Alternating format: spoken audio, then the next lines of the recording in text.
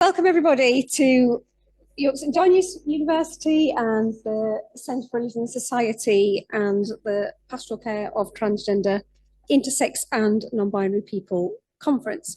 I'm Professor Esther McIntosh and we're delighted to be able to host this conference here this year. Very much thanks to Chrissie Chevasutt, who's been just fundamentally wonderful in making sure this kind of thing happens, and it really is her brainchild. So the aim of the conference here over the next couple of days was to bring academics and practitioners together and to focus on well-being and inclusion for trans, non-binary and intersex people in the context of faith, and to centre trans, intersex and non-binary voices. You'll be relieved to know that we have air conditioning in here, unlike out in the atrium where it gets very hot due to the sun shining through the glass.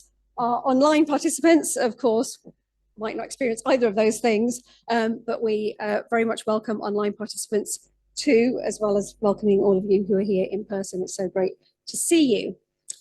Just a couple of other things to note while we're here. This is our main space for all the speaker sessions.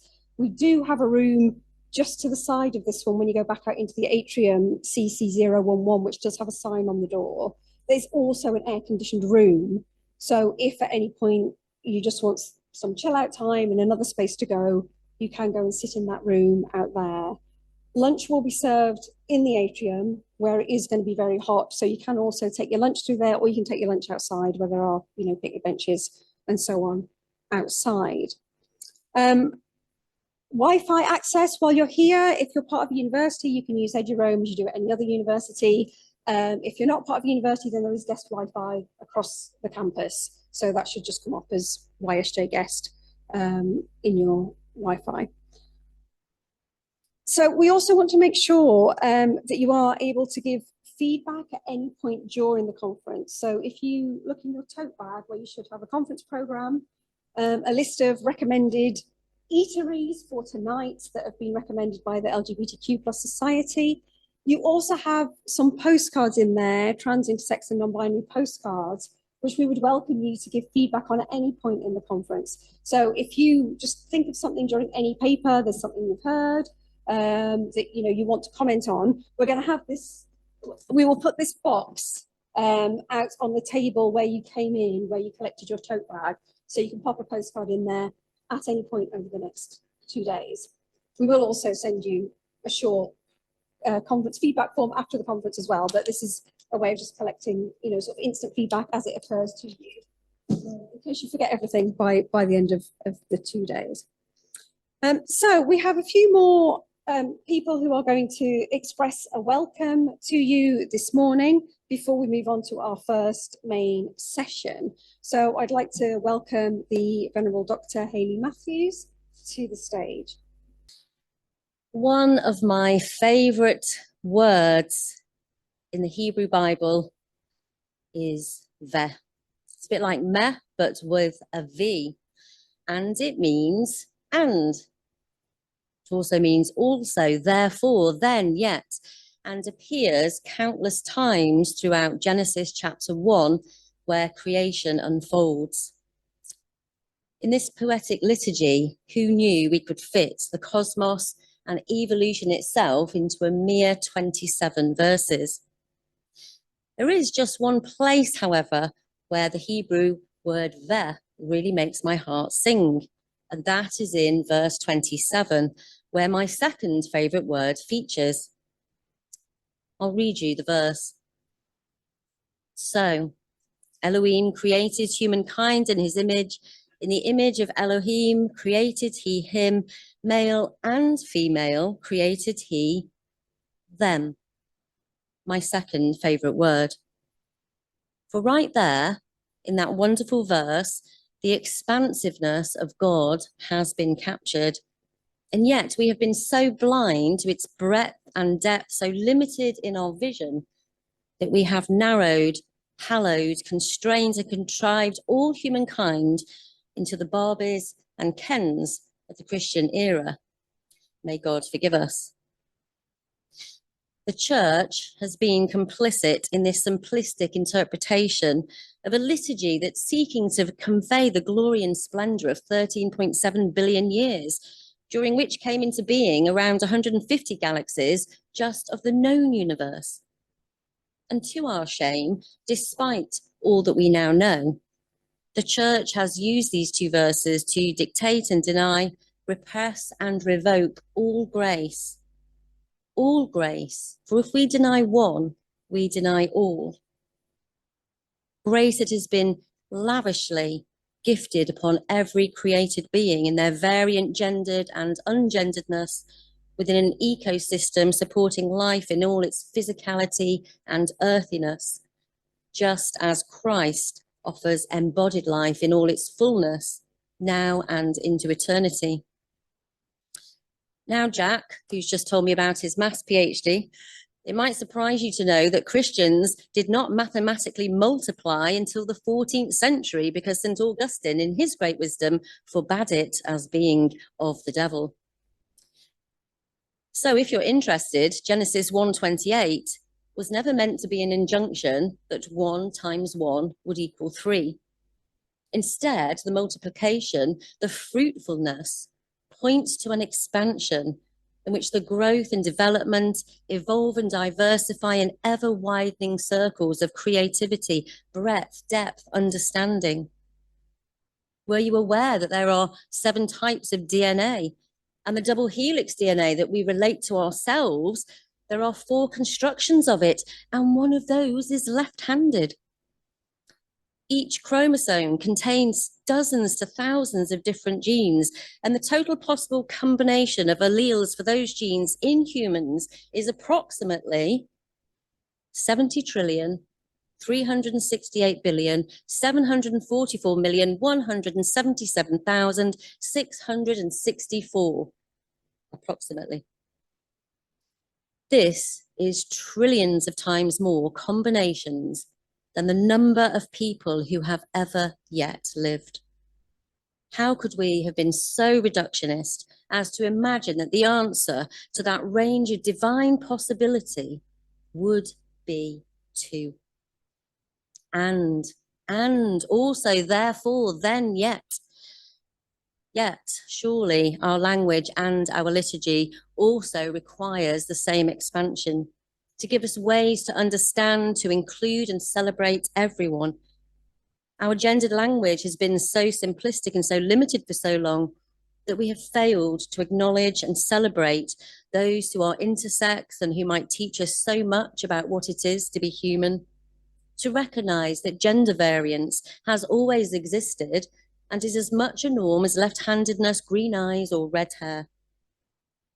And I think the problem is that so often we read the word variance as in at variance to a norm, whereas we would do far better to read it from a position of original diversity woven into the very DNA of creation as people spread and variegated across the face of the earth, proliferating the possibilities of human identity.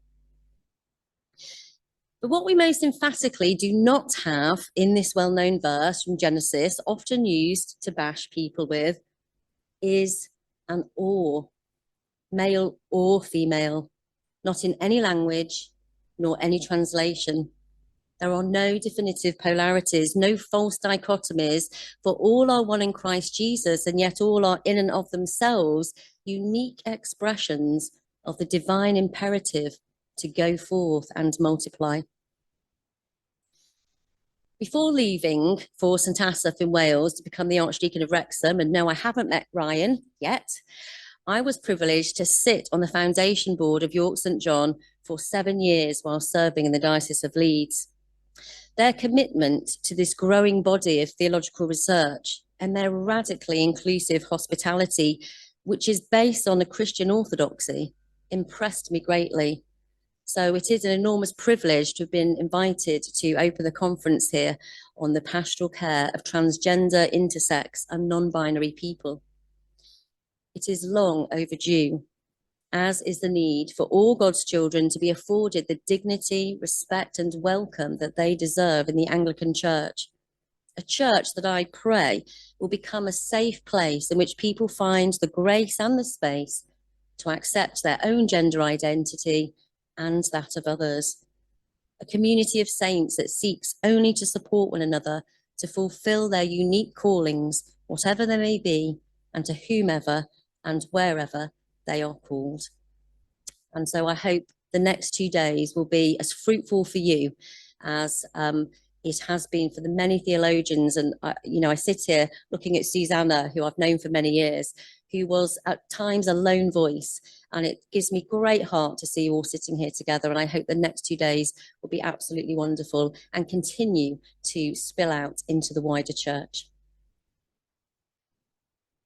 Thank you, Hayley. Could we now have the Reverend Helen Garton and Reverend Jane Speck, please? Hello, everyone. Just to introduce myself, I'm the Reverend Helen Garton, a minister in the United Reformed Church, and I'm absolutely thrilled to be part of this welcoming team, welcoming you to this Trans Theology Conference. I'm one of the people who is the driving force behind the creation of Chrissie's appointment. And I find it strange that bloody-mindedness is not listed as one of the gifts of the Spirit. Back in 2015, I began work at St Columba's United Reformed Church in Oxford, which had had a reputation for being a pioneering, inclusive church. And I realized that we needed, pretty early on, that we needed to do much, much more to help support, encourage, listen to, and understand the trans and non-binary people who came to our church and to the First Sunday group which met at the church, and that we needed to reach beyond the church walls to those, as you all know, who are more marginalized and ostracized by the church than they are actually welcomed in and included. It seemed obvious to me that we in Oxford and in the church at large should have an outreach worker to trans, non-binary and intersex people. It was the absolute least that we could do. And I put down on paper 5 areas of work which I felt the post should be covering. And it's not a short list: pastoral, education, advocacy, media, and theology. And I gave this to a colleague of mine. Chrissie will say, never ever accept a lift from me, because I managed to take a friend, the Reverend Nigel Appleton, on a lift. And by the end of the journey, he was committed to the project. We then talked this through with the Reverend Jane Taylor, who spoke at the last Trans Theology Conference in Oxford. And then we got a working party together, which also, of course, included many trans people.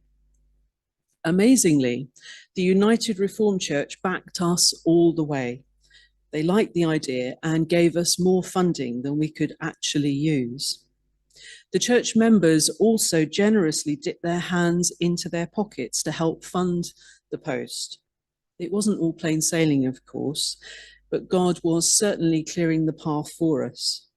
What got us over the final hurdle were the 5 trans members of the working party who stood before the church meeting at the final meeting to decide whether or not to advertise the post and to tell their story and say why they believe the post was needed. Often we don't ask to be pioneers. What we seek is simply acceptance. I know that from being gay and in ministry. Many of you will have had to be pioneers for the sake of those to come, and it is not easy. It is really tough. But without you, something is missing in the church and in society at large, which needs to listen to you. Your presence and your insights are a gain to us all. And today, what you offer the church by way of your contribution to theology and to pastoral care is a tremendous gift, which I believe firmly is a gift to the whole of God's church. So thank you for hearing me. Welcome to this conference. May God bless all that happens here and where it leads us. Thank you. Good morning. I feel not quite tall enough for this setup. So I am the Reverend Jane Speck, and it's my privilege to be the university chaplain here at York St John University. So I am absolutely delighted to see you all and to be part of welcoming all of you here today. Along with Helen, I have been invited to be one of the chaplains to this conference.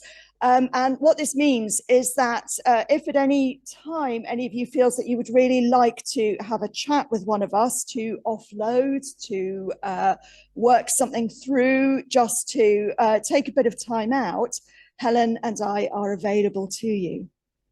So just a tiny bit about myself. I am a Londoner by upbringing, and previous to being at York St John's, I was one of the chaplains at King's College London.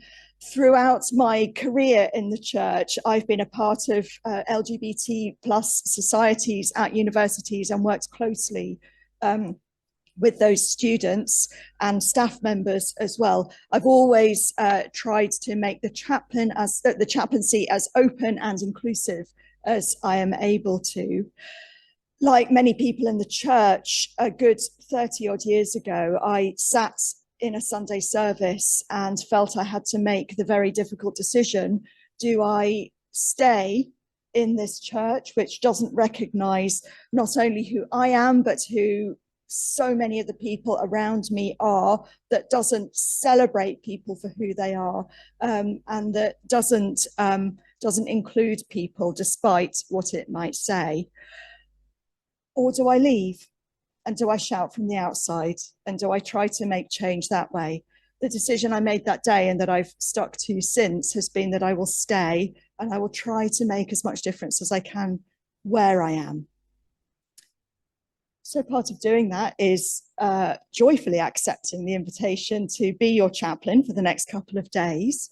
And I just wanted to say something very practical about that, which is how you can reach us. So if you would like to chat to Helen or myself at any point, you will find on the reception table out in the atrium that there's a little sign-up list. To preserve confidentiality, Helen and I each have a column, so you can choose who you think you might relate to best, and you can just put a cross in the time slots that you would like. Time slots are an hour. You don't have to take an hour. It's fine. If you just want 5 minutes, you can have 5 minutes. So anything up to an hour, absolutely not a problem. Put a cross in there. Then Helen or I will meet you in the room that Esther told you about, CC011.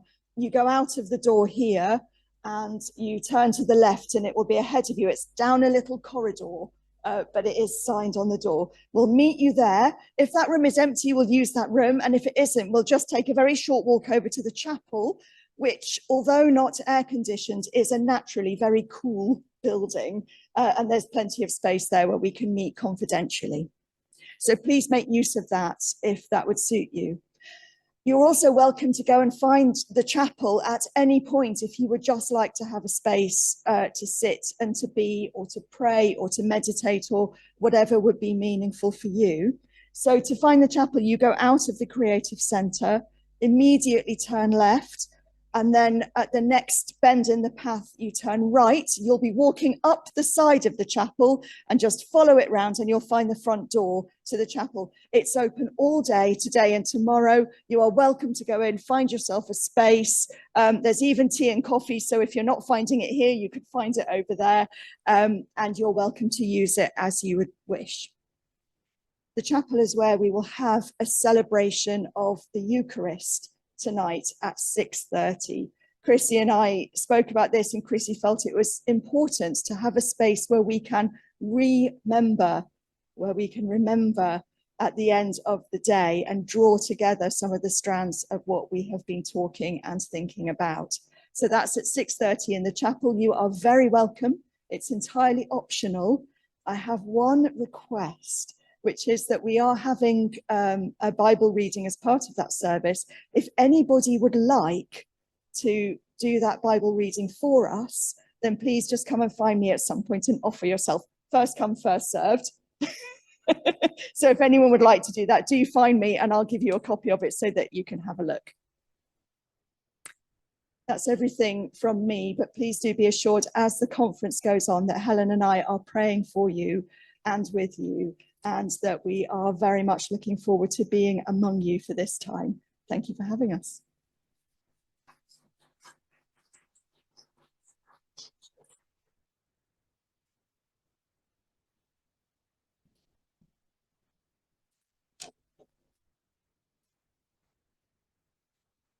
Thank you very much. Excuse me. Thank you very much to Hayley, Helen, and Jane for expressing a welcome, essentially on behalf of the Church of England, given the current and the United Reformed Church, given the current messages coming from the hierarchy of the established church in the UK. We felt it was very important to be putting forward a trans-inclusive message from representatives of the church community.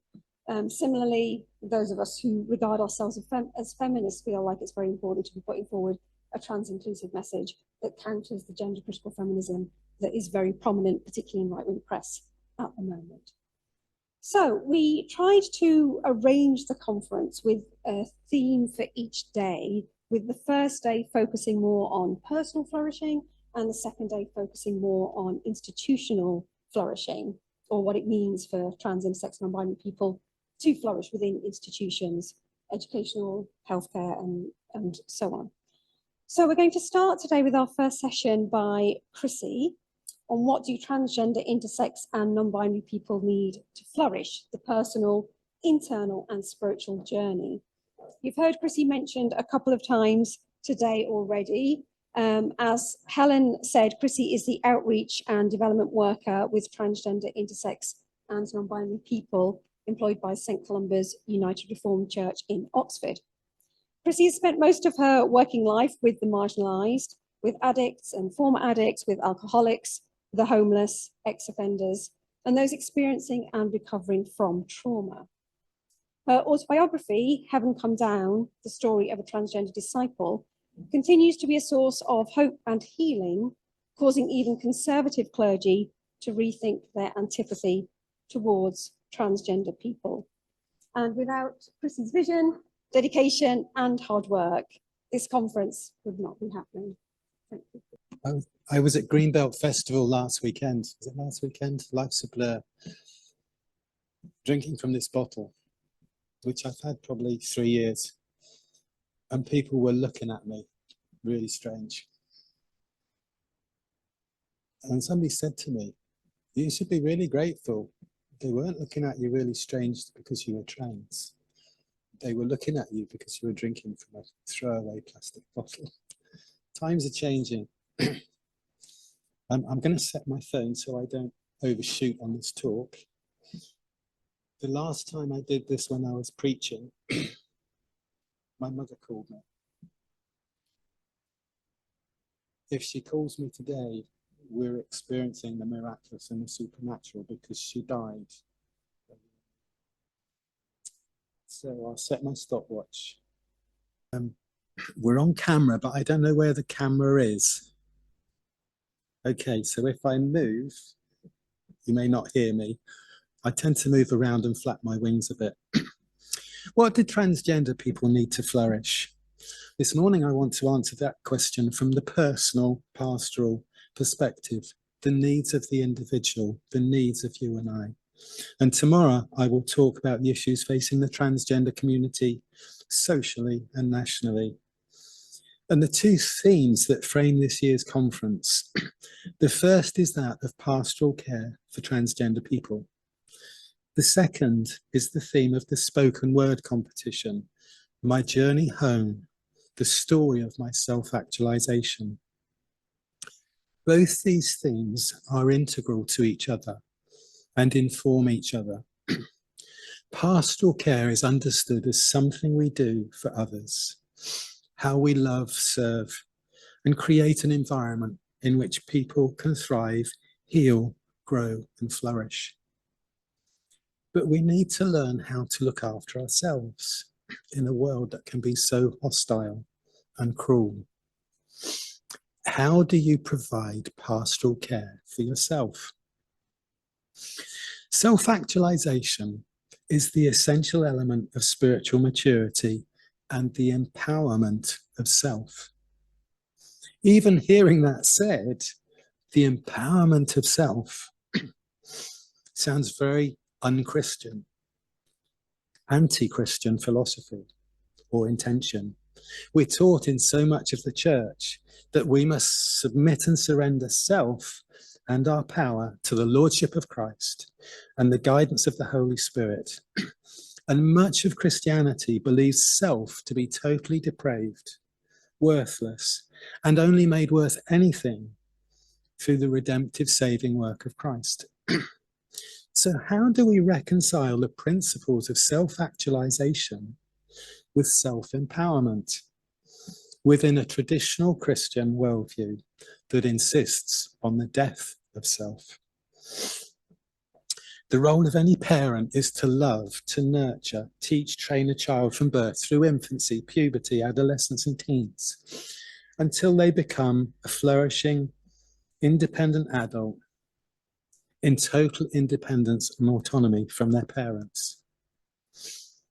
Placing the work of parenting within a Christian context, or more specifically the teachings of Jesus, the role of a Christian parent is to teach their child how to love God with all their mind, all their heart, all their soul, and all their strength, and to love their neighbour as themselves. Here, in the most basic and important teaching Jesus ever gave, we see that teaching a child to love themselves is essential to healthy parenting. How do we teach a child to love themselves? We can only do that by loving the child as perfectly as we can. Love a child and they will grow up healthy. It's so simple, but it's so hard to reconcile the Calvinistic theology of the total depravity of humanity and self with the teachings of Jesus. Do you tell a child through their growing up that it is a sinful, depraved, and worthless worm? Now, if we assume the same principles in Christian discipleship, in our pastoral care, and as God's heart to lead us into spiritual maturity or a godly self-actualization, then we can see how there is no conflict between self-actualization, self-empowerment, and the death of self. We understand in the light of Christ, in the light of Jesus' teaching, to us to daily carry our cross, which is to die to self in order to find God's will, to live God's will. God wants us to become spiritually mature, autonomous, and be able to flourish and glorify God without the immature dependency of an infant or an immature believer. If God's desire for us is that we flourish to become fully autonomous and self-actualized adults and not remain in childlike dependency upon them, then we achieve that by loving God with all our being and placing God's desires to love our neighbours as ourselves at our very heart. God doesn't want us to be slaves, but friends, gifted with the freedom to choose what is best at any given moment. And we cannot love anybody until we've learned to love ourselves. We cannot learn to love ourselves until we've learned and understood how much God loves us as we are. To sum this up, as someone who believes I'm approaching some kind of spiritual maturity in my relationship with the mystery who is God, it's not me continually pestering God. God, what do you want me to do today? Every hour, or even every other hour, or even every day, or every other day. God does not need, God does not want, God bother us. God is looking for those who will just get on and do the things that Jesus does. Love people. It's not complicated. But boy, is it difficult. God wants us to be self-actualized in our relationship with them, just as a parent longs for their child to have a healthy self-actualization. A child needs continual validation and encouragement as it becomes aware and tries to thrive in a hostile world. Life is hard. Getting hurt by others is a continual trial, and school can be the most brutal jungle of all. But both parents and God want us to become mature, independent, and fully autonomous, and yet totally sensitive to and concerned only to honour our parents and glorify God and be sensitive to the Spirit. So how does being transgender, intersex and non-binary then affect this process? Many of us who are transgender, intersex and non-binary actually never achieved a deep and complete and genuine self-actualization. Instead, we were forced to hide who we really were. We became not more fully ourselves, self-actualized, but we became instead more the people that those around us wanted us to be. The teachings of David Winnicott, the psychologist, are especially helpful for transgender people. His theory of true self and false self is incredibly powerful. He said that the true self, if not affirmed or suffers hostility or lacks affirming positive parenting and socialization, if the child has negative experiences, critical parenting and socialization, the child learns to hide and protect itself by creating a false persona. The child lives to fulfill the expectations of others, those who demand and manipulate it. We avoid the threats to our true self by compliance and the creation of a false self.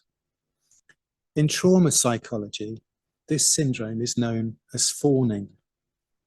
Children cannot escape their trauma, so they learn how to fawn. Many adults, including myself, get stuck and caught in these vicious cycles of dysfunctional relationships, desperate for validation, unable to set boundaries, and continually wounded by unmet and unrealistic expectations.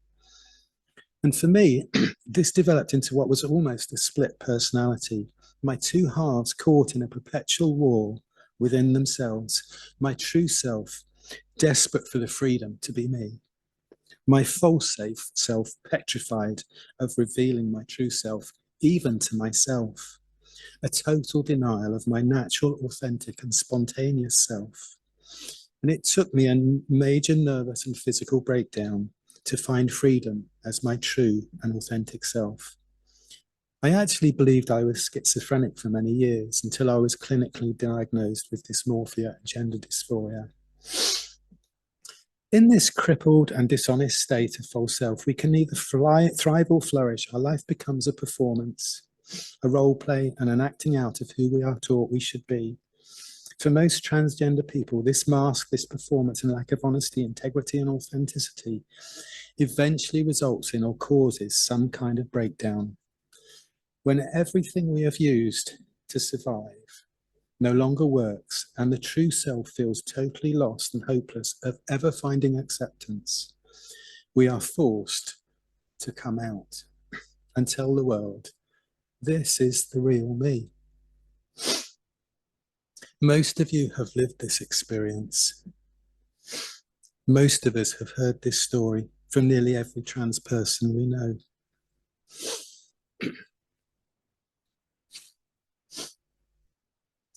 The ugly, hungry, hairy caterpillar crawls under a large leaf to hide from all the predators. The caterpillar has consumed everything in its path and grown to bursting. It has been driven by some existential angst and fear, as if somehow aware of an impending hardship, suffering, and death. Maybe all this consumption and greed will enable it to survive the doom it feels it's about to befall.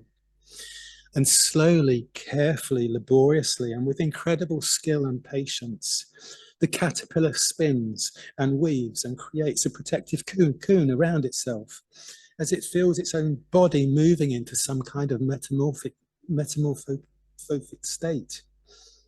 Amazingly, as I was preparing this talk, a friend posted a video of one of her caterpillars doing this exact thing, weaving its cocoon, its pupa, around itself. Changes are happening from within, like the wind that shakes the tree and causes the branch to tremble and the leaves to shiver, or the earthquake that emanates from the core, quiet, silent tremors to begin. The caterpillar intuitively senses that a change is about to overcome it. Like night follows day and winter follows autumnal beauty, a dark death is coming. The spinning and weaving exhaust the caterpillar's accumulated body fats and reserves, and it completes this cocoon, this secret hidden tomb, formed like a prison of solitary confinement around it. Nothing can get in, and the caterpillar is bound fast and can never escape.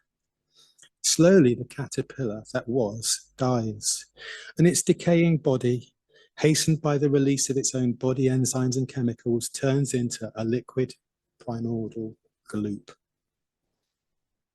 Over the days and weeks, this liquid life begins to form into a totally new creation, like the miracle of a baby forming in the amniotic fluids of its mother's womb.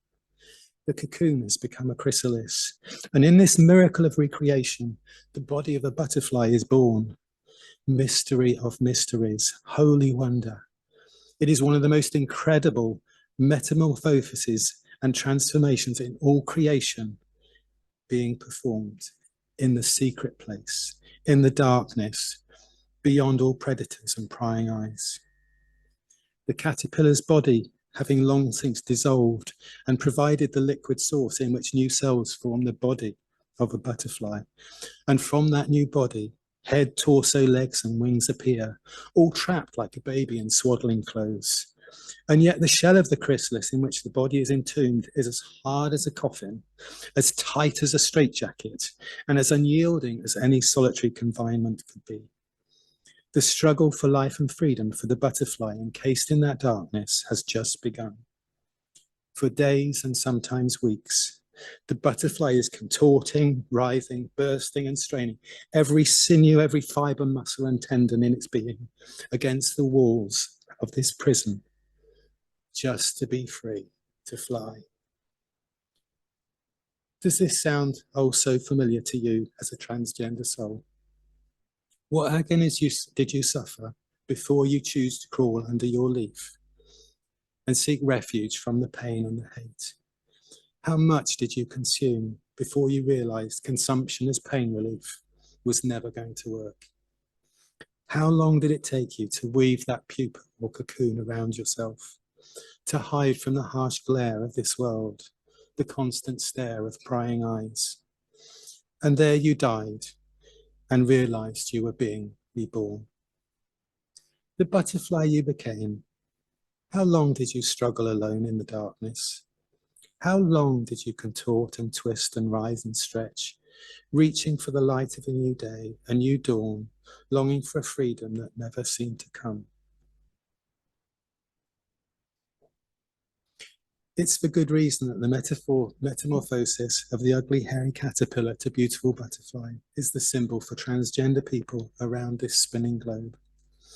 And the analogy is apt, even powerfully helpful in shedding light upon the torment in our own souls and bodies as we metamorphosize.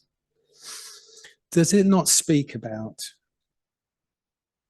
one of the greatest metamorphoses we know in this humble life of faith? A humble Palestinian Jew, a carpenter, and rumour has it a bastard to boot, freak, outcast, and rumours of being a special child. A life of serving others, of washing feet, bathing wounds, calling out hypocrisy and false religion, of loving the unlovable, tax collectors, Nazi occupiers, and even, God forbid, sex workers and gays, the unwashed and the unclean. They falsely accused him, nailed him to a tree, watched him die. I say them. I mean all those who collude with empire. So yes, you and me. There's a saying I love, especially when the shit's flying, when the heat is on and hate is normalized. Faggot, tranny, queer. Even the church at times is known to join in. Trans people are unclean, in rebellion, Satan's children, pernicious weeds. Oh yes, I've heard and seen it all. all in the name of their God. There can be no resurrection without a crucifixion. We cannot crucify ourselves. So just how do we gain this resurrection life? Everyone who hates on us helps drive in the nails that sees this toxic, sinful nature and false self die. And I know full well just how toxic, deceitful, manipulative, and self-obsessed my old false self was. And do you know who has hurt me the most, who has wounded me the most? Those who have betrayed me the hardest, my Christian friends. And at the time, my God, how I raged. I still do. Today, I'm profoundly grateful for those Christians who helped drive the nails in, that helped me see my old self that so needed to die, my ego finally exposed, hung naked on a tree. Today, I try and live in that resurrection spirit of love, of eternal hope, creative beauty and grace. Now, we might pursue our physical transition as the holy grail of our existence upon this earth. And I will fight tooth and nail for the rest of my life to protect your right to do so. But if we physically transition and yet still live in misery, what has our physical transition proved? Absolutely nothing. The deepest, most real part of any transgender person's journey is this spiritual transformation, this incredible deliverance from this world to a resurrection life, where we can no longer care what other people think of us, of how we look, if we pass, or if we are feminine or masculine enough. Our spiritual transition and transformation and resurrection must come first and always be our primary focus. What profit a person if they gain the world and lose their soul? The purpose of our transition is to regain our soul, to become the people God always intended us to be. The old self, like the hairy caterpillar, dies, and a butterfly takes its place, a resurrection body. But this body is only an expression of the spirit within. And there are few, very few, straight cisgender Christians I have met in the Western Church who know the depths of death, the crucifixion of self, and the reality and joy of resurrection like my closest transgender friends. And they are truly extraordinary people, and almost without exception, for those who have physically transitioned and spiritually transitioned, grace pours from their lives, from your lives, even when the heat and the hate is on. And I wish I could be more like you. Some have physically transitioned and some have been able to do so. But the grace is the same, I know. Being part of the transgender community for the past 10 years has made me realise that Jesus was quite the queerest of them all, and they crucified him. Jesus did not, could not conform to the dictates of empire. And we might be watching transgender friends going through this hell of a crucifixion as they seek to become their true selves, to self-actualize, to become fully autonomous and flourish. It's a heartbreaking process to watch someone go through.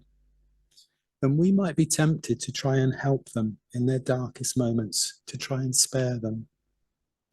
And I suggest we return to the struggle of the butterfly in its straitjacket of the chrysalis, to learn one of the hardest lessons in pastoral care for transgender people, and one that is most of all needed by the transgender person for themselves.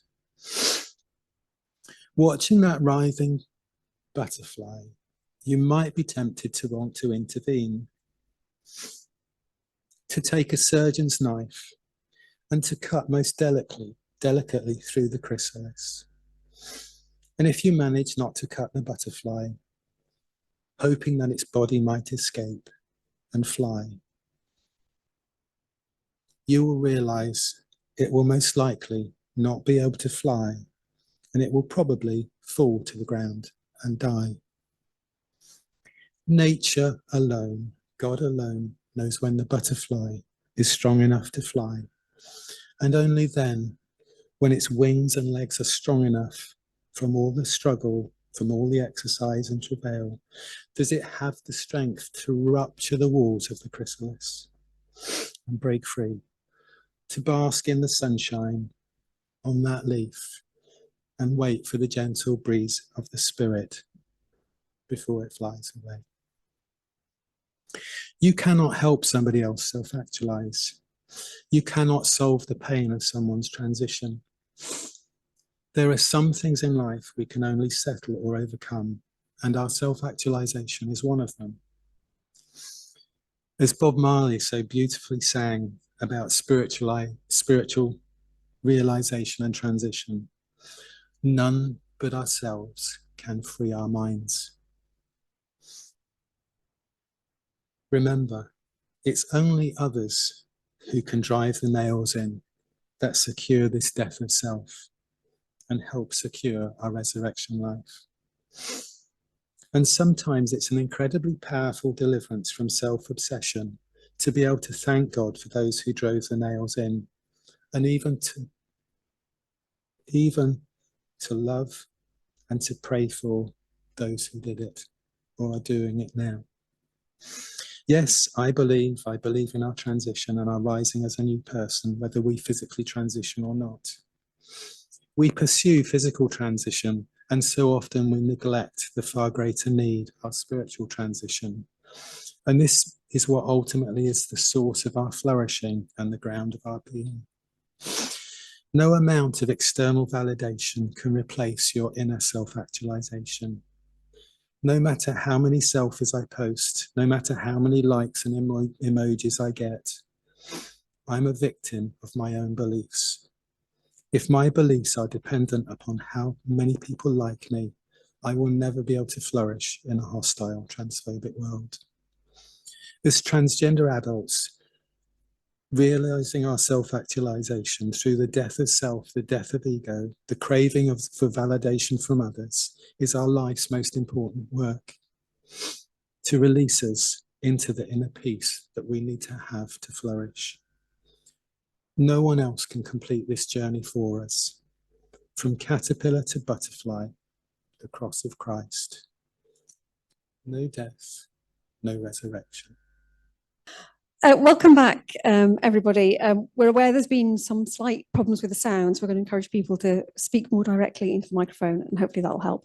And when we do have a Q&A, please do wait for a microphone to come to you before you speak, so that people online particularly can hear you. So our next session today is going to be presented by Jack Woodruff and is entitled Navigating the Church, One Trans Person's Experience. Jack lives in Sheffield, where he's about to start a PhD in maths. He contributed the chapter Trans and Christian to Victoria Turner's edited book collection, Young, Woke and Christian, which many of you will have read. And he has spoken at Trans Pride in Leeds. Jack has recently spent 2 years living and working with the Iona community, and he is a trustee of Inclusive Church. Jack, over to you. Hello, everyone. Thank you for coming along to the conference. I think I am going to hold the microphone, actually. I think that's a bit better for me. Thank you, Esther, for the introduction. So in a few weeks, I'll be starting my PhD in mathematics, and it is called Modeling Disease Dynamics in Forests in Changing Environments.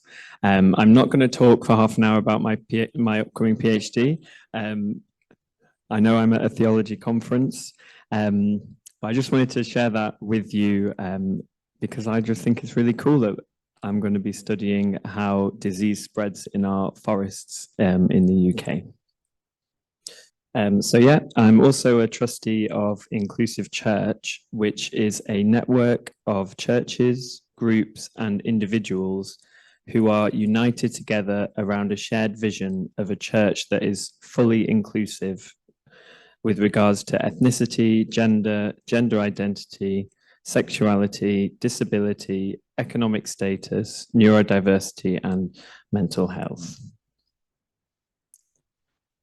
So in my talk today, I'm going to be speaking about my own personal experiences as a trans person navigating predominantly Christian communities. And I, of course, can't speak to anyone else's personal experience. And I also want to just say that for some people here, what I'm talking about might be quite familiar and it might seem like I'm over-explaining things. I'm sorry if that's the case. It's hard to know what the base shared knowledge is. And there are also times where I'll talk specifically about things that affect trans people, but that's not to say it doesn't affect other marginalized groups. I'm also not expecting to take up the full hour, so we will be on time for lunch. So that's my plan. So why am I here talking to you all? I've been invited here, I think, because I wrote a chapter in the book Young, Woke and Christian. I'm just going to move this over, which I'm sure some of you have read. But for those who haven't, it's a book that brought together young adults from around the UK who care deeply about different social justice causes. And my chapter was titled Trans and Christian ? And I wrote it, a lot of things written about trans folk is written to a cisgender audience, is written about us, but I tried to write directly to trans people, which was actually it took some getting used to. And I was just trying to answer the question of, can I as a trans person find a home in a Christian community? And I did write specifically about Christianity because that's my own personal experience, but it would be great to see it expanded to other faiths as well. So in my chapter, I explored a few texts from the Bible, like the one we heard earlier from Genesis. And then I went through and tried to find statements from the national UK churches and what they're saying officially about trans people. And then I just highlighted that, there are trans Christians in all areas of society, just sort of living their lives, before acknowledging that there are also spaces where churches and communities that are hostile towards trans people. So I just thought I'd read my concluding paragraph. My hope is that I've managed to show you that as well as being trans, you can also be a Christian and find Christian communities where you can be your true self. This is not so that I can convert you. That is not the aim here. It is to show those of our community who have a Christian faith or who are exploring a Christian faith that there are communities in which we are welcome. So many of our community are scared to enter any Christian space out of a fear that they will be rejected because of their trans identity.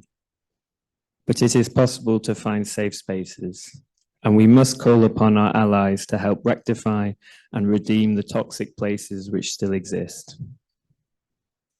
For some in our community, transphobic abuse from Christians and churches becomes a barrier to sharing in the Christian faith. The blame cannot be put on those who have experienced the abuse and misunderstandings.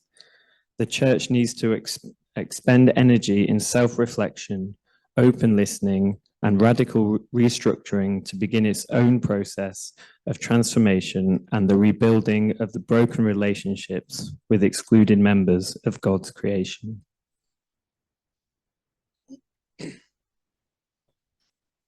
So I thought I'd talk a bit about my own experience of the church or churches. The main churches I've been involved in are the Methodist Church, the Church of England, and the ecumenical worship that takes place at Iona Abbey. So that's mainly where I'm coming from. Growing up, I had limited interaction with the church.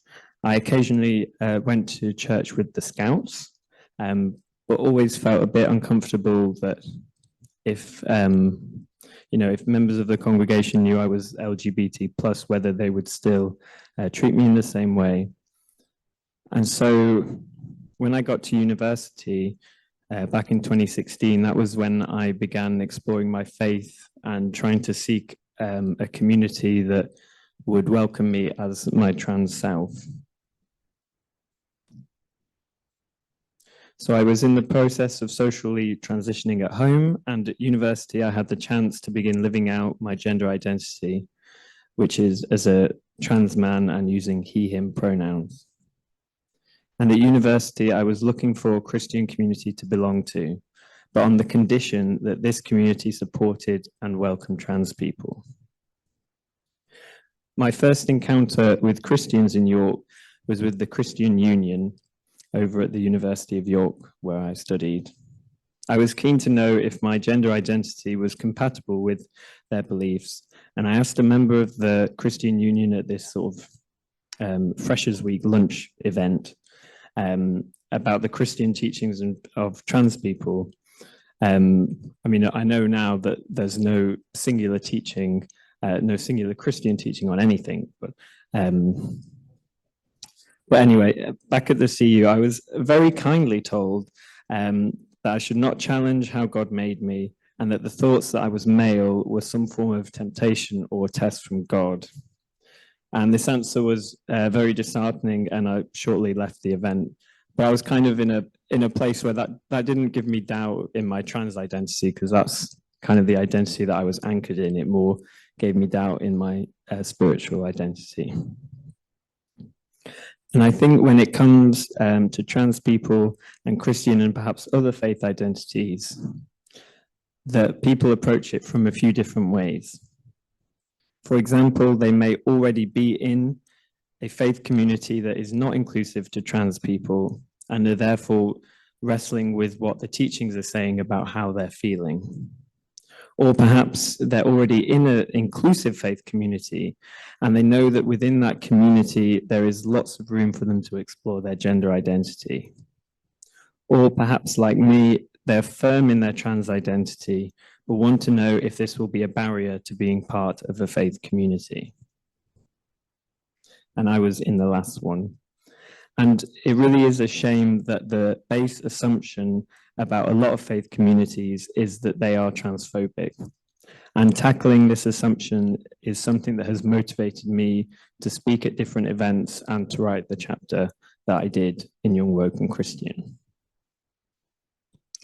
So back to York in 2016, about 2 days after my free lunch with the Christian Union, I found myself at the university chaplaincy welcome lunch.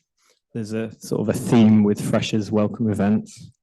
And I'm very lucky that I stumbled across this lovely group at the time I did, and lucky too that I had the courage to ask one of the chaplains what the churches thought about transgender people and if I could be trans and Christian. And thankfully the answer there was very affirming. In university chaplaincy, I've found a place where I could explore my faith and not have my identity questioned. I felt able to ask questions about all sorts of theological things and also able to meet and get to know Christians from a variety of different church backgrounds. In the early part of university, I struggled a lot with my gender dysphoria and adjusting to living outwardly as the person I'd felt I was on the inside for some time. And the chaplains and the chaplaincy were a key part of my support network. And then through the chaplaincy, I also got involved with the student Christian movement, who describe themselves as progressive, student-led faith in action. And here I found a network full of other LGBT plus Christians, and in that community, my faith grew more. The work that SCM do to support LGBT plus Christian students is huge. And at the moment, their big campaign is called Honest Church. It is an invitation to churches to reflect honestly on where they are in terms of LGBT plus inclusion. They are asking churches to acknowledge their shortcomings, but also where they want to be, and providing them with steps to get there. And I think this is important because when LGBT plus Christian students go to university, for some they are losing a very important community at home, and it can be hard to try and find a community like that in a new city. So encouraging churches to be honest about where they stand is extremely valuable for these students and others. Finding safe communities for trans people to explore their faith is extremely important, as interactions with transphobic faith communities can be extremely damaging. This is why it is so important for communities to be explicit about their welcome. Over the past few years, I've seen a real increase in the visibility of churches at Pride, and a lot of churches that thought the "all are welcome" sign speaks to LGBT plus people automatically have now perhaps realized they need to be a bit more explicit. So by the end of university, like others, I was growing in my frustration at various churches, particularly the Church of England. And at university, I felt really at home in the Church of England, but I soon began to struggle with some of the hierarchies and just the lack of movement around same-sex marriage. So I resonated with what Jane was saying earlier. And so after university, I went off to Iona to volunteer with the Iona community. And I ended up spending 2 years there, living in community and working in the Abbey. So for those who don't know, the Iona community is an international ecumenical community working for justice and peace, for the rebuilding of community and for the renewal of worship. It runs the centre on Iona at Iona Abbey, and the Abbey Church itself belongs to no particular denomination. And this really allowed me to break free of the constraints I felt belonging to a particular church. So at the Abbey, each week, up to 44 guests come and stay with us, and they share in the community life that a small resident team upholds.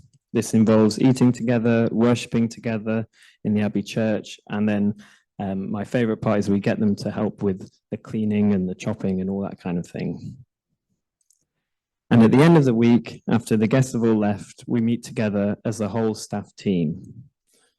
And one week, we had a new volunteer who, so we go around and introduce ourselves, and he introduced himself with his name and his pronouns. And I could see looking around the room that there was a lot of puzzled looks.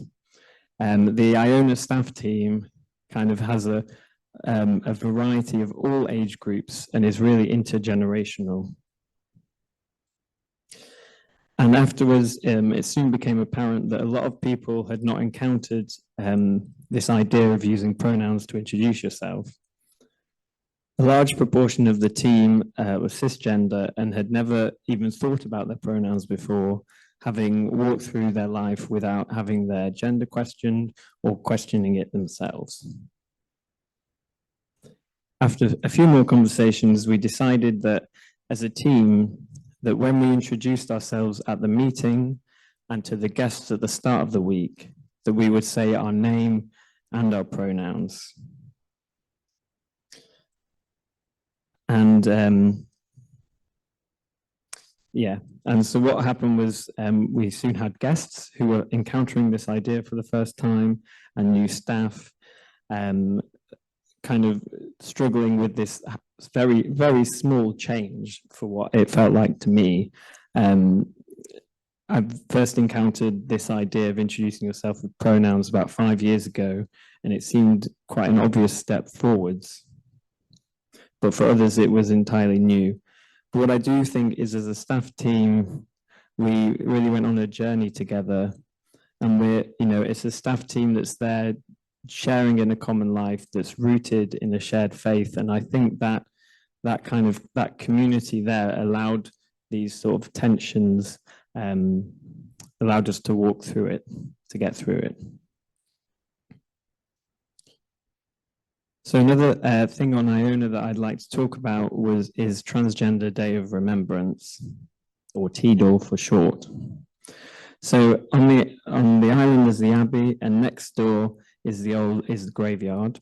with a building in called St. Oran's Chapel. It's a single room with just an altar and 2 pews in, and it has extremely good acoustics.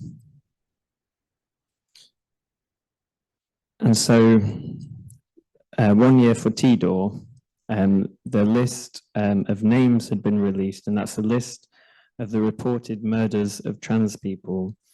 And traditionally, these are read out at TDOR vigils. And Kirsten, a member of our team, decided to gather stones, and on each stone, she wrote one of the names. And I think, you know, it was about 350 stones with the names on, and they were put all around the chapel. And so as we stood there and we sang and we heard the names and we prayed, it really felt like we were surrounded by this group of people who we had lost. And that's just one of the, you know, really powerful moments that stands out to me. And at that vigil, there were people who had never heard of TDOR before, never encountered it, and they were deeply moved by it. And for me, having the space to grieve and to mark the lives of trans people lost is really important. Through the shared grief, I feel connected with the wider trans community beyond those I know personally.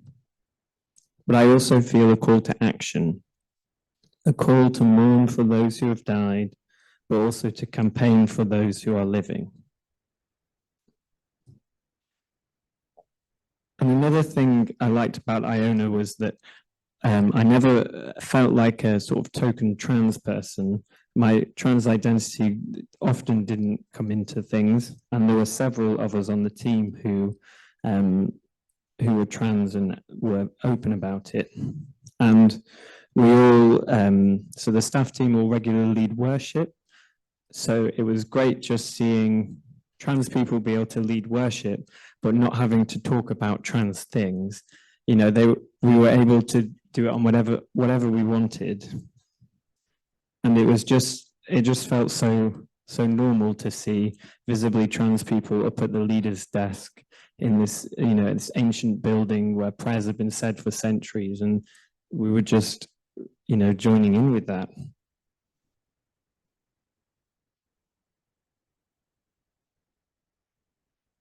And the last interesting thing for me that happened on Iona was, so we had a volunteer come, and she was a nun. So she, for her order, they went by a different name. And she kind of came to Iona thinking, you know, it might be time for me to leave this order, which she then did, which meant we all had to use a different name for her. And everyone just found that perfectly okay. Like, it was such a non-issue using a different name for her. But in contrast, a few weeks later, when one of the younger volunteers came out as non-binary and asked people to use a different name and pronouns, there was a completely different reaction. And it was really good to be able to say, well, you managed with Liz when she changed her name, you can definitely manage now. And it was great kind of for them to realize, oh, maybe this isn't quite as hard as I thought it would be because I've already done it. So that's kind of a brief overview of my experiences and the things that stood out to me as I wrote this.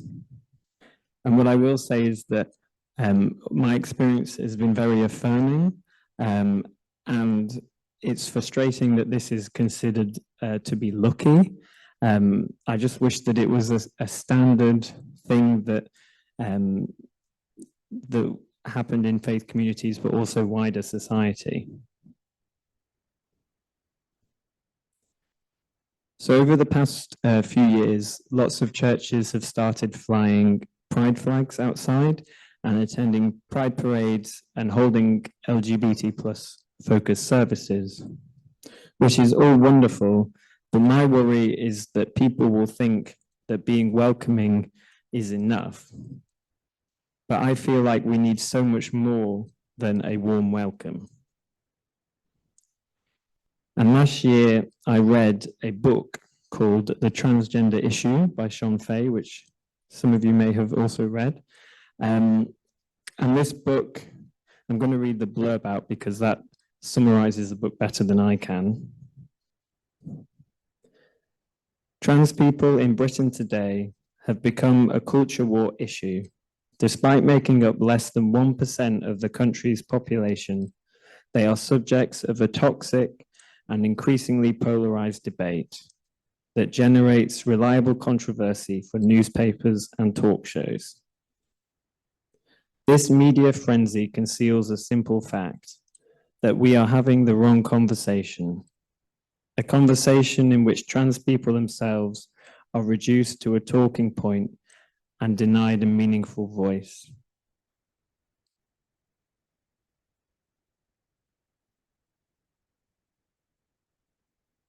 The transgender issue is a landmark work that signals the beginning of a new, healthier conversation about trans life. It is a manifesto for change and a call for justice and solidarity between all marginalized people and minorities. Trans liberation, as Faye sees it, goes to the root of what our society is and what it could be.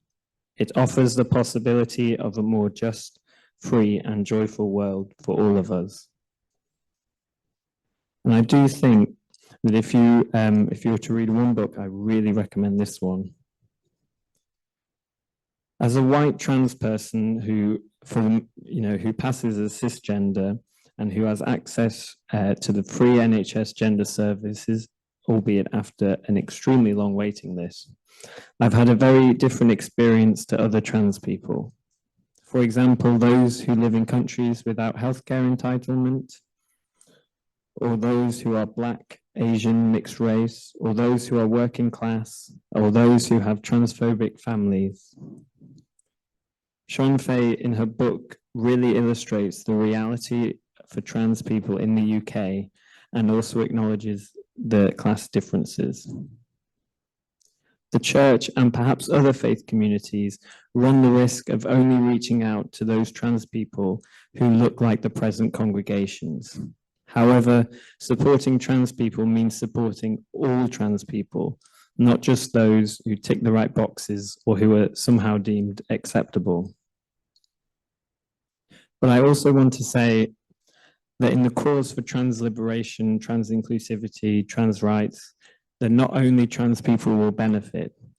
The idea of intersectionality has been around for a while now, and I think that in reaching out to one marginalized group, we scoop others up along the way. We aren't all single category people. And this is kind of where I am now. I'm tired of even of my own trans and Christian question. I'm also tired of the pride flags and just pride flags and banners. There are so many trans people who are in crisis, who are being kicked out of home, who are being denied access to life-saving healthcare due to a variety of reasons, or who are being discriminated against at work. And all while these trans people are trying to survive. The media runs stories debating our right to exist, stories that make it a them and an us. And the church too has its fair share of debating things. And this past year, to mention a few things, we've had the ban in women's cycling, as well as further policing and misinformation about the treatment trans children receive. And this is only in the UK.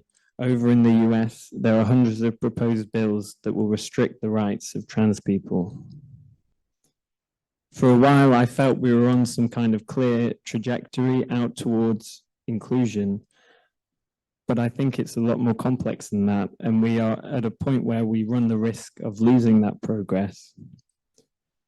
Progress often comes in steps forwards and then pushbacks. And I feel like we're definitely at one of those pushbacks.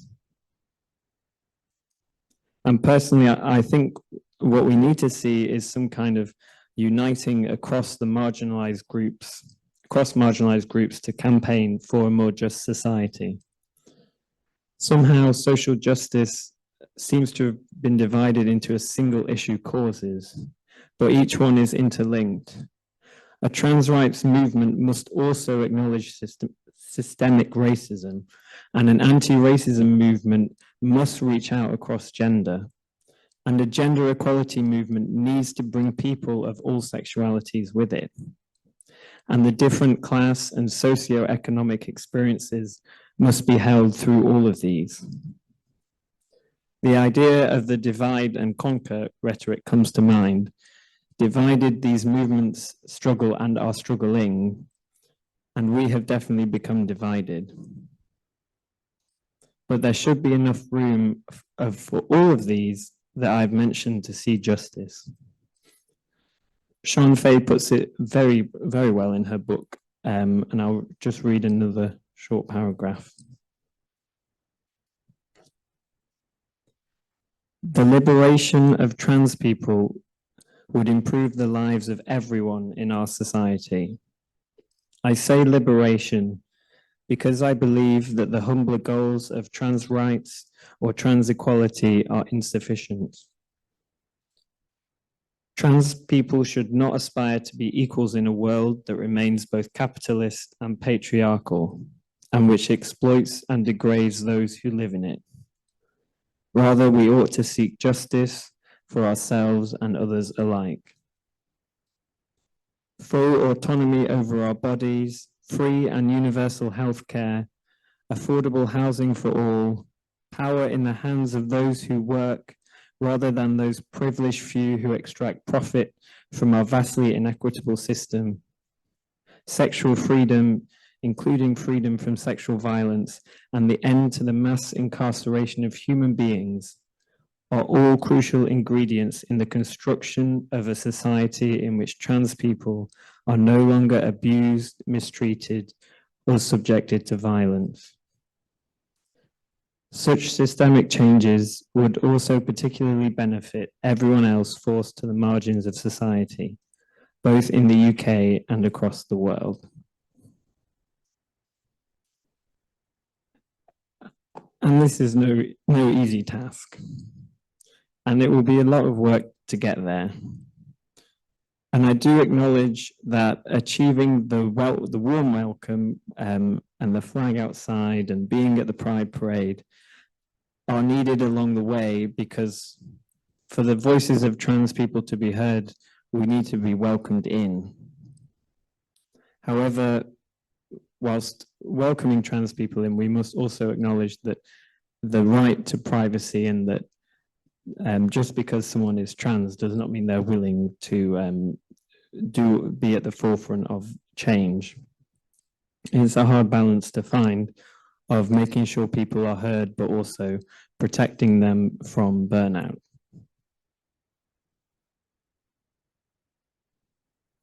And when I think about this and the church, something that Josh Mock explored in his chapter in Young, Woke and Christian comes to mind, and that is the question or the notion that about, can you be liberated by your oppressor? So applied here, the question is, how can a church that has oppressed and restricted the rights of trans people be its liberator? And how can it be the liberator of all that it has oppressed? And what kind of, or do we need a new reimagining of how we create a community based on a shared faith? And these are all extremely big questions, and they probably can't be answered, but that doesn't mean we shouldn't keep them in mind. So amongst all this and this need for systemic change and everything else going on, it can be very hard to see a way out. It can be very hard to find hope. But a message of hope is what I would like to finish on. My final extract from the book.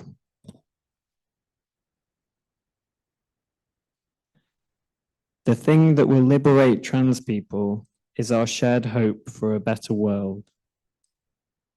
Hope is part of the human condition, and trans people's hope is our proof that we are fully human. We are not an issue to be debated and derided. We are symbols of hope for many non-trans people too, who see in our lives the possibility of living more fully and freely. And that is why some people hate us. They are frightened by the gleaming opulence of our freedom. Our existence enriches the world. Thank you. Thank you so much, Jack, for sharing your story, your experience with us. And it's really lovely to hear that you've had a relatively positive experience as a young trans man.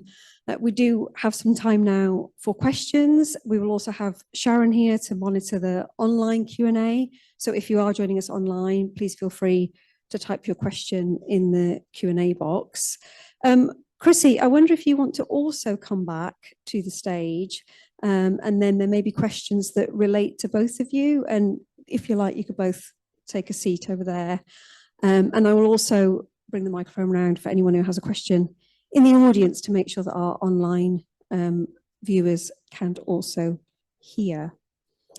And perhaps I could start off by asking both of you, Chrissie and Jack, if you feel like there has been a big generational shift in the representation of trans people and your experience of being in the world as a trans person.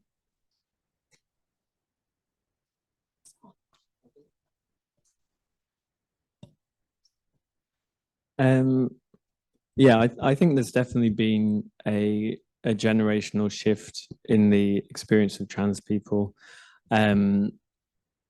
I read a book called Trans Britain, which was, I can't remember the name of the person who wrote it, who edited it, and that was about kind of the 80s and 90s and all the things that happened then. And then you look at where we are now and you think, wow, that was only 30, 40 years ago. Where will we be in the next few decades? And even like going the other way, like I'm 25. And my sister is 6 years younger, and when she was in high school, there were kids who were just coming out as gay and bisexual, and it was such a non-thing. Whereas when I came out as being gay, it was such a massive thing. So even in that such short window, I know that's in terms of sexuality, there was definitely that difference there. I don't know if you have anything to add. I think the complexities of that question are so multifaceted. One of the huge things I'm experiencing is that conservative evangelicals seek to frame everything within a worldview of scripture, tradition, and reason.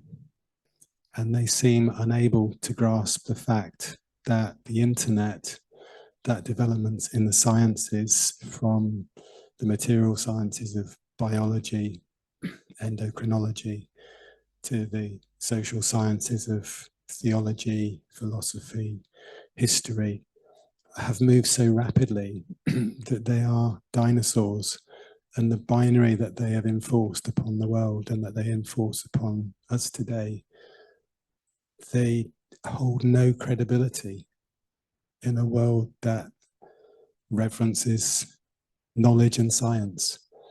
And I think that's one of the biggest framing issues that we're living within and having conflict over. From a personal point of view, I'm 65. I came out 10 years ago, and the most wonderful thing for me is watching young trans people being allowed to be themselves and flourishing. And recently, to reinforce what Jack said, I was involved. I went up to St. Mary's Marylebone, an Anglican church, and they ran a 6-week course called Reforming Faith. I think it was called Restoring Faith. And I went along to do the week on gender, to share my story. And in the time before, I had a kind of realization, a revelation, which broke me wide open, and I was very tearful. And then when we did the post briefing afterwards for those that volunteered, I said to them, do you realize that this church is on the cusp of something so beautiful, of seeing heaven come down that this church will start to see young children growing up who do not suffer from internalized homophobia and transphobia. That is beyond price. That is a jewel of such beauty, and it's an Anglican church. So there's hope. Things are shifting rapidly, and they're going to shift even more rapidly. So I think those who try and enforce the binary of empire, are going to find that they're standing on shifting sands. Thank you so much. So this is a question mainly for Jack, but Chrissie, it'd be great to hear your thoughts as well. I really loved what you were saying about a focus beyond just inclusion, but towards a liberation as well, which I really like you brought up Sean Fay's book as well, because that really is I truly believe that's what we need to be fighting for. It's going beyond just that warm welcome. And I also really liked the point that you brought up about the church as our oppressors can't liberate us. But I wanted to ask if you think the church can help us as a community, as trans people, to achieve that goal of trans liberation. Hello. So I was thinking in terms of like allyship, and if there are any times where people have tried to be allies, but it's not quite worked. So kind of thinking about what you find helpful from either other queer people, other Christians, in terms of being an ally, but without and centering trans people. So I know there's a tendency from allies to kind of make it about us, but how can we kind of center trans people in that allyship? So can the church help liberate trans people? Thereabouts. Okay. I would like to think yes. I think a lot of it is about what comes to mind is the whole, we need to have everyone around the table with all the different views so that we can hear what everyone thinks and then come to some form of conclusion. But it's not, for me, I don't think it's fair to put trans or queer people through that, because they're having to talk directly to people who have a belief that, their existence is invalid. For the people there, this is about a belief, whereas for the trans queer people, this is about them as a person and their kind of core identity. And I think it probably is about finding a way to be in dialogue with trans people, but from a point of, okay, we're just going to sit here and listen to you. And, we're not expecting you to come up with all the answers, because that's another thing. For the church to say, okay, trans people, what do you want from us? That's a really hard question to ask, and you'll get thousands of different answers. So yeah, it's about listening, I think. And for Lou's question, I'm not sure. I'm thinking on that one, but Allyship. I've seen the good and the bad, and I just want to honor Sharon and Esther, because there we have allyship of an exemplary nature, which they have used their privilege, their power, their authority, this centre to give voice and to let trans people speak, to bring that marginalized theology into the centre.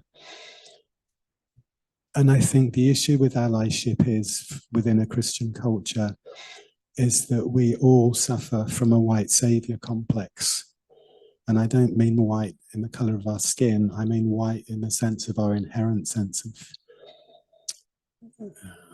superiority, which enables us to be saviours. And so we come on a journey as feminists to realize actually that we're oppressed people. We come on a journey as trans people or Black people or poor people. So the issue, I think, in allyship is actually one of self-examination. And the bad cases of allyship that I've seen are people who have shouted for trans liberation, but they've never given their platform, their power, their privilege to hear trans people. And then they disappear. And I'm left thinking, well, what was all that about? You got a huge amount of kudos from being an ally, but when the heat is turned on, you disappear. And I think to sum it up, in terms of the amount of ego that's involved, is that you're not an ally until you're willing to take the stones that are being thrown. So Jesus was an ally to the woman caught in adultery. And I think the question becomes for us as allies, are we willing to take the same hate and heat for the people that we claim to represent? Thank you. Naomi, relating to your question, obviously many of you will know that Audre Lorde stated the master's tools will never dismantle the master's house. I think that's maybe what you were hinting at, and that's clearly a challenge for the church and its theology and doctrine. And Lou, in relation to your question, as part of Sharon and my project, where we interviewed trans and non-binary staff and students, we actually found a counter to Jack's account of announcing pronouns, in that it had become a sort of norm at the university, seeing itself as a trans-inclusive space, to announce pronouns at the starts of meetings, so that everybody felt this was a normal thing to do, and this included everybody. But actually, we found that then gender questioning students or people at a beginning of a trans journey weren't sure what their pronouns were or what pronouns they were comfortable with, or they might use different pronouns in different settings if they're if they're not out, as it were, at home, but they are at university, that sort of thing. And actually encouraging people to announce pronouns at the start of a meeting might look like trans allyship, but might force people to announce some identity they're not comfortable with, that it then is harder for them to take back later on. So that's just a sort of an alternative, I think, and just something to think about. Sometimes we think we're doing things that are helpful, and actually there might not be. If we take a couple of questions from online, and then we'll come back to the audience. There's a question here for both of you. Can you give an example of an effective pastoral encounter and what made it effective? Something really practical there.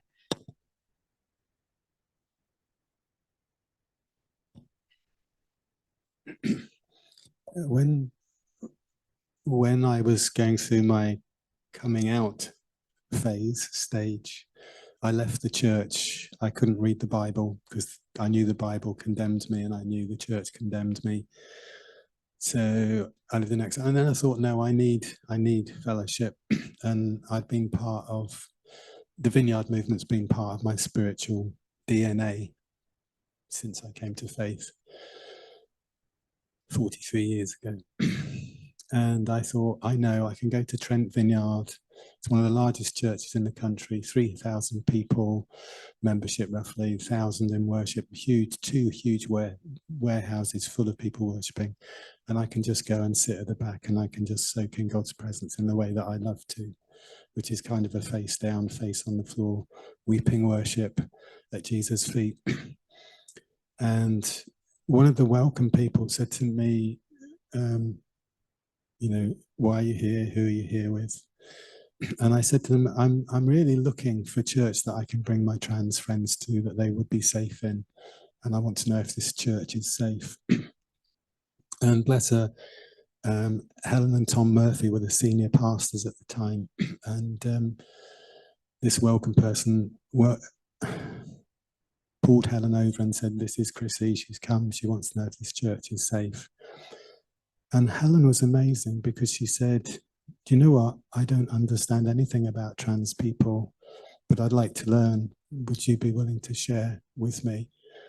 And she said, next time you come up, let's sit and have coffee before the service in the cafe. And she sat with me for half an hour.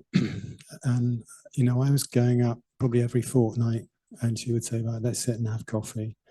And after just a few months, she said to me, would you be willing to bring together some trans awareness training for us as a church? And so we did. I pulled 3 or 4 friends together, and we went up to Trent, and they rolled the red carpet out for us. And they cooked us a meal. We sat and drank some wine together. We just chatted, we cried, we shared. That for me was one of the most powerful moments of realizing that people with power can be really amazing allies. Sadly, that church, since they left, has pendulumed in the pushback. And I don't think I'm not going to say anything else, but I think they're pushing back hard against LGBT rights. I think for me, some of the pastoral encounters that come to mind are those where they've not related to my trans identity, and that's kind of been okay. Like, you know, we have other things to talk about, and it's that kind of the person respecting that is part of me, but that's not necessarily what I'm here to talk about. And I think that's really important, is not assuming that the trans person wants to talk about their gender identity.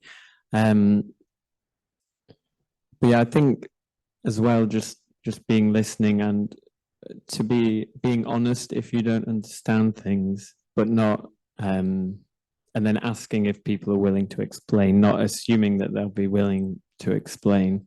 And I think just being open to listen, and knowing that even if you don't understand someone's gender identity or gender journey, that doesn't mean you can't still support them. You don't have to understand it fully to be affirming.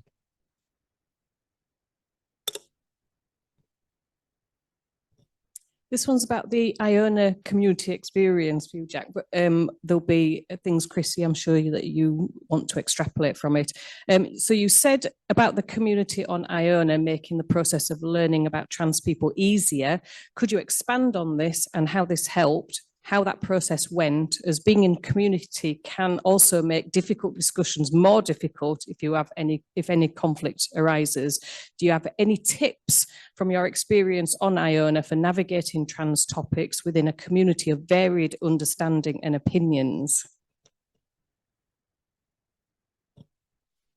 It's a very good question. I think a lot of patience, probably, and I had to remind myself a lot that, you know, what people weren't pushing back or saying what they were saying out of a desire to be hostile or to be transphobic, but it was out of, you know, kind of ignorance and not understanding. And that I found a lot of people were really scared to like mess up or say the wrong things, because they've got, you know, they're seeing in the media these big statements and like this whole right and this is wrong, and I just thought people were just so scared that they'd say the wrong thing, and it's just saying that, you know, if you're coming up from a place where you're trying to understand me, you know, personally, you know, you can say the wrong thing, but we're going to, you know, work together to get there. So I think it's about admitting that, yeah, in a community where you're living together and working together, it definitely sort of, it's like a pressure cooker at times, but just to remember that and try and have that grounding that you're there to learn together, and that even as, you know, if you're someone who's very familiar with trans rights or trans yourself in it, then, you know, you may still learn things along the way. Do you have anything to add? No? Just very quickly, I think that the way that we frame learning in community we can talk about safe space, but it doesn't really apply. We've got to talk about brave space. But then as Christians, we also want to talk about reverence. And so to give you an example, you're in church on Sunday and in comes a smelly, piss-soaked, alcohol-soaked man who's sweary and leery. How do you reverence them? It's hard. And I think until we grasp reverence one another, whatever state we're in, we haven't grasped who Christ is. I'll just add that the kind of the journey with the Iona staff team that I'm talking about happened over several months. So it was kind of a very slow process. It wasn't kind of 1 week and the next. And I think taking time is also really important. I'll ask our head of school, Dr. Anne-Marie Evans, to come and say a few words, given that she has very kindly provided the lunch for us. Hi everybody. I'm going to be very, very brief because you never want to be the person who comes on between conference attendees and lunch. So rest assured this will be very quick. I think I'm also the 5th person to welcome you this morning. So I really hope you do feel very welcomed. Every university's website says that they are inclusive and welcoming.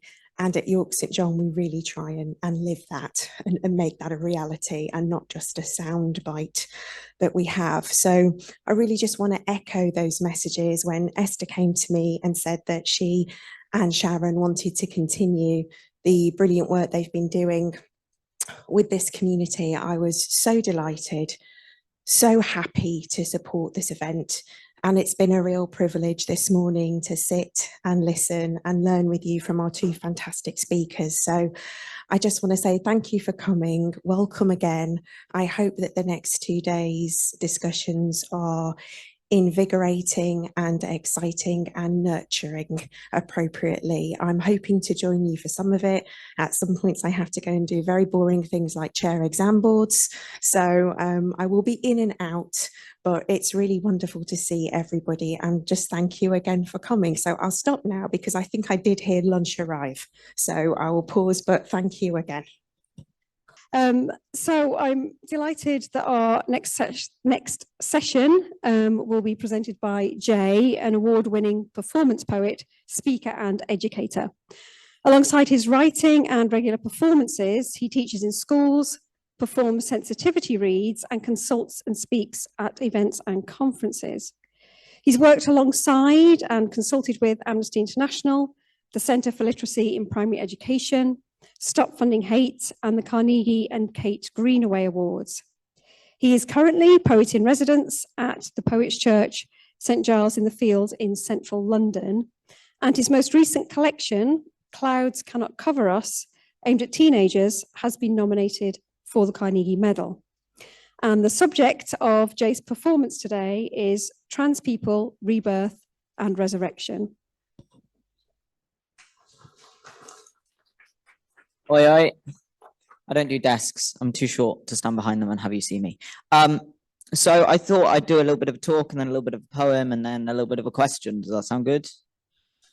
Yeah, we're not doing the sad, quiet conference thing. So we have enough of that in our lives. So I am a poet, I'm a performer, I'm an educator. I'm also a church warden at a very, very, very old church. It's the 7th or 9th oldest church in the UK. Obviously, I say it's the 7th and Ripon Cathedral can suck it. And if you want clarification on that, you can ask questions in the Q&A because I have a rant, but it feels tangential. So I'm also, trans. And recently I've been writing a new book called The Vanishing Song, where I tried to work out how I feel about the saints, because ever since I sort of became Christian, the concept of the saints has both fascinated and repelled me in ways that I think only an Anglican can experience. That nice bit of theological double think that we do so well. And I think there's a huge amount to say about saints and queerness and trans people and ancient buildings and stuff. So I'm going to try and condense it into a talk that fits in a time limit. So I want to start with the idea of trans people, rebirth and resurrection. And running a massively queer inclusive ancient church, our community has realized that there's a huge need and desire for liturgies that commemorate the idea of rebirth. And so the Church of England has been discussing whether you're allowed to have, renaming liturgies and things like that. There are conversations among many trans people about being baptized for the first time and taking a new baptismal name and combining that ancient Christian tradition with the taking of a new name. And there's also a huge conversation, and I've been informed by clergy who work in other churches that the conversations that we have around baptism are a lot more focused on death than others. And I think it's a thing that people do often forget, that baptism is to be reborn, and in order to be reborn there must of course be a death of a previous life and a previous existence for that resurrection to occur, to come out of that water. That is the symbolism, of course. And there is a huge amount to be said about trans people's need to mark these massive stages in life. For cis people, you have your baptism, you have your birth, death, marriage, right? You have birth, death, marriage. For trans people, there is a new birth in the middle of that I think we do need to come up with some form of marking for.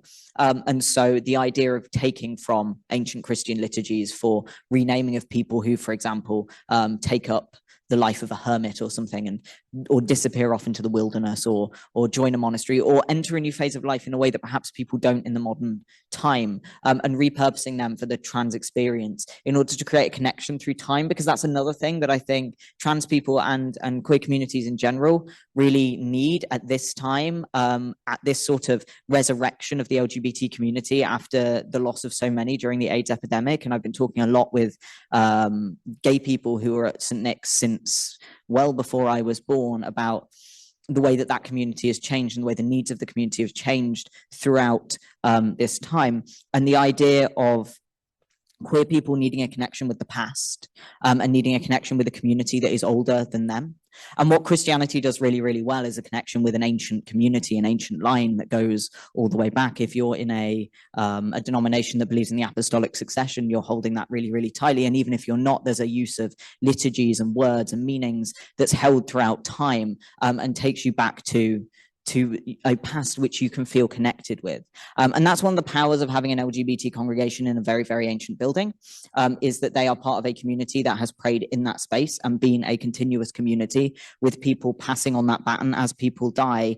And there is always somebody alive who was part of the previous community for over 1,000 years. But one of the problems with having a community in an ancient church is that we have a very specific maintenance problem, which is that the bones keep escaping the graveyard.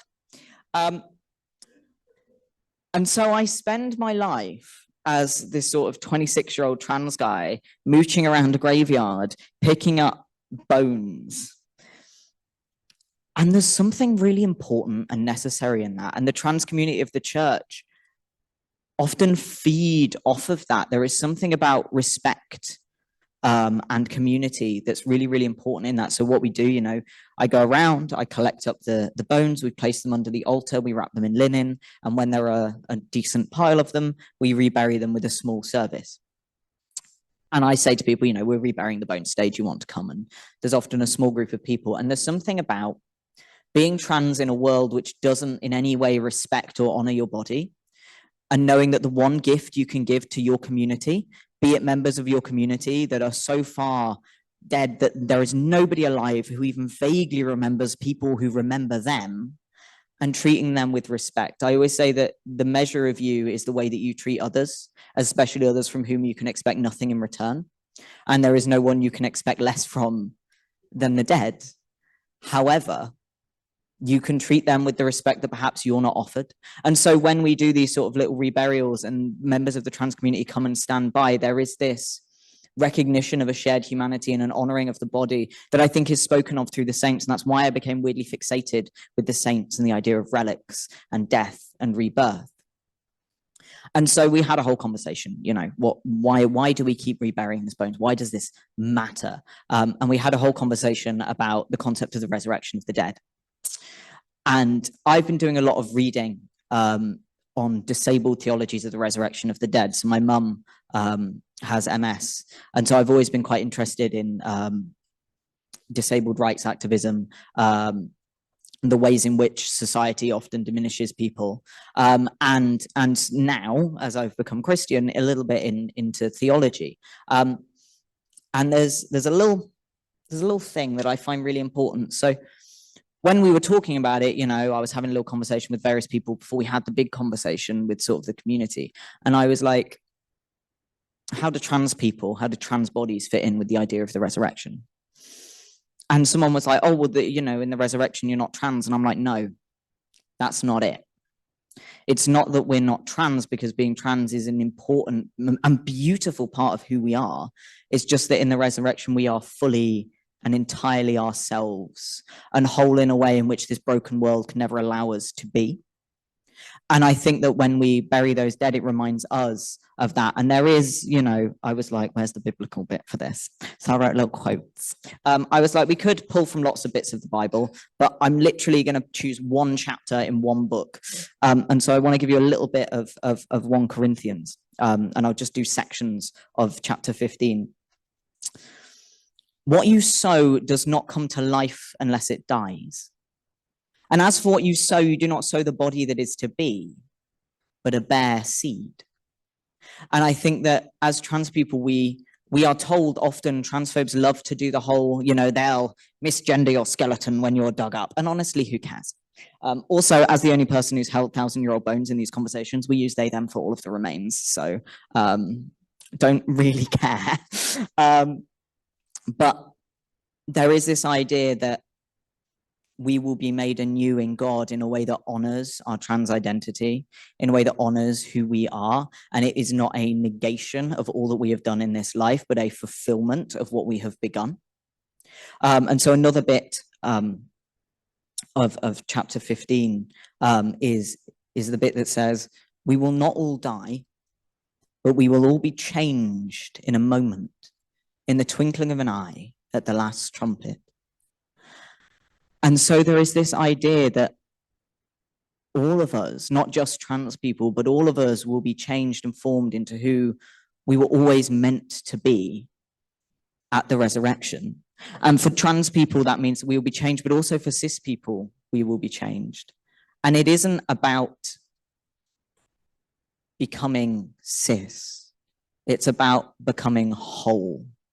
And I think that what I find really, really beautiful in all of this theology of death and rebirth and resurrection is this idea of finding true wholeness and finding respect for the body in ways that perhaps we aren't generally offered, in a world that perhaps quite regularly disrespects our bodies and us for our bodies. And there is a physicality in the theology of rebirth and resurrection that I think trans theologians should really start to look into, and liturgical tradition should start to take more seriously, in that transness is a form of spirituality that connects the spirit with the body in a way that perhaps other theologies haven't quite got to yet. However, saying that, the thing about getting obsessed with the saints is that you find out that trans people have been saints way before all of us, because obviously everyone in this room is going to become a trans saint, and I'm very proud of all of you for that. I can see it, and I'm so proud of us, particularly Chrissie, who will obviously get an incredible icon. I'm preparing to hire someone, and that is the important thing, is that we've always been in Christian life. And so, as I said, I wrote this book and I got obsessed with the idea of saints and the idea of death and rebirth and resurrection for reasons that I have just elaborated on. And I just want to tell you about one of my favorite saints. He isn't actually in the new book, but he is, because I couldn't do him justice, because he's too much my favorite. And it's this guy called Marinos. And he was a monk in Lebanon in the 600s. And, you know, the records basically say, well, you know, Marinos, he was unnaturally pretty and he had a weirdly high voice, but it was none of our business. And Marinos entered the monastery quite young. He begged to be let in, and they were like, "Well, you're very young," and he was like, "No, please, I'm really into Jesus." And so they let him in, and he was a good monk. He served diligently, and one day he and another monk were asked to ride out and do an errand at their sort of sister or brother monastery, can't remember now. And he gets on his horse with his, guy, and they ride off, and it takes a while to get there. So they spend the night at an inn, and 2 monks out of the abbey for the first time. And they stop at the inn, and on the same night or around the same time, a very handsome stranger also stays at the inn. And 9 months later, the innkeeper, well, 8 months later, the innkeeper appears at the monastery, and he says, "That monk Marinos got my girl pregnant. What are you going to do about it?" And Marinos said, "It absolutely was not me." And, the abbot was like, "Prove it." And he was like, "I can't, but it wasn't me." And so, despite the danger inherent of, the woman's father very, very determinedly threatening Marinos's life for doing such a thing, he sticks to his guns. He's like, "I didn't do it. I can't prove it. Let God do what God will do." And Marinos is cast out of the monastery, and he sits outside the gates. He's given the child. The abbot's like, "Take the baby. It's your problem now." Social services wouldn't allow that today, but whatever. And he sits outside the monastery with this baby for, records vary between sort of, 9 months to about 3 years. And he sits outside the monastery, and he follows the liturgy, and he follows the rhythm of prayer that the monks follow, but from outside the gates.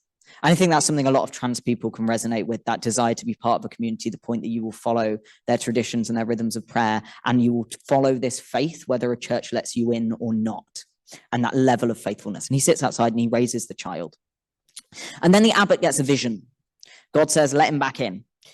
So Marinos is let back in, but he's kept in a small cell. He's not allowed any of the privileges he had previously, and he's basically on punishment rations for the rest of his life. And he raises the child in the monastery.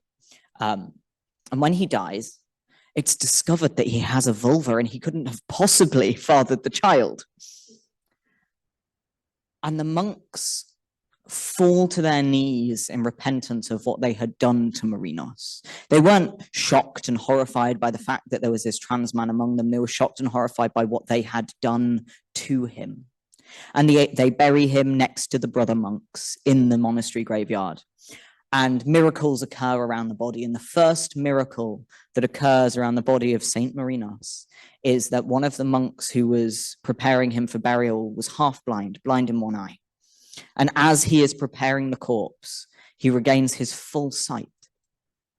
And I think that that is the most powerful miracle for a trans saint to do, because do we not, in our lives and our deaths and our worships, give the world a full view of what God is doing? Do we not allow people to see the world as it is in its entirety in a way that perhaps they were literally or figuratively blind to before? And I find Marinos so powerful, and there are so many other saints who were trans. And yes, it's very, very difficult to place modern conceptions and modern phrases for queer identities of all kinds onto historical figures who had completely other definitions of sex and gender. But I think that a person being so adamant that they are who they say that they are, that they would be cast out of their community at the risk of death from the people outside of the community, rather than acknowledge who they are, I think puts Marinos most firmly in the trans camp rather than the woman hiding who she is for her own safety, because by not revealing himself, he put himself in more danger. And I find Marinos to be an incredible icon for me, but I find saints icons for trans people in general, because they go through a lot that we go through, not to, to our own horn. But I find, having gone on this weird journey of saints, I still don't know where I stand on it. I've written a whole book about them, still not sure. But I think the easiest way to explain what I think about saints is that they're very, very good role models and images on which to model our own lives. And a huge number of them suffered and died for their faith and were tormented by a world that does not accept them. And I think that as LGBT people, and particularly trans people who keep insisting that we have a place in this church, I get a feeling some of us can relate. And there is a depth of faith there that I think LGBT people today model, to stand outside the gates of a monastery and insist that you be allowed in, and when you are not allowed in, to pray anyway. And as I was going through the saints, there were a number of them that really spoke to me, not because they were as explicitly trans as Marinos, but for other reasons. So I'm going to butcher the French here, and we're just going to go with it, and someone's going to tell me how to pronounce it later. But there were a group of nuns in France, in a town called Compiègne, which, you know, whatever, that's probably wrong. And they're known as the Martyrs of Compiègne. And their story really resonates with me. And I think it speaks to how we should act. So there was the reign of terror in France, where everyone was getting executed left, right, and center, and religion was being massively persecuted, particularly religious life, so monastic life. And there was a set of nuns, one of whom hadn't fully professed her vows yet, but she lived with them. And when her family tried to have her removed from the monastery by the police, she refused to go. And the police were like, "Can't do anything, sorry." But she wasn't legally allowed to profess her final vows. And they lived together, and the monastery was closed down, and they were forcibly removed from the monastery. So they took up residence in 3 houses in the city, and they continued to pray the monastic prayers together at the same time. And they ate together, and they continued to live the monastic life. And so they were arrested again, and they were imprisoned. And they were set to be executed. And the night before they died, the Mother Superior sat down in the cell, and she knew that the rule about the guillotine is you can't have anything covering the back of your neck. No long hair, no clothes, no hoods. It has to be nice and clear for the blade. And she knew that if they wore their monastic clothing, if they wore their veils and their hoods and their toques, they would have it ripped from them. They would have one final indignity before the scaffold. So she spent hours altering their clothes. They didn't wear their veils, but they wore this sort of like cloth covering hat kind of thing that covered all their hair. It's called a toque. And she altered them and the tops of their dresses so that there would be a strip, so that they could be as covered, as dignified as they needed and wished to be, so that they would not face a final indignity. And there is something extremely powerful about that level of care to your community in the face of disaster. And there is something very powerful about knowing that people after you will make this better for everybody. All you can do is make it better for your people. And I think that's something that communities of LGBT people do regularly. And so that really spoke to me. But what was most powerful was on the day that they died, nobody was allowed to do a mass. No one was allowed to sing a service of the dead for them. So standing in the cart, they sang the service of the dead for themselves on the way to the scaffold. And before the scaffold, they sang in Latin the shortest psalm, which begins, "Come, Holy Spirit." And the youngest nun realized that nobody could stop her taking her monastic vows. What were they going to do? And so she knelt and made her final profession at the scaffold. And then she climbed the scaffold and began singing, and her song was never finished. And the next nun came up and reaffirmed her baptismal and monastic vows and climbed the scaffold and began singing, and each one's song was cut short by the blade. And finally, the Mother Superior stands up, and she has this tiny statue of the Virgin Mary that each one had kissed as they went up the scaffold. Not my thing, but good for them.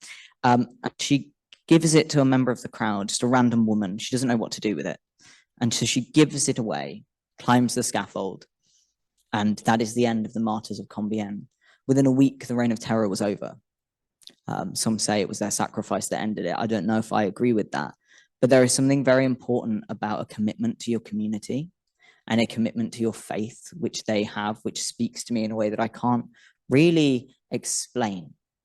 But there is something about the fact that they still sang. And that as trans people, amidst all of this persecution and pain that we face in this modern time, we still sing, and we still provide each other with the dignity and respect that perhaps others will not. And we come together in community, and we are able to rely on each other. And there are so many saints out there with stories very, very similar. And I think for similar reasons, the LGBT community in the past, particularly gay men, were massively obsessed with St. Sebastian, who was this Roman martyr who they found out he was Christian. The Romans weren't a fan of it.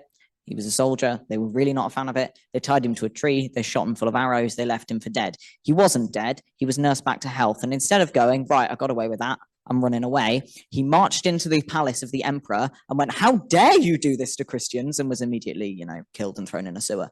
And the gay community were obsessed with this man. There were weird gay Christian cults for hundreds and hundreds of years throughout ancient Christianity around St. Sebastian, not just because he looked hot, tied to the tree full of arrows and mostly naked, but because of the way in which, when his community is threatened, I see some of you doing a St. Sebastian, and yes, that is the way he was posed. Not just because when he was, because he looked good, but because when he was threatened, his response wasn't to go, oh, well then, I'm off. His response was to fight anyway.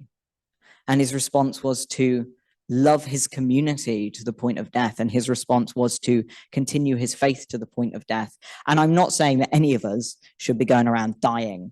But what I am saying is that there is a bravery and a solidarity there that the LGBT community has carried throughout history. And I think as trans people, I think it's our time to find our saints and hold them up for ourselves and learn from them as models of rebirth and resurrection, because they are the themes that trans life revolves around. I regularly, speak of my life as having multiple acts. And those acts come with a rebirth. And for every birth, there must be a death and a resurrection. And as, 1 Corinthians 15 says, the seed that is planted is not what grows in the end. And we are all incredible seeds, and we are flourishing into incredible plants. And I think there's a huge amount to be said about the idea of an embodied faith, which is spoken to by the saints. I'm aware that I've spoken for a while, so I'm going to do some poems, and then you can ask any questions you might have. Does that sound about right? Excellent. It's a new book, so I'm going to have to read it off my phone. My sincere apologies. I'm going to begin with one from my last book, The Backwater Sermons, which is mostly a pun about transubstantiation. But that pun isn't actually in there because of edits. But you'll get the energy. It's called Like Thomas, because, don't we all doubt? And when faced with the wonder of our own lives. I've been building myself out of scraps of shattered dreams. God hands me flour and water, says, I know what it's like. The surgeons say I have only to count backwards from 10, and when I wake, I will be reborn. And reborn, I touch my own body for the first time, incredulous at the miracle right before my eyes.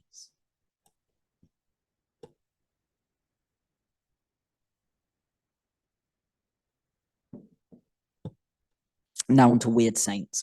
So I'm going to start with quite a weird poem that the way you write a poem book, right, is you write your last one and then you have a weird emotional breakdown about the fact that you wrote a book. And then over the next few months, you just write random poems. And one of them, you'll be like, that's it. That's the vibe. That's the vibe for the new book. That's what it needs to be. And this one was that poem for me, which spawned the whole collection. And basically it revolves around the fun fact that Richard III isn't the only important historical figure we lost in Leicester. Thomas Wolsey is underneath our biggest park and nobody knows where he is and nobody's ever going to be able to find him. And personally, I think he likes it that way. So this poem's about how he likes it that way. I'm become grave dirt, wakelich. The pores of my bones filter the rain. This water becomes me, becomes the river. I flow away with the storms, leach into the clay. The holy spreads out from me. My priesthood permeates the parkland. Worms eat out my ordination. The spirit spreads into the soil. You cannot limit God, and God is in me. God is in us all. We rot down to our fundamentals, teeth and bones and God. This ground is consecrated by corpses. It buries beneath you. Commune with your fingers. We are picnics for the taking, an unexpected sacrament, a banquet of bodies wipe us off onto napkins. Every plant bears our flowers. We feed our own tributes. Don't search for my skull. Don't reinter me in a cathedral. This park is my chapel. These ruins are my casket. I have returned to the earth.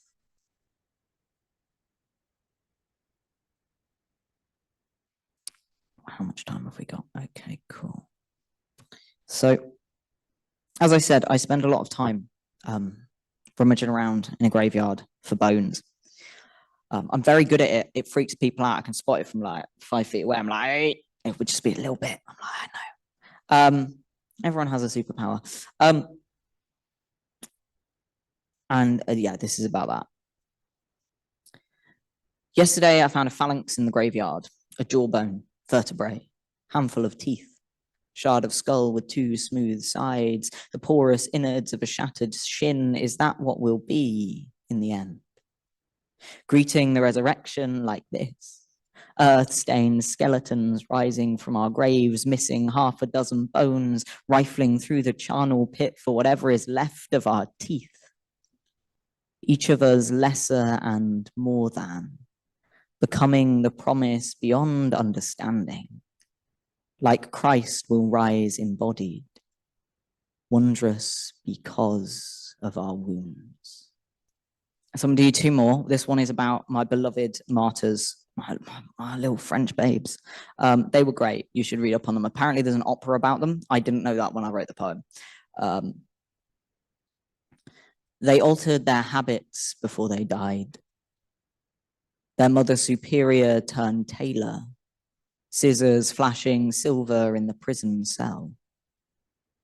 With each cut, she brings them closer to God. The tokes, when finished, leave a strip of splint, these pious necks laid bare before the blade. Tomorrow they will be led singing to the guillotine sharpened more. When no one dared speak, they sang the office of the dead for themselves, renewed their vows before a quiet crowd, then knelt as if in prayer to their creator. Their mother superior has heard their song stopped short 15 times, yet still she sings. Blade flashing silver in the sun. With each cut, they are brought closer to God.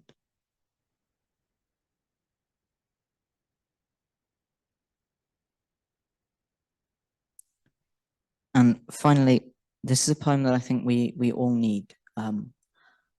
I do not think I will be alone in this room to say that I am regularly reminded by members of clergy that it is important that we do not become too attached to the fight. That it is important that we have time for ourselves and our faith and our own flourishing, even as we fight for others. And so I wrote a poem about Joan of Arc. You will not find Joan of Arc in the Bible. She is something stranger than scripture. Her sword rattles among the saints, arms aching for another fight. When she arrived, she found heaven more difficult than expected, a place of pure justice. Her steel unnecessary, hands unbloodied, speeches unspoken. Joan waits for the prayers of wronged women. Her hands grasp the pommel of a blade. When God asks what she is doing in this place of peace, she says, Lord, you have made me for war, and I have no idea what to do with the gift of all I was fighting for. Thank you. Thank you so much about saints and bones. We just speed ran a lot of ideas. We do have time for questions,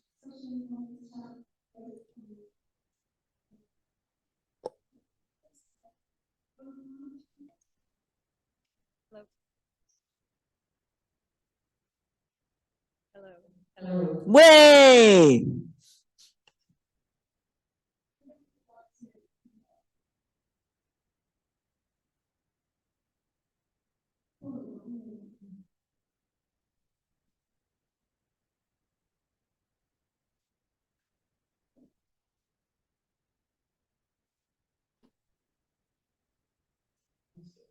No worries.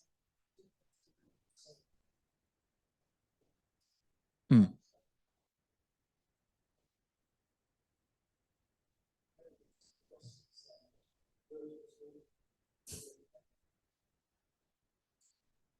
Yes, St. Augustine, I was just saying there is a friend of mine works in the diocesan head offices now, and apparently somebody with absolutely zero context picked up his coat recently, slung it over his shoulder and went, "Theology's everywhere and Augustine's a dick," and then walked out with no context. And I feel that in my bones for reasons that are explained in that question.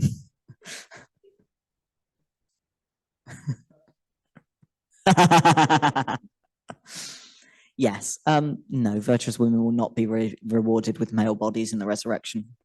God, could you imagine suddenly running with things? Can't be doing it. Anybody else? Excellent.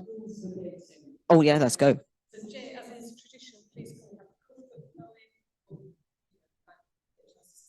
On a serious note, what would you say to trans folks who are in churches or denominations that don't support us? It's hard to go to church when you're a trans queer and you know that half your local churches will be for assistance for an hour at a time. So I'm in the Diocese of Leicester, so I am in a golden spot in a dark place.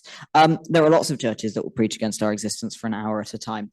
And the thing is that they don't get Jesus.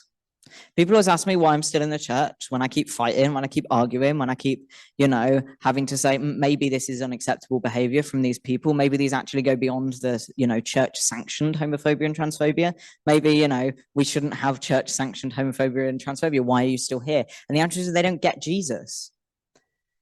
If everybody who believes in, queer rights leaves the church, what will happen?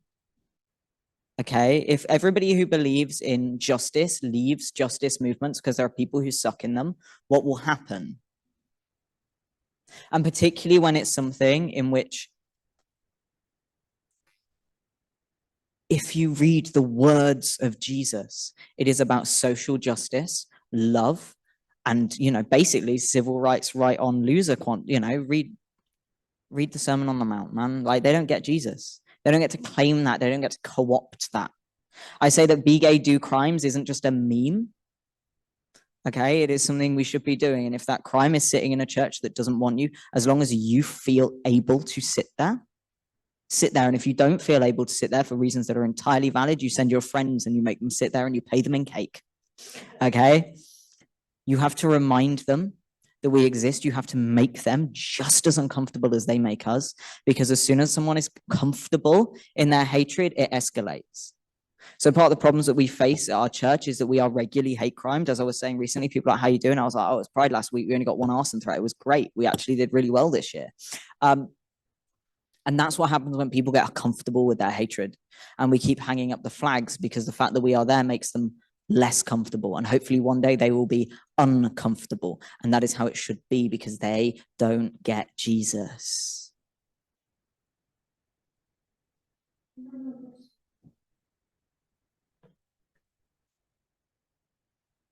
I'll just take this moment to have some water.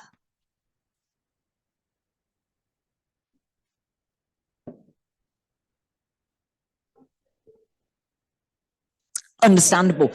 So Ripon Cathedral says, oh yeah, we're from the 600s. And I'm like, no, your cellar is from the 600s, your basement, your crypt. What happens when you knock down a whole church and then you just can't be asked to dig out the foundations is not that whatever you put on top of it dates from the 600s. Okay, I'm sorry, if all of the top bit isn't 600s, you ain't from the 600s. How dare you? Yeah, that's right. Like, your crypt is from the 800s. Good for you. Woo. The rest of you ain't.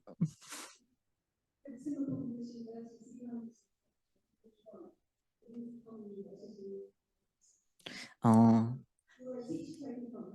You know, that's even worse than the cathedrals that are like, oh, you know, oh, look, there's a question all the way back from where you came. Enjoy your walk. Yeah, Leicester Cathedral's doing renovations and they're like, we're from the thousands. Look at this one stone that was moved by the Victorians. And I'm like, questions. As the Church of England will understand, there is a lot of controversy, you know, with trying to find a steady medium. I don't think it works. So what should we say to our church leaders? Going, look, people are getting hurt here whilst you're trying to find a steady medium.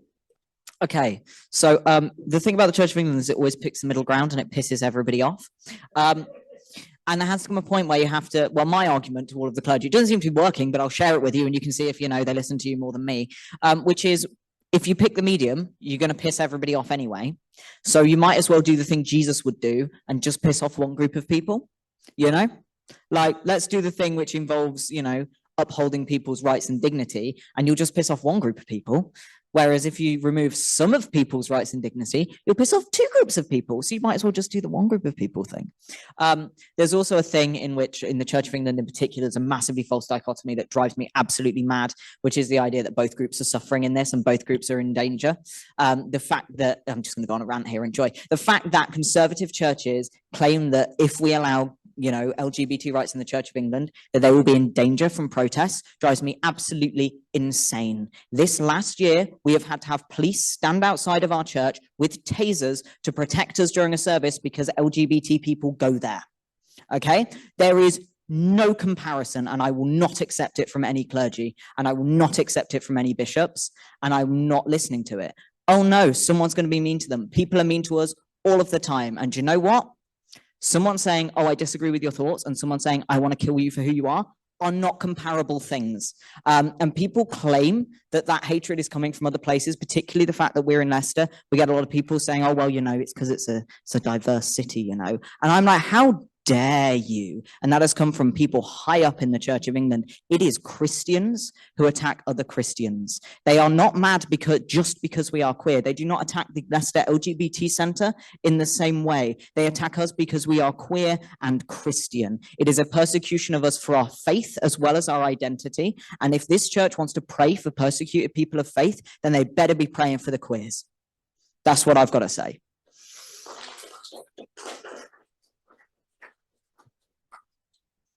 Also, I'd remind them that they have a loophole when it comes to this Rights Act with gay people, but I made a bishop check, and they don't have any loopholes with trans rights. And a comment from one person online, which I invite you to comment on. And this person also sent some comments for Chrissie as well, and comments will pass those on to Chrissie, but just the time. I just need to make this slightly shorter. So this person saying they really wanted to know about how to help with a young person move into their true self when they're too scared of abuse to move beyond androgyny outside of their own flat. But that's not necessarily just about religion, it's about the overall community. So can you comment on that? How a person can cope with that situation? I mean, honestly, it's just a situation that sucks because, as you've just heard, I can't say, do this, you'll be safe. We live in the really awkward part of gaining rights where we have just enough rights that we're worth pushing back against hard. And we have to get through this phase to get to the next phase. And if someone feels unable to come out during this phase, which is unfortunately a fight, then that is an acceptable choice for them to make. And it's hard for people who love them to see them unable to fully embody their true selves. But if they don't feel safe embodying their true selves, then they won't be comfortable either. What you can do is create safe environments in which they can perhaps go to someone's house, get changed in a spare bedroom, and then be able to spend that time in a private or contained, controlled space as themselves. There are often LGBT centres that do special, like no camera, nobody knows who's there nights, where people turn up, you know, looking androgynous or looking one gender, and then are able to be their full selves in a private, safe space. And it's worth looking for places that enable that around you. And if they don't exist, creating them within your family and community. Do a games night where they can be who they really need to be in that space and embody that. And that might encourage them to feel comfortable to come out more publicly, but that shouldn't be the aim. The aim should be for them to be comfortable in themselves at all times and feel safe, because unfortunately we don't live in an environment where it is safe. As a trans man who looks extremely cis, you know, there are times when I'm like, this is sketchy. There are times when I'm like, I will not be wearing that trans flag pin. You know, there are times when it is not safe. And I am extremely privileged to be able to pass as cisgendered, but people who begin their transition, particularly young people who are literally just starting, are often unable to do that. And it's their choice whether they want to enter into that danger or not. And they should be allowed to make whichever choice they feel safe in. And I know that's hard for people who love them and who know that there is a better, you know, future out there for them, but they've got to get to that future first.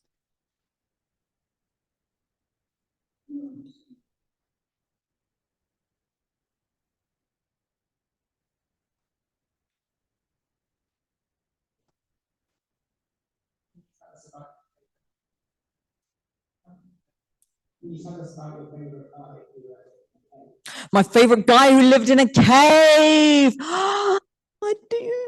Okay, so there's this place in the northeast of England called Knaresborough. Okay, you've never heard of it. It's really weird. Everybody who lives there, I don't know whether you're insane, so you go to Knaresborough, or you go to Knaresborough and become insane, but everybody there is strange. There is something about that place that makes you want to crawl into a cliff and stay there. Okay, it's built on the curve of a river. It's full of cliffs, so the only bit of the original King's Forest left runs along the bank of the river. It's famous for Mother Shipton, who was this prophetess who allegedly had actual visions that came true, and kings consulted her and stuff. She was supposedly born in a cave on the river, which is now the UK's, well, I think the world's oldest theme park. They sell hot dogs, you go into the witch cave. It's odd.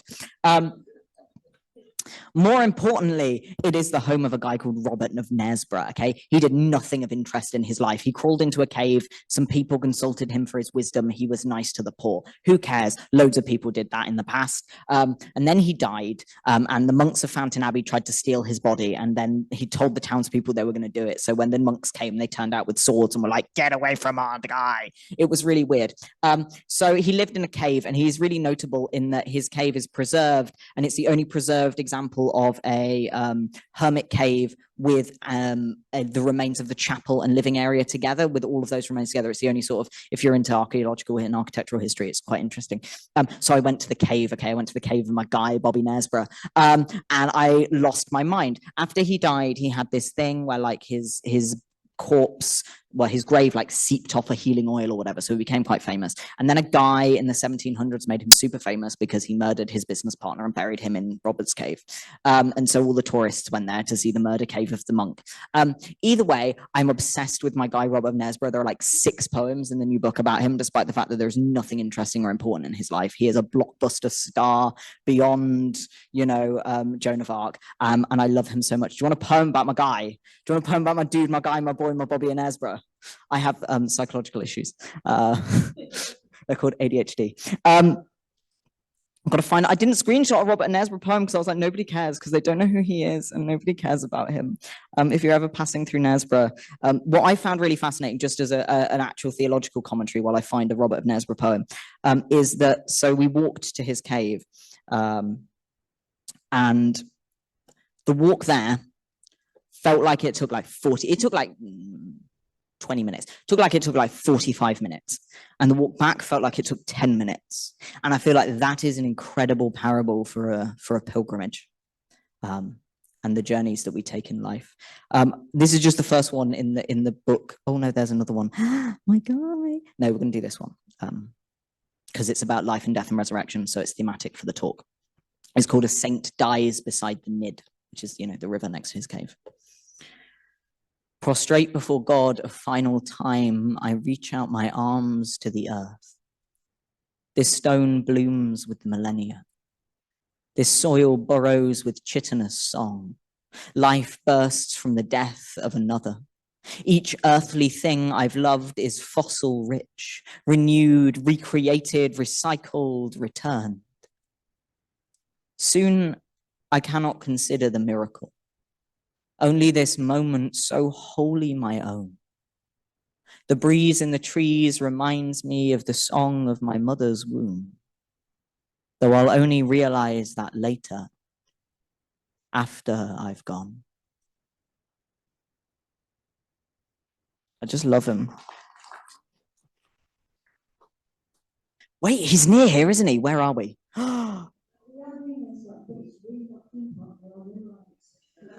It advertises itself as a theme park. It's not great. Oh my God, see my guy. It is quite cool. But go see Robert Nesbitt instead. He's right next to a weird cave thing called Our Lady of the Crag, where this stonemason was working in a quarry and a rock nearly landed on his child, but didn't. And he was like, it was the intercession of the Virgin Mary, because it was the 1400s. And, you know, that was the thing. So he built a weird chapel in a cave and carved a giant knight outside. And if you want to break in, the code on the lock is the same year as it was built. Guessed it. I am very literally a trans person waiting outside a monastery asking to be let in. So your discussion of him as a role model resonates so deeply. I don't think there's like one sort of place. He appears in sort of Desert Fathers sort of collections, but he isn't a big name, so you'd have to probably buy a real nerdy one. It's worth sort of just Googling him online, Marinos. Some people use his dead name, which I'm not going to quote here because boo to them, but you will probably find that as well if you look him up. There are no definitive images of him, there are no proper icons of him, but I love him dearly, and he is worth looking up and trying to find in various places which sort of collate hagiographies and things like that. What a guy. I love Marinos. So we're continuing this afternoon with Nikki, who is the Social and Environmental Justice Lead at the London Jesuit Centre. Her research looks to resource Pope Francis' teachings to address the Catholic Church's response to trans people. She has a particular interest in liberation theology, and when not doing theology, she plays lead guitar in the trad doom band Nine Altars. So is that for later this evening? The title of her talk today is What Does the Cross Mean for Trans People?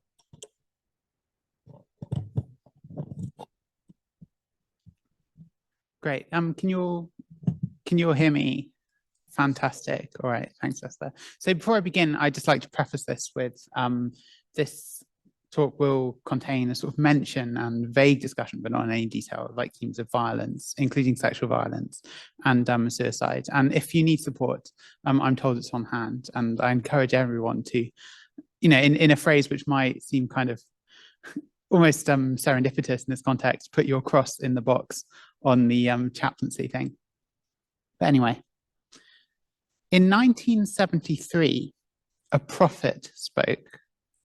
She wandered in from the desert, wild-eyed and desperate. By her clothing, she was marked as an outcast. Her mouth was filled with the honey sweetness of hope and the rasping anger of locusts. In those days, the gay rights movement in the US had found its feet. But those feet were well heeled and sought to be seen as a respectable part of society. With their strange dress and disreputability born of the necessities of poverty, transvestites, which were what trans people were then known as, embodied everything the gay rights movement tried not to be. As such, it excluded them, to the point of leaving them out of the legislation it championed.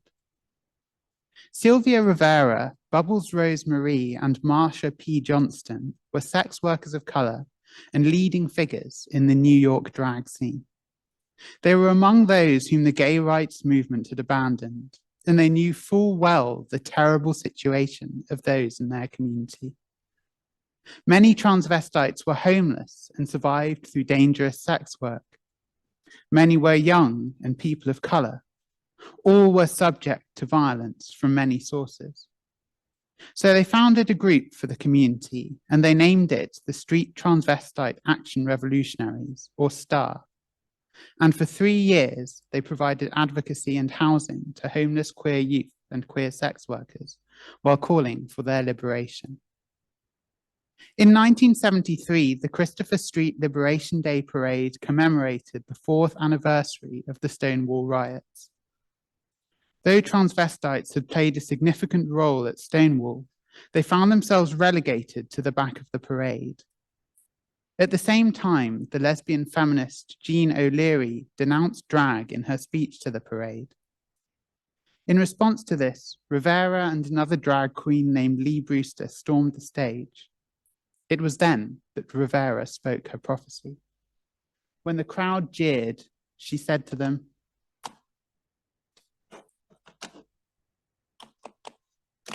"I am struggling to make this." That is not what she said to them. Am I just being an idiot here? Oh, fantastic. Oh, okay, and they're working. Great. Thank you.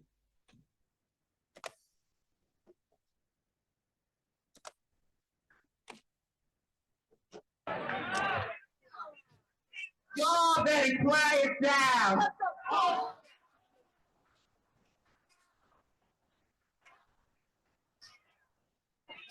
Nothing. I've been trying to get up here all day for your gay brothers and your gay sisters in jail. They're writing every motherfucking week. And for your help. And you all don't do a goddamn thing for them. Have you ever been beaten up and raped in jail? Now think about it.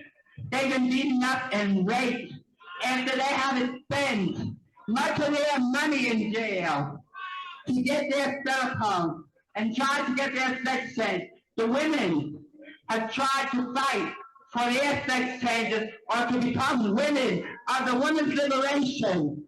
And they write STAR, not the women's group.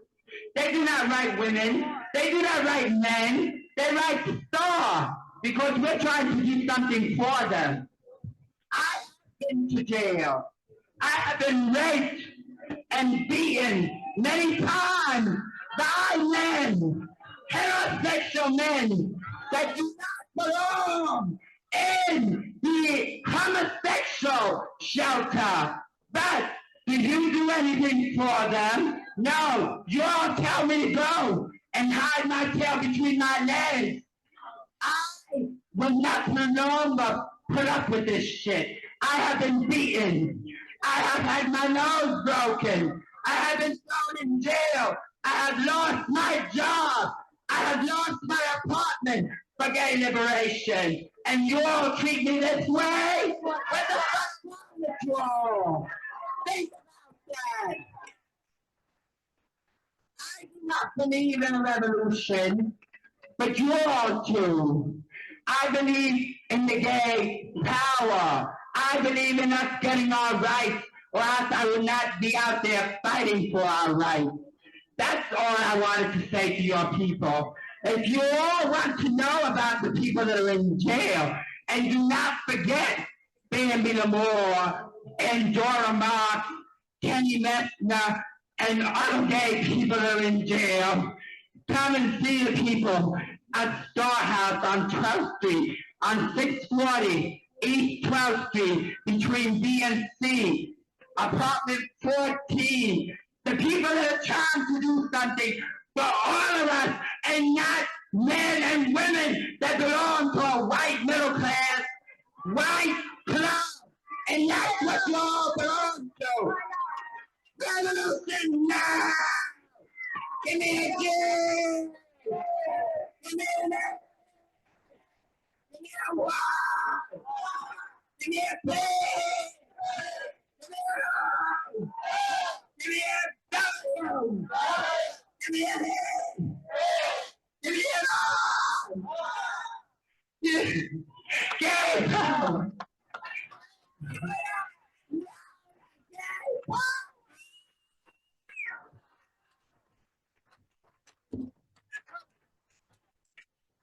We're going to do it again.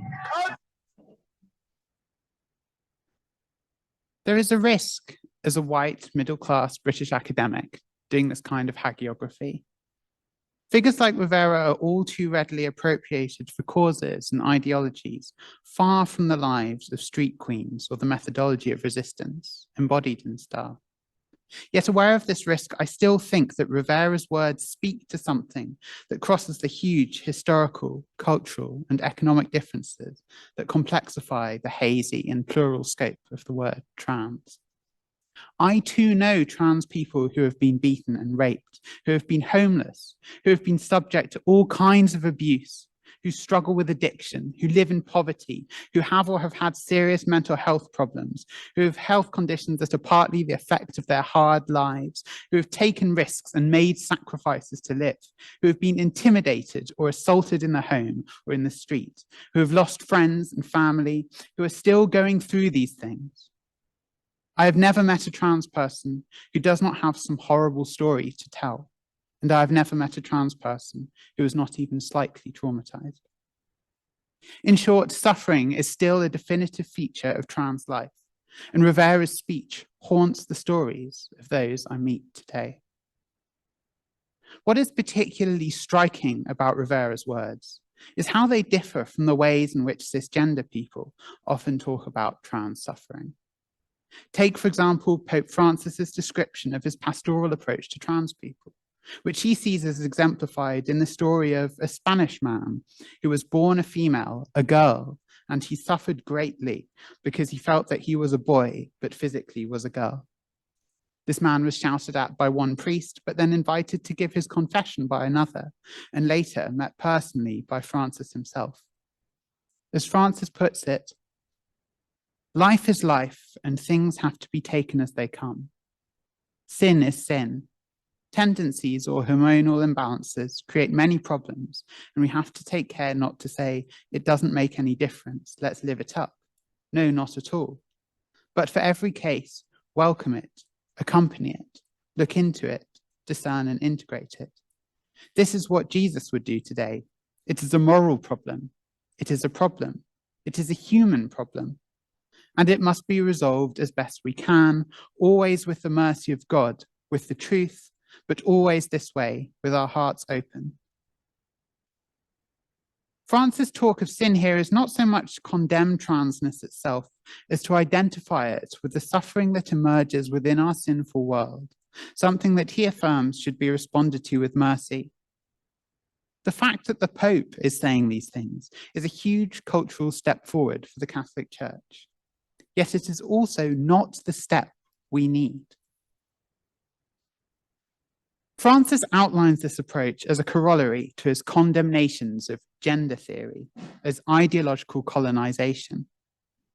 In doing so, he draws a contrast between his aggressive approach to what he sees as a social issue and his stance towards individuals.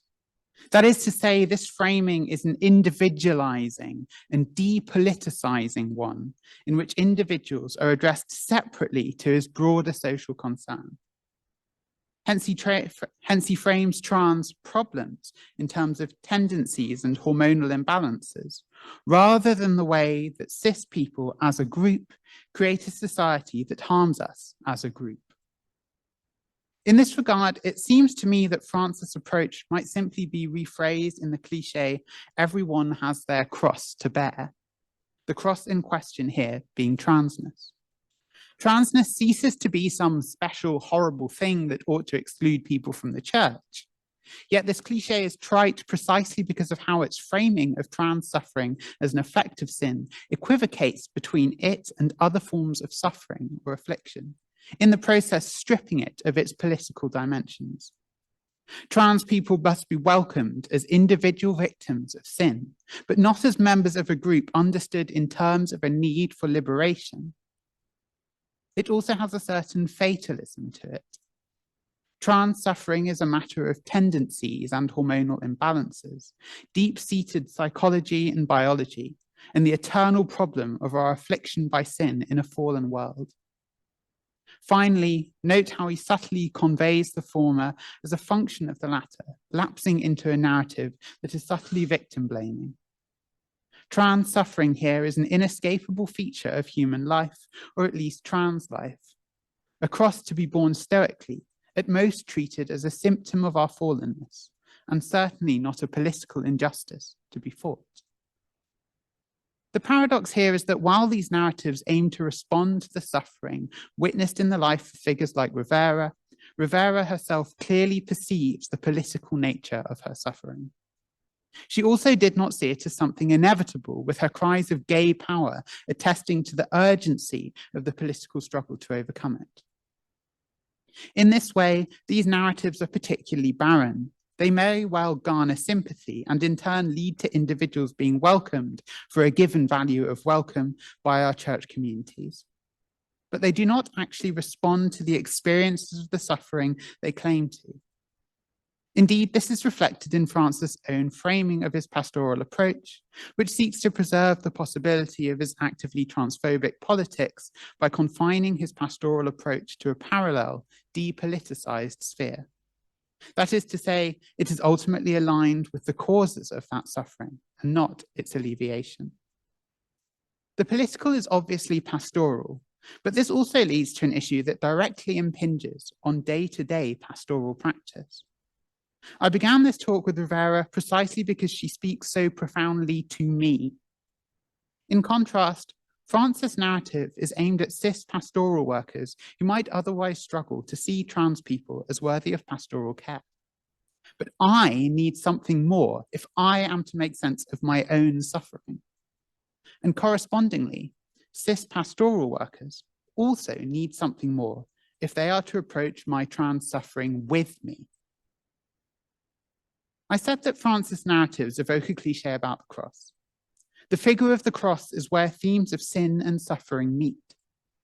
Correspondingly, it may yet offer a way to grapple with trans suffering in a way that avoids the problems above. If we can reconfigure our understanding of these things in relation to trans suffering, then perhaps we can come to a better understanding of that suffering. One, perhaps, that can grasp not only Rivera's insight, but what it is that makes her speech so compelling. So what does the cross mean for trans people in relation to our suffering? I would like to consider the insights of two queer theorists who might inform us in this. The first is Lee Edelman. He will lead us to the second, Jose Esteban Munoz.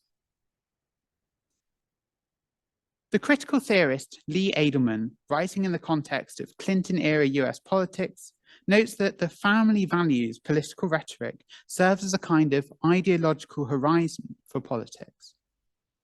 In this, politicians frequently invoke the figure of what Edelman calls the child. Rather than being a specific child, the child is an idealized innocent in need of protection that binds politics to heteronormativity and the institutions that underpin it. It is the figure whom we are implored to remember when someone exclaims, "Think of the children," and in the name of which groups painted as a danger to children or the family in which they are nurtured, such as queers, drug users, and Black people, have their rights and needs trampled. This rhetoric serves as an ideological horizon because to be against the child is unthinkable. When someone says, "Think of the children," it is not acceptable to say no. This means that no politician or movement can ever challenge the injustices perpetrated in its name. Edelman also notes that the child is bound up specifically in reproduction. Children are the future, as the saying goes. And the child stands not just for children, but the future of the society that the child inherits. In this way, the child is also associated with life, futurity, and continuity. Correspondingly, queers and other similar groups found themselves associated with death, specifically through self-destructive lifestyles, disease, and contagion, which in the case of gay people in the Clinton era means AIDS. Although the cultural imagination around queerness has shifted somewhat from Edelman's time, trans people ought to be familiar with these narratives in more contemporary forms. They are particularly present in transphobic narratives around child protection, spurious studies painting us as the source of social contagion, or narratives around trans groomers, or which paint us as a threat to children's reproductive health, all clearly evoke this imagination. In a Christian context, these associations of queerness and death take on a soteriological or like salvific sort of dimension. This is exemplified in the way that Pope Francis bridges his political and pastoral responses to transness. In Laudato Si, Adam's sin constituted a rejection of God's gift of creation and humanity's obligations towards it, thereby disrupting our relationships to God and creation, including our own human nature. Transness, for Francis, is an expression of this sinful disruption, which is embodied in a broader technocratic paradigm or ideology that instrumentalizes the body, enabling the rejection of its masculinity or femininity. This theme is brought explicitly into contact with the theme of death in Laudato Si's association of the technocratic paradigm with the ecological crisis. We might also mention his infamous description in an interview of gender theory, which he sees as part of this ideology as a Herod that defaces nature akin to nuclear weaponry. However, the real challenge of Edelman's analysis lies in his recognition of the way the child co-opts all talk of futurity and relationality. The dominance of the child means that it is impossible for us to think of either society, social relations, or the future into which society would persist in a way that does not evoke its figure. The future, as he puts it, is kid stuff. For Edelman, this poses a problem for mainstream gay rights movements, which seek to portray gay people as able to have normal families or otherwise able to contribute to the future of society, as well as to access institutions bound up in this futurity, like marriage. He argues that these simply seek assimilation within a fundamentally queer-phobic social order. Indeed, we can see this in how the gay rights movement of Rivera's time sought to distance itself from groups that could not fit within this heteronormative vision, reproducing their marginalization in wider society within itself. Against this, Edelman argues that queers should embrace their alignment with death in a rejection of heteronormative futurity and futures. In practical terms, this means rejecting attempts to imagine alternative futures or the relationships that might bring it about, instead aligning themselves with its disruption. In this regard, he's a key representative of what is more generally known as anti-relational queer theory. Queerness, for Edelman, is about refusing the figure of the child in an often self-destructive gesture that rejects the future and the relationality that produces it as such. Jack Halberstam, another theorist who works in this space, describes queerness in this vein as failure. He talks about how queer art represents this. For example, in Jamaica Kincaid's novels, in which the protagonist would rather die than flourish within a racist colonial society. To embrace queerness, as anti-relational queer theory imagines it, is to prefer to die than allow injustice to claim oneself. There is something in this of Rivera's, or something of this in Rivera's speech. Her presence on the stage is not a dignified one. She scraps with the crew. Her speech is rambling, talks of humiliating experiences, and ends by yelling until her voice cracks. And when she finishes, the main program simply continues, transphobia and all. She later cites this moment as the end of Star. She herself dropped out of the gay rights movement for decades shortly after, and even attempted suicide. There is a futility to it, a brief, glorious, yet also pathetic moment in which trans pain forced its way to the literal front of the movement that otherwise ignored it before disappearing into obscurity. The pain of this failure, this refusal, and the kind of tragic beauty that attends it is certainly part of what makes her speech compelling. What then might we learn from it?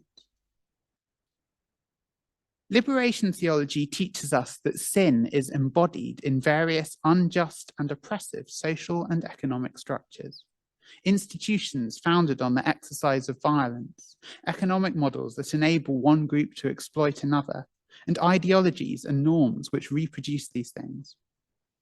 One of the reasons why Rivera's unapologetically political speech still resonates today is because trans people are very much at the mercy of such structures of sin. And likewise, the queer phobia which Edelman so radically and drastically rejects is its expression. If the child stands for a structure of sin, then to claim that the cross stands for the death of sin is to say that the cross stands for the death of the child. Queer theologians such as Lynn Tonstad have already looked to the cross for the figure of an anti-relational theology in this vein. For Tonstad, Christ's death on the cross marks the vulnerability of human life, and therein the end of the murderous life that the child embodies. We might also say that this revelation of human vulnerability renders the death of the idealized innocent also the death of a kind of innocence. It is the death of innocence with regards to death itself, of an innocence that is incapable of envisioning anything but peace, life, and continuity, even while it is more than capable of killing in service of these things. As James Cone argues, when the Romans killed Christ, humanity was shown that the supposedly peaceful social order is founded on a bedrock of violence. Edelman is concerned with this order as identified with the life in the child.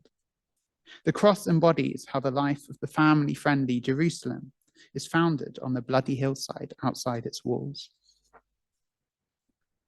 This returns us to the question of trans suffering. In images such as bearing one's cross, the cross also comes to stand for one's suffering. In the cross, we find the confluence of trans suffering and the destruction of its causes. Hence, we might say that Edelman, in his calls for queers to fail and die rather than succeed in a future that kills, calls us not simply to bear the cross of trans or indeed queer suffering, but to embrace it. The child is violence, the violence that seizes queer bodies, that violates them sexually, stripping them naked before a crowd of jeering onlookers, that brutalizes them, scourging their flesh, that steals their agency, nailing their hands to the very wood upon which they will be murdered, and that denies their truth, hanging them beneath a mocking sign. To embrace the cross is to embrace the death of all of this, to allow your own destruction to embody the destruction of that which destroys you. But this bleak picture in which the child is nailed to the cross with us is not the whole reality of the cross. The disciples, seeing the crucifixion, lost hope. Christ was dead, his promises had come to nothing, their movement had failed. Perhaps it seemed as though God himself had abandoned them. And yet, when they encountered the risen Christ, all these things were transformed. The cross was not the death of hope, but the very thing that brought it. It was not the failure of Christ's promises, but their fulfillment. To this end, a theology can only go so far with Edelman's refusal of futurity. The resurrection is about the future. It is the future after the cross. Indeed, it is the future that we can enter into if we lay ourselves down with Christ upon the Eucharistic altar. As we eat the host, Christ becomes us and we become Christ.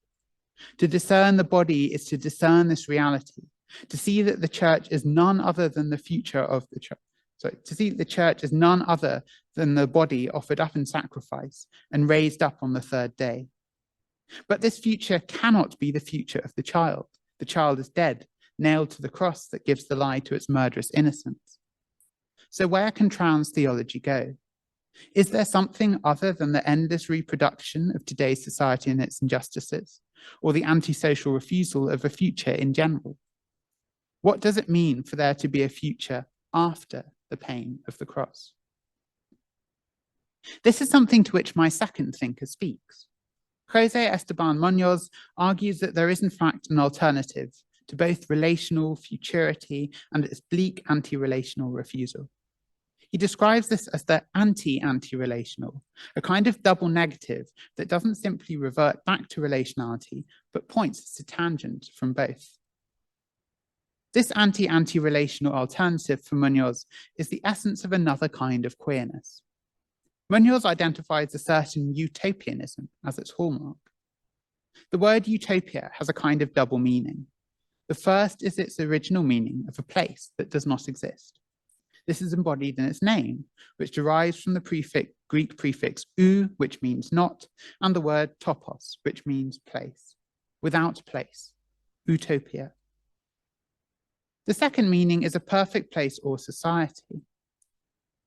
Muñoz's queer utopianism embodies both these meanings, seeking a better world, but only as that which does not yet exist, the queerness to come of a hitherto unimagined society, free from queerphobic oppression.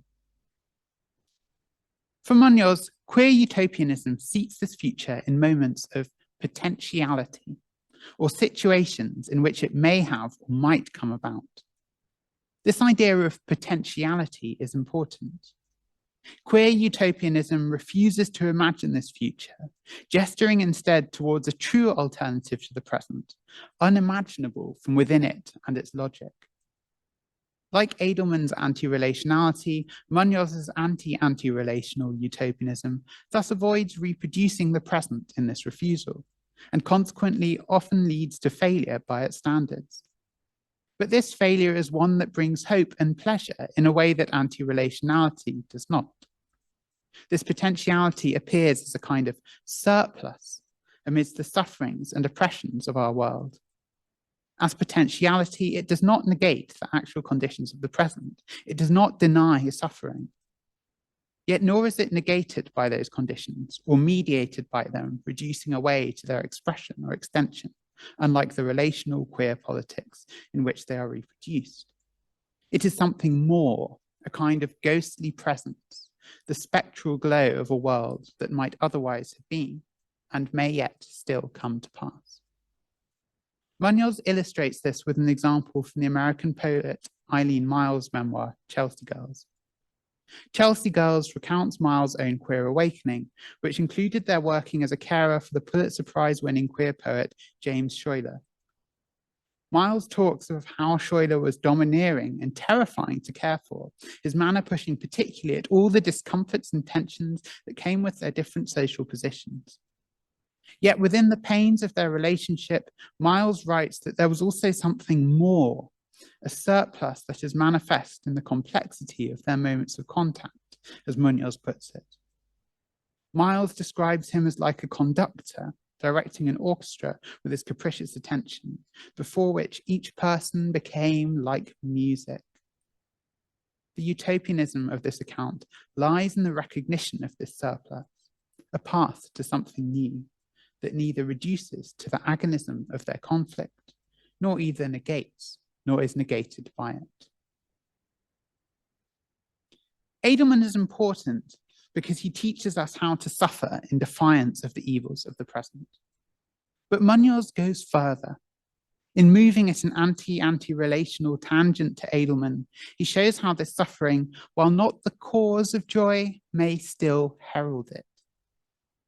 There are two moments in the Easter story which have always spoken to me, and I think it is because they have such utopian dimension.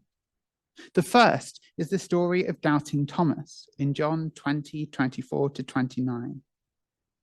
Imagine yourself among the disciples, hidden in a house with the doors locked for fear of the authorities. Imagine yourself among them before this, watching as Christ is dragged away. You spend the night anxious and afraid that they will come for you too. Your teeth hurt from the clench of your jaw. The indistinct figures of a group of strangers on the dark street sets your pulse racing. A shout, a too loud voice, and your heart leaps into your throat. You hear the roar of crowds. You close your eyes and block your ears. You notice you are silently forming words over and over again. This isn't happening. This isn't happening. Then the stories begin to come in. Sightings, revelations. You disbelieve them at first. Another noise in the street. Nightmares. Another sighting. You wonder if you can bear to believe them. You can't. Another noise in the street. Nightmares. Now more sightings from people you trust. You tremble, you feel sick, you don't know how to deal with this. You haven't known how to deal with it since the beginning. When you close your eyes, you still see him bleeding. The memory won't fade. It seems more real than these stories. You gather again. You missed the last gathering. There were noises in the street. They are coming for you.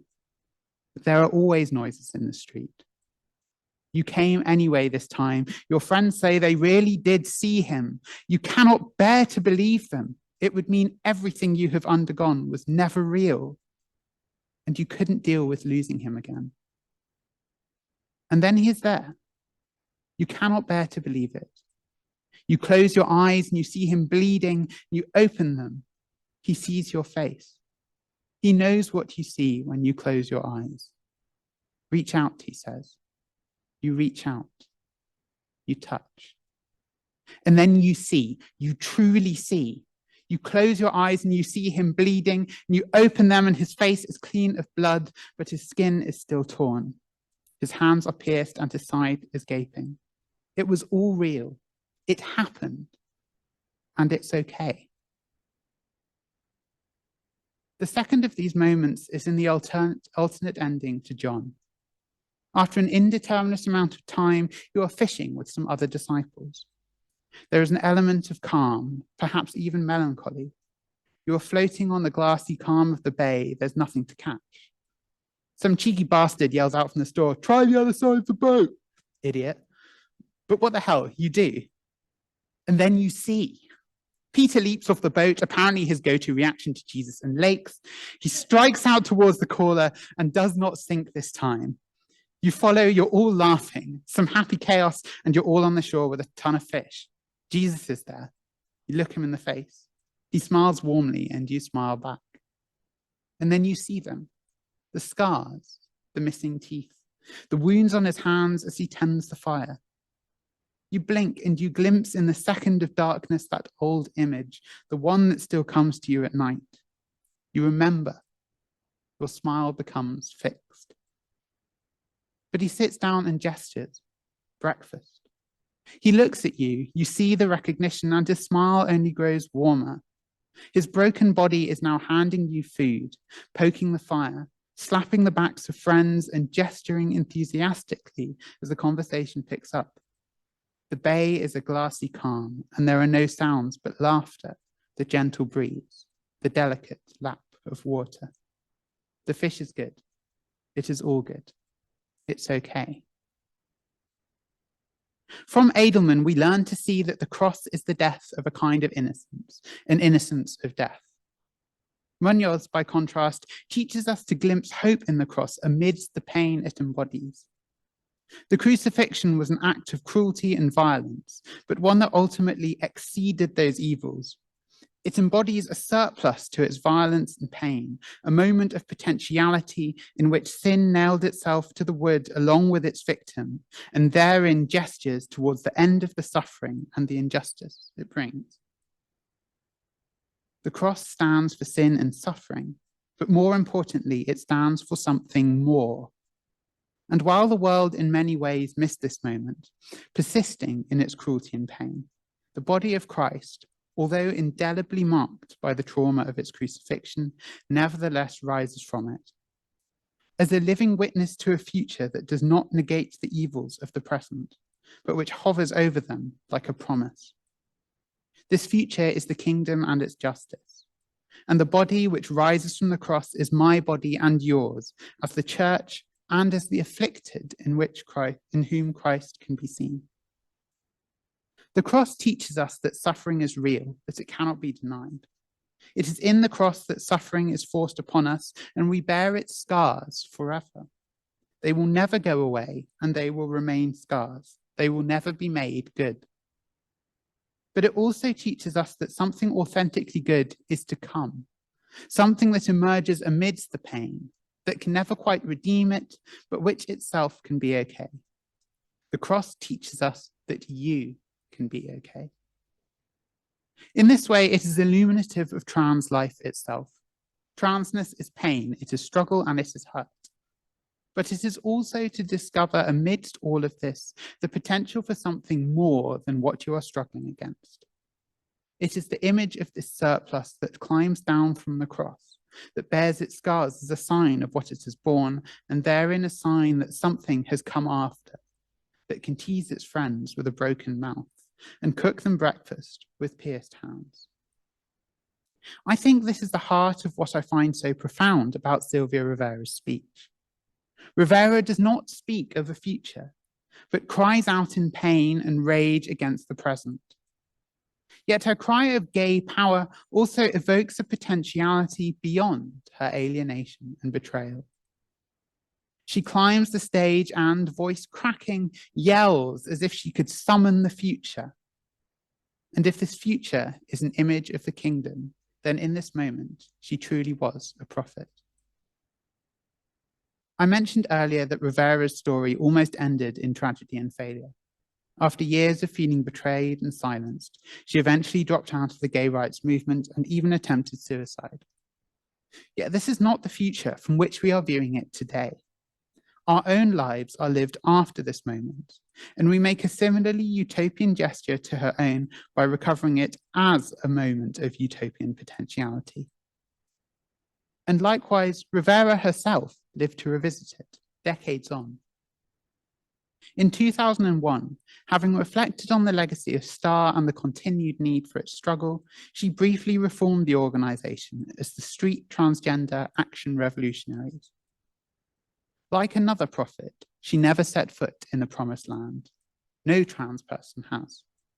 But in this moment of resurrection, I like to think she felt its ghostly presence once again. That she wiped the blood from her eyes with her pierced hand and saw, if only out of the corner of her eye, the aura limning the footprints that somehow stretched out behind her and glimmering on the ground that awaited her next stride. Perhaps we too can recover our own pain in this way. And this, I think, is what the cross means for us. Yeah, I mean, so like, don't get me wrong. I think that for all the imperfections of Pope Francis' approach, it is very much a positive step forward for the church. Like there are places in the world and people in whose experience, like this tiny step forward is incredibly significant. We've just seen in the past few weeks, bills passed in Uganda, where, welcome of any sort cannot be presupposed. There are people potentially even in this audience who will have had a radically different experience of faith, had people welcome them even in this sort of way. I think the reason why I want to kind of look beyond this, though, is because I actually have a real faith in the church. Like, I believe it's the body of Christ. I believe it's the vehicle for salvation in this world. I believe that the arc of history is bending towards, the perfection of creation. The church will be right in the middle of this, even if it's imperfect now. So I'm really interested in thinking where the church can also go next, not just thinking about the next kind of pragmatic step. What could the bishops in Uganda possibly hear and not just completely hate that sort of thing? Maybe this is a kind of utopian hope of my own. Like Munoz says that utopia is kind of anti-pragmatic. Small incremental reforms which maintain this kind of negative dimension. That's exactly the kind of reproduction of the unjust conditions of the present that both Edelman and Munoz kind of dislike. And in that context, the utopian kind of fulfillment that Munoz wants us to look towards is always going to seem kind of unpragmatic. But I kind of think that our Christian faith, as a faith in like redemption and justice and liberation, also kind of gives us warrant to imagine these alternative futures where things might be going, or look for these moments of potentiality that might lead us there. And that's kind of what I'm interested in doing with this sort of thing that's maybe a bit more out there in the context of like the global church and what people can achieve right in this moment. Can I ask you a follow-up question about the position of women? So given that the Catholic Church in particular has not moved at all on the position of women, whereas there has been some movement of Protestantism, do you think trans inclusion and the role of women in the church are connected? Yeah, so I mean, I actually think that there has been some movement in the position of women in the Catholic Church in ways that, again, are kind of reformist, but are still nonetheless substantial. Like we've seen women appointed to positions of greater responsibility in the Curia and stuff like that.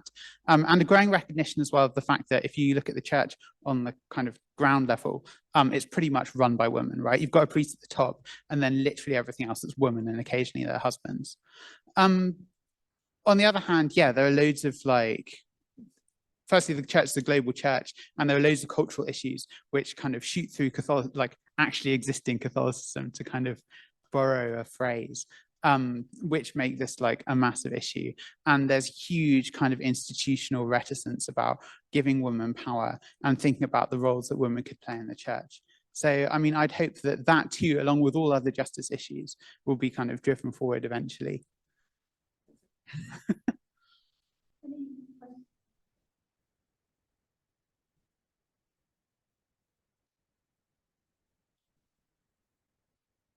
going to walk around instead of cowering behind the lectern.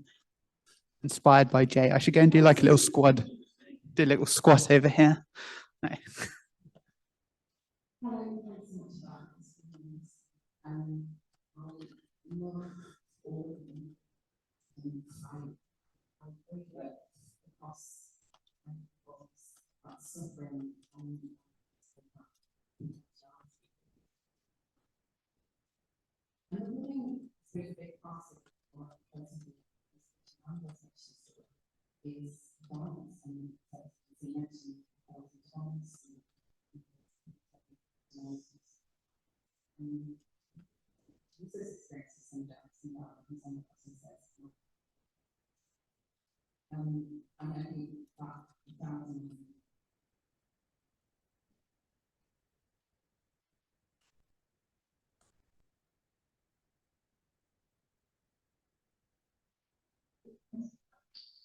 Sorry, I think that was me.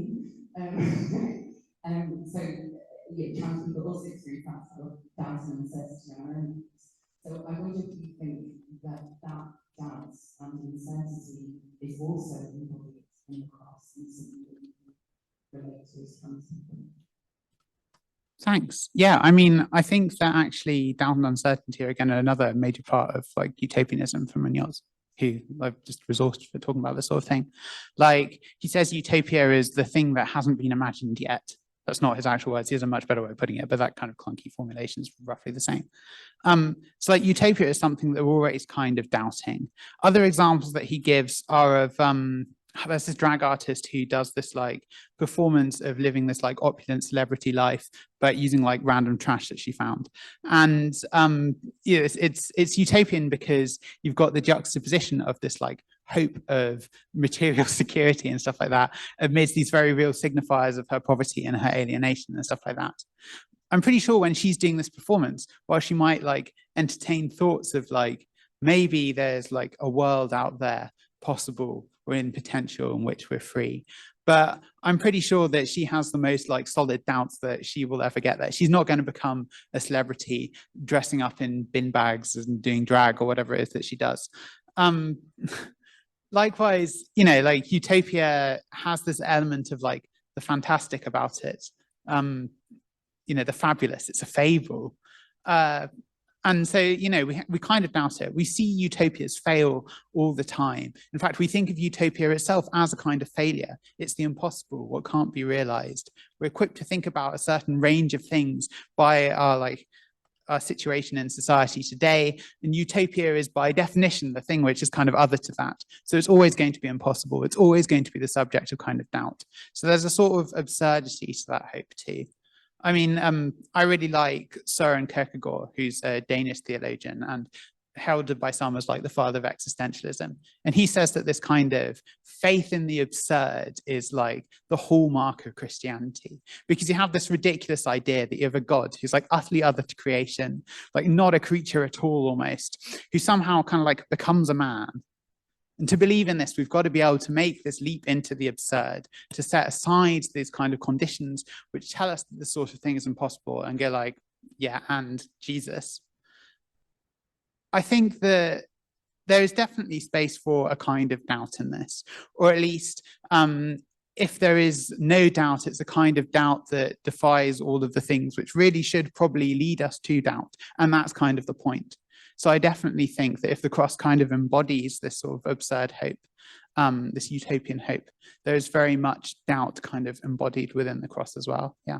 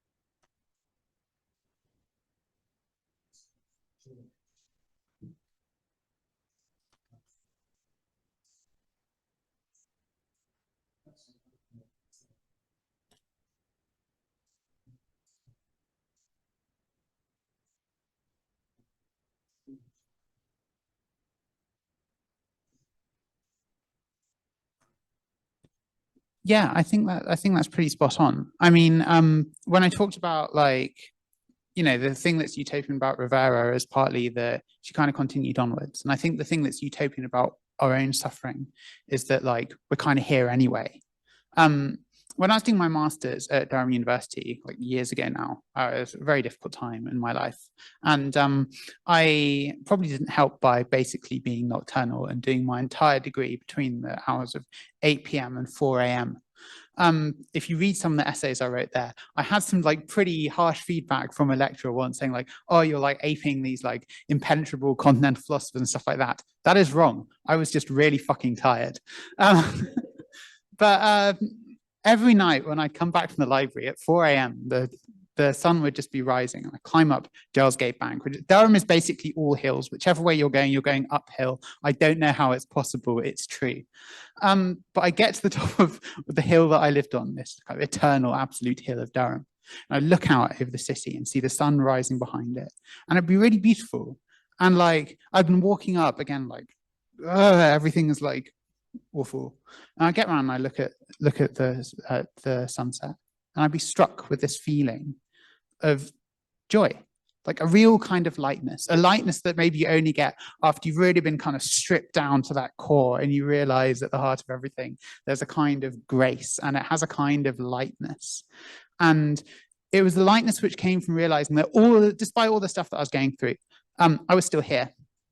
It was almost funny, right? It was funny because of the contrast between this lightness and how I'd been feeling as I was climbing this hill to this point where I'd achieved it. That kind of contradiction which reveals the kind of divine, I think, is like the heart of utopia. And we see it in particular in the way that we have persisted through suffering. Even if we couldn't necessarily see that kind of hope while going through the suffering itself, we then look behind us and realize that the very fact that we've kept moving, the very fact that we're still here, it witnesses to the possibility of something other than all of the conditions that are causing us to suffer at that moment. Which I think is kind of what you're sort of saying. I think trans life witnesses to this. We are all there. We have all passed through or are passing through these things. And there'll be moments in our life where we can look back and see and really realize, really feel that we're still here. And that is a grace that is evident to us, or can be evident to us, perhaps. And is certainly a grace that we can witness to in our continued lives to the church.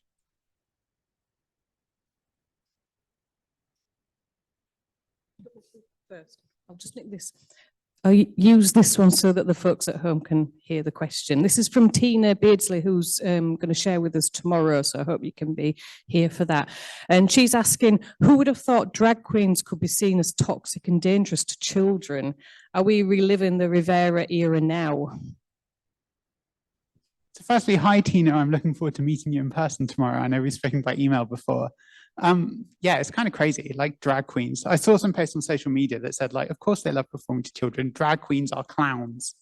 They put on like incredible makeup and brightly colored clothes and entertain people by doing silly things. Unfortunately, anything to do with trans femininity, just like almost anything to do with femininity, is just so heavily sexualized in our society. And even when people know it's absurd, people love to like seize on negative narratives to kind of justify the negative feelings that they're having. It has almost a feeling of kind of like rigor to it, I think. In fact, this is kind of the sort of thing, there's a sort of weird overlap with Edelman here, right? Between like this kind of extreme kind of transphobia or queerphobia, and then also this like really radical kind of like queer resistance, right? associated with queer theory in the style of Edelman is this practice of what's known as critique. This might be like the kind of, you know, you probably have this, you might have this idea in your head anyway of academics who always love to like show that there's like oppression at the heart of everything. And they'll do like a historical understanding of this institution to show how it's evil and violent and stuff like that. And it's all very suspicious, and it ultimately ends up kind of like confirming the suspicions that people already have. And it's all about, there's a theorist called Eve Sedgwick who basically says this is all about like practicing and rehearsing a certain kind of suspicion or feeling, a kind of very negative feeling. You know, you're motivated by it to identify a threat, and then you spend all your time looking for the threat, and then you find the threat, and then you feel really clever because you spotted the threat. And you keep doing this until it gets to the point where anything that's not suspicious seems hopelessly naive and foolish. I think that actually there's something similar that kind of goes on with a lot of transphobia, particularly around things like drag queens, right? Because you've got people and they look at this harmless practice, but they're already coming to it from this position of suspicion. They think if they're going to look at it really objectively, really rigorously, they're going to find the suspicious thing at the heart of it. They do this because they're expecting that suspicion, and they've identified this negative feeling with like recognizing what's wrong with society today, how the queers are ruining everything, that kind of thing. And I kind of think that that's kind of what's going on there as well. It's just the suspicion that rehearses itself over and over and over again until you're only ever able to see these things in this kind of suspicious lens, and anything else seems like this naive Pollyannish view that's not really recognizing the real threat to society. So yeah, it's kind of crazy. I think you sort of touched the question that I was going to ask. But so much, I think, of who we are and who we become as is made up of our responses to events in our lives and trying to work them through, and some aspects are how they're right there. I've been thinking about the written revelation that says God will wipe away tear and there shall be no sorrow. I'm wondering what that does to our own sense of selves and that when so much of it's taken with dealing with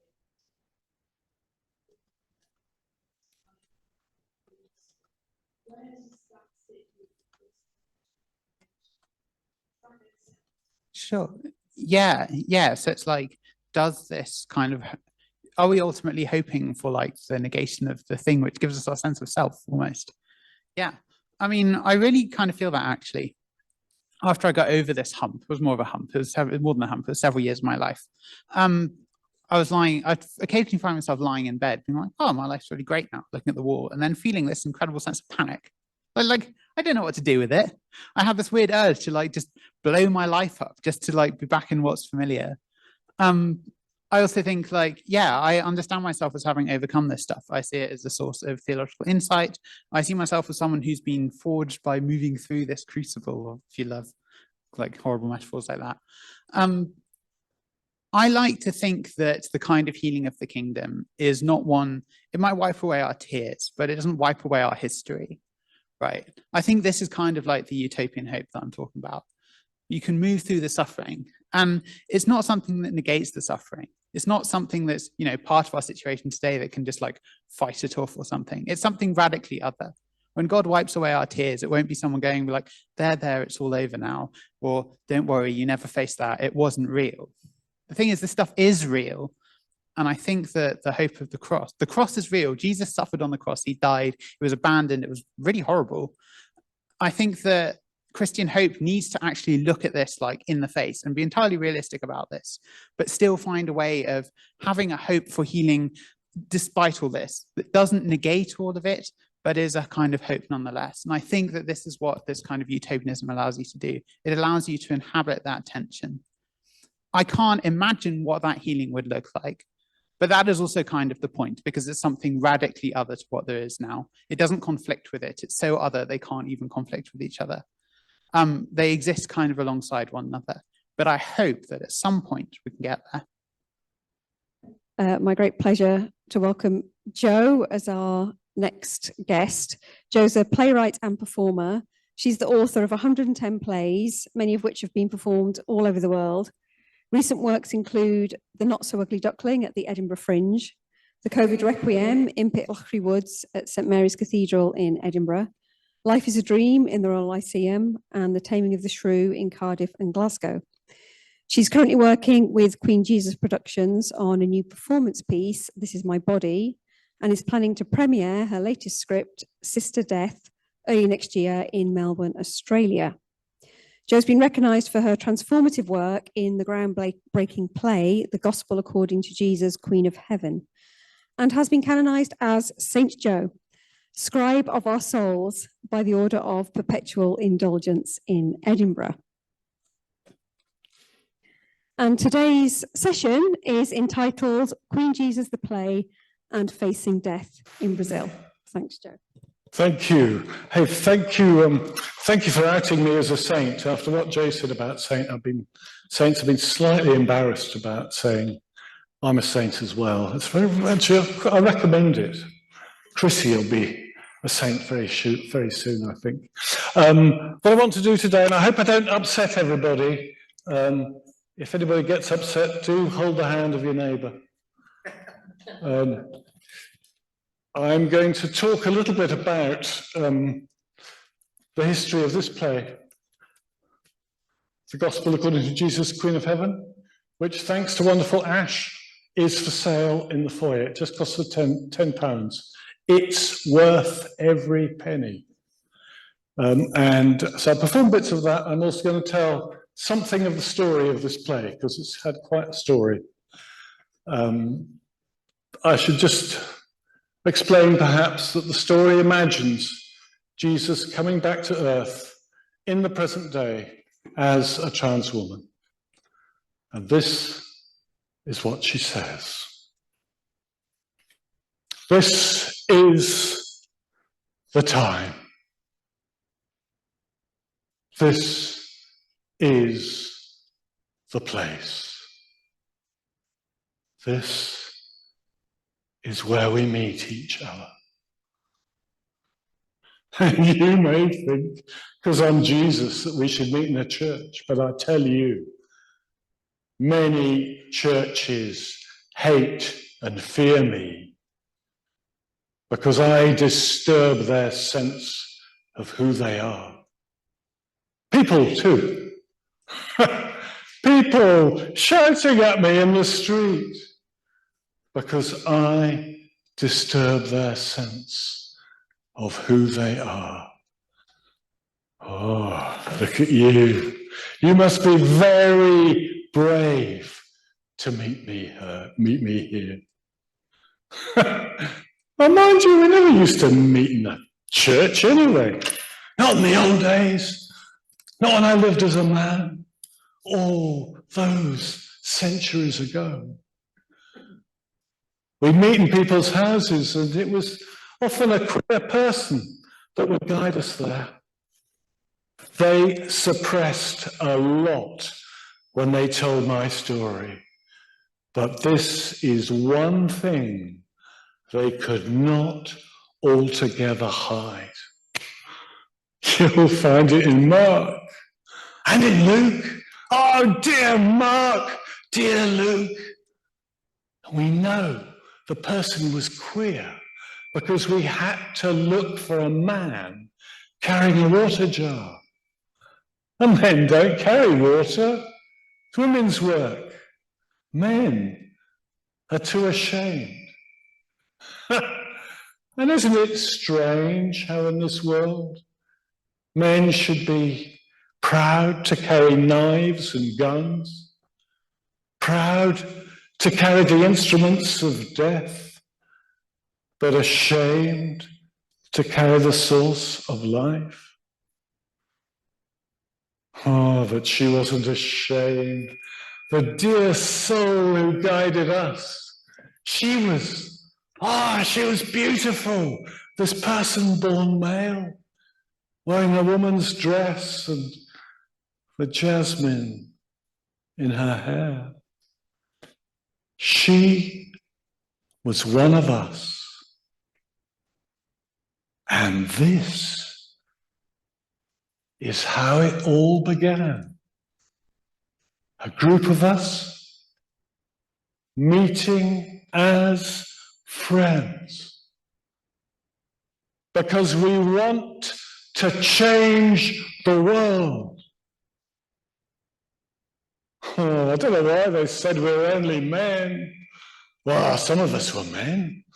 Matthew, dear love, like us, he knew what it was to be an outcast. I mean, he was a tax inspector. And then there was Philip, who baptized the eunuch, and John, who I so dearly loved. But there were women too, fierce women with watches they couldn't quite control.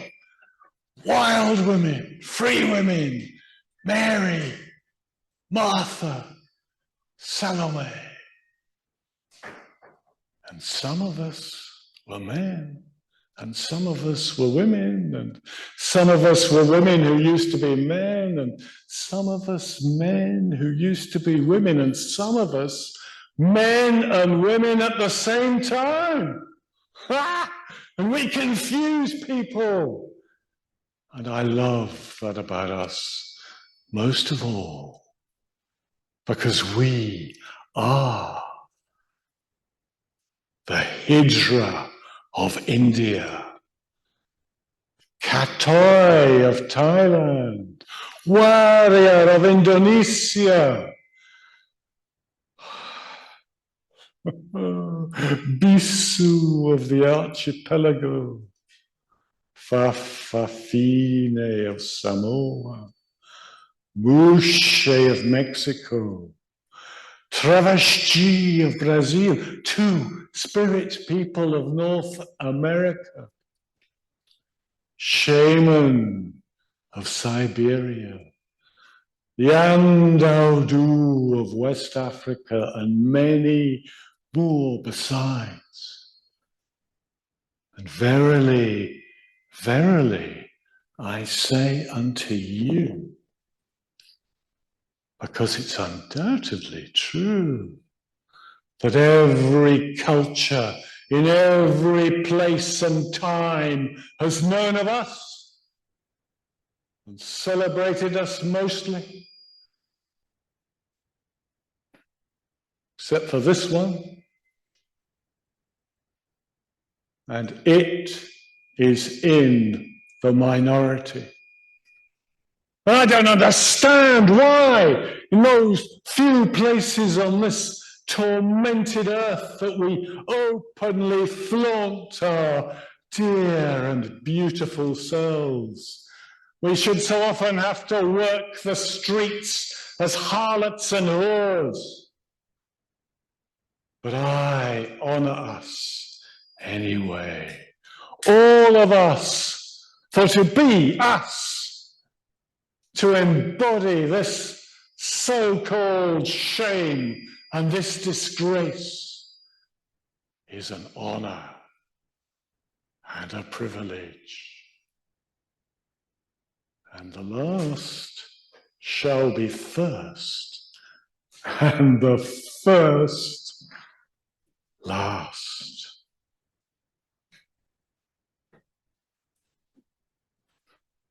And remember, all of you, I never said, beware the homosexuals or the transgender or the queer. I never said that. I said, beware the self-righteous and the hypocrite. Those who pass judgment on others and think themselves virtuous. Those who condemn others and imagine themselves good. They may have goodness on their lips, but their hearts are full of hatred. And that is why I said, woe unto you, scribes and Pharisees, whited sepulchres that on the outside look so sleek and smooth, but on the inside are a mass of filth and corruption. That is why I said, beware of them, and never, never, never beware the homosexual or the transgendered or the queer. Because I, Jesus of Nazareth, am one of them. I always was queer. I always am queer. And I always shall be queer. From now until the end of time.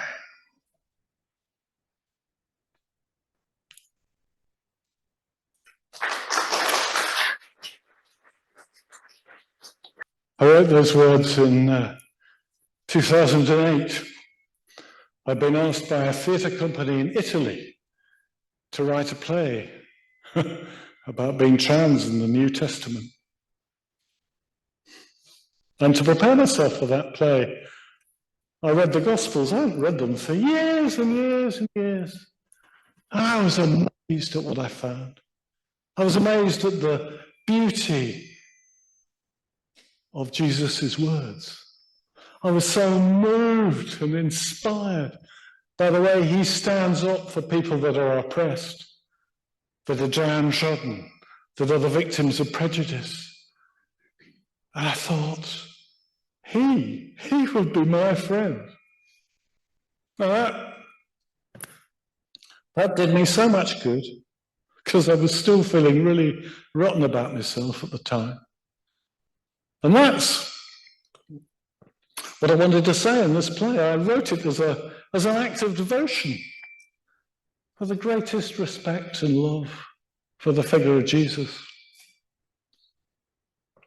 So I couldn't really believe it when I turned up a year later to perform the show in Glasgow, a theatre called the Tron.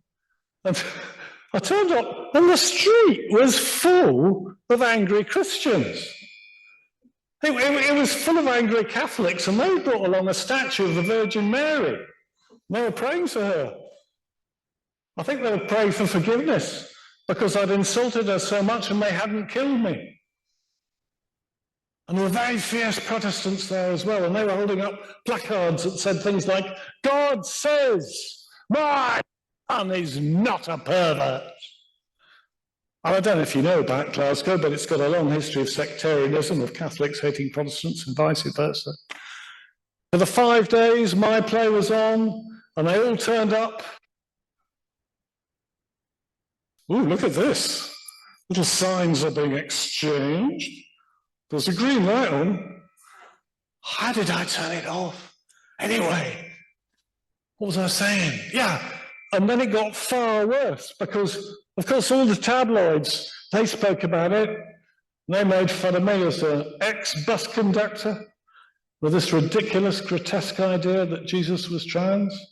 Well, I wasn't actually saying Jesus was trans, but I don't suppose they cared about that. And because of the BBC, news of it spread all over the world. And by Friday, if you Googled my play, there were hundreds and hundreds and hundreds and thousands of people telling the world what shit it was and how disgusting I was. And the Archbishop of Glasgow, I mean, I've been denounced by lots of archbishops, but it was the Archbishop of Glasgow who was first, and he said it was hard to imagine a greater affront to the Christian faith than me. Isn't that amazing? I'm quite an ordinary person, really. I was traumatized. I should say that when I was about 15, I got given the parts, all the girls' parts in school plays, and I loved it. And the minute I stepped onto the rehearsal floor, I just loved it. I felt at home. I wasn't the shy, awkward person that I normally was. There was a purpose in my life. But because I was imprisoned, made to live as a boy and imprisoned in a boys' boarding school that was very vicious and very savage and ran on bullying, I knew that if people got to know how much I loved playing these girls' parts, my life would be unbearable and everybody would hate me. And so I hid myself away and I was blocked as a performer for 40 years. And there I was in my dressing room in Glasgow, terrified. Because by that stage, the box office people had received death threats. The offices of the festival that this was part of had had their windows smashed. And there were 2 police in the auditorium to protect me from being beaten up. I was terrified and I was traumatized because my nightmare had come true. Everybody did know I was trans and everybody hated me, but I was all right. I survived. And you know the way Jesus, the dear love, tells us to love our enemies? As I thought about it some more, I realized that all my enemies, all those hundreds of thousands of people that were getting cross about what I did in a tiny theatre that only seated 30, only 180 people saw the play, that because of all that, what I was trying to do must be important. And so it was worth trying to keep doing it. There was once a man who had 2 sons, and the younger came to know she was his daughter. Oh, and didn't know what to do. But in the end, she went to her father and she said, "Oh, Father, forgive me, for I can no longer be called your son." But the father did not forgive her. The father called his whole household together and said, "This creature has brought dishonor on all of us." And he cast her out. Oh, the poor man. He was only doing what he thought he was supposed to. But in his heart, he loved his child. So he slipped her a whole lot of money on the side. And the daughter, who had once been a son, went away to live in a far country. And there, well, not being very inclined to be prudent, she spent all the money her father had given her on gorgeous dresses and lovely shoes, until all the money was gone and she was out in the street without €1 to her name. Oh, and all her friends who adored her when she wore Prada and Versace now called her a chav and would have nothing to do with her. Poor love, all alone in a far country. Well, she had to take work where she could find it. So she took a job in a hotel kitchen cleaning the pots and pans. Ugh, dirty work. And the hours were long and the pay was terrible. And she often went hungry. What made it worse was that they were very wasteful in that place. And they threw away all kinds of food that in her father's house would have made very good food for the pigs. But they had to throw it out because they were not allowed to keep it. And she said to herself, "In my father's house, they treat the animals better than they treat the workers in this place. I know what I will do. I'll go back to my father and And I will fall at his feet, and I will say, "Oh, Father, Father, I'm so sorry, but I cannot be your son. And if you can't accept me as your daughter, then, well, at least employ me as your kitchen maid." So that's what she did, hitching rides and hiding in goods wagons until she came up to her father's house, and her father saw her coming from a long way off, and he shouted out for joy, and he ran out to meet her, and she fell at his feet and said, "Father." But he wouldn't let her finish. He lifted her up and he embraced her, and he called to his household, run her a scented bath and find her a gorgeous dress, and crack open the best champagne and let's have a party. For she that was gone has returned. She that was dead is alive. She that was lost is found. And so they did. And when the party was in full swing, the elder son came home from the office. Oh, and he was amazed. He said, "What is going on?" And when he found out, he was furious. And he went to his father and he said, "Father, I've always been a good son to you, and you haven't so much as given me a decent suit, but when this pervert comes home, it gets everything." And the father said, Oh, I know, I'm so sorry, I know you've always done your best, but, well, the fact is you're rather dull. And you've never loved me, and you've lost yourself. Whereas this new daughter of mine, well, she was gone and has returned. She was dead and is alive. She was lost and she is found. I have found her and she has found herself. So, of course, we must celebrate. And so they did. Because the queendom is like that. Oh, the queendom is like a grain of mustard seed. It's tiny, tiny, tiny, tiny. You can try and hide it if you like. But if you do, it will grow inside you. Big, big, big.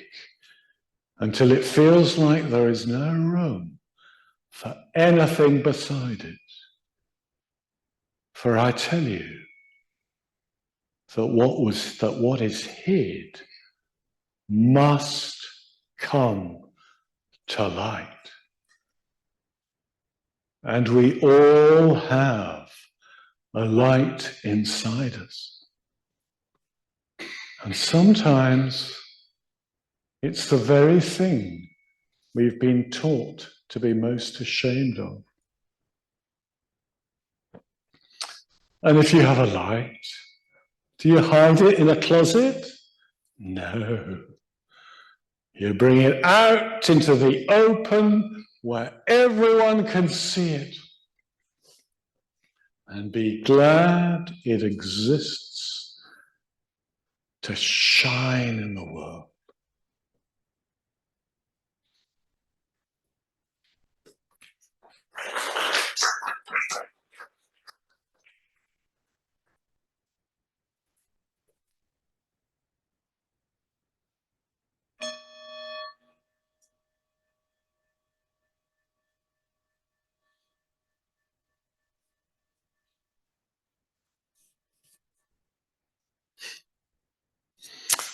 It was very hard to find anyone who would take the play.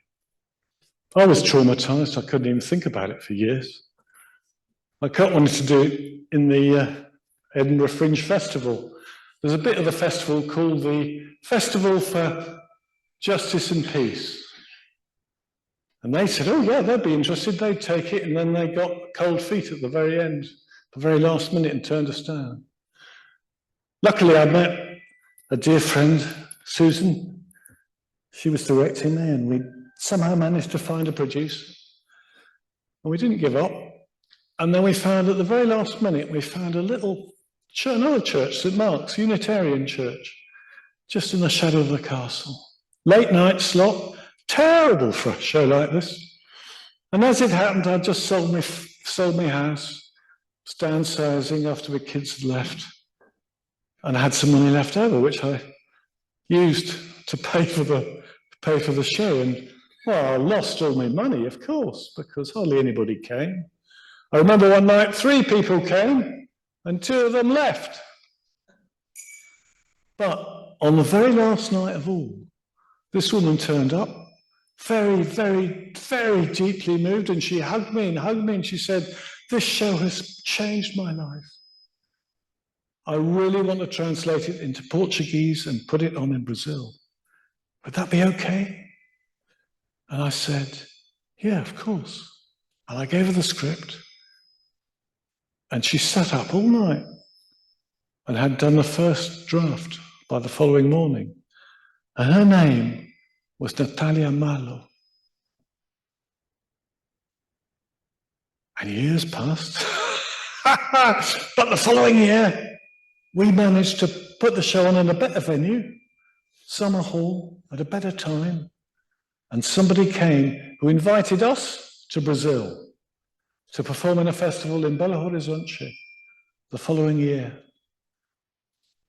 Now, Brazil, you probably know, is notorious as the country that kills more trans women than anywhere else in the world. And I cannot tell you how bloody terrified I was at the thought of performing this play then. But the following year, there we were in Brazil, just at the time of the constitutional coup, where the elected president, Dilma, had been impeached and removed from office and replaced by a guy called Temer, right-wing guy. Temer means fear. And there was a lot of fear around. He paved the way for Bolsonaro in Brazil, this guy. God, I had to lead a workshop in a building that was surrounded by armed police and protesters. Military police in Brazil are terrifying. I had to be smuggled in via the car park. I was very scared. I felt like there was a massive culture clash going on in Brazil, just as there is all over the world right now. And I was right in the front line as a trans woman putting on a play about Jesus. I've never had so many press interviews. And when the show finally opened, tickets sold out within 10 minutes of going on sale. Well, it went all right until the very last night when I collapsed on stage. I had to spend 4 nights in intensive care because my heart had given away with the strain of it. But what that production did was that it enabled dear Natalia and this wonderful, wonderful trans actress called Renata Carvalho to find a venue, to find a festival, a place called Londrina, where the show happened in September of the same year. And I should explain about Renata. I just called her a trans woman, but that's not accurate. She's a travesti. Because what I said in that first sermon about all these people who are third gender people, the Hijra of India and so on, travesti of Brazil, and these are remnants of third gender people that existed before the colonialists came. When the Christian colonizers came to Brazil, that's the Portuguese and the Spanish ones, came to other parts of America, and the British came to North America and Africa. One of the first things the Christian missionaries did was to try to suppress us, to massacre us, to kill us, to hunt us down with dogs. The story of that has not been told, but it will be one day. It will be one day, and we will know how our survival is a miracle. And we have survived because the world needs us. And Jehanata, she grew up in a very tough town called Santos, and her dad threw her out of the house when she was 15, but didn't give her any money, threw her out with no money, no identity card, nothing. Renata somehow found her way to Rio and lived as a sex worker, as a rent boy on the streets of Rio. And as she says, I don't have much talent as a prostitute, but I have a real talent as an actor. And she used the money she made from sex work to fund her through drama school. And the minute she came out as a travesti, she lost all possibility of work. Because in those days, while there was a great fascination with travestis, with trans people, they were invariably played by cis men. Travestis, oh, they had a tough time. Life expectancy of 35, generally denied access to education, to employment, to identity, forced to live on the streets, associated with drug use, sex work. And Renata used all the energy and creative power and the songs of these people in her portrayal of Jesus. But when they opened in Londrina, she faced great danger. There was a guy wandering around the place where she was staying, heavily armed, saying, I'm going to shoot that faggot who's playing Jesus. They were forced to change venue at the last minute because of opposition from the church. And what they did was they asked the audience to meet in the original venue, and then they had a procession lit by candles to the new venue. And they found a group of women with young children, pregnant women.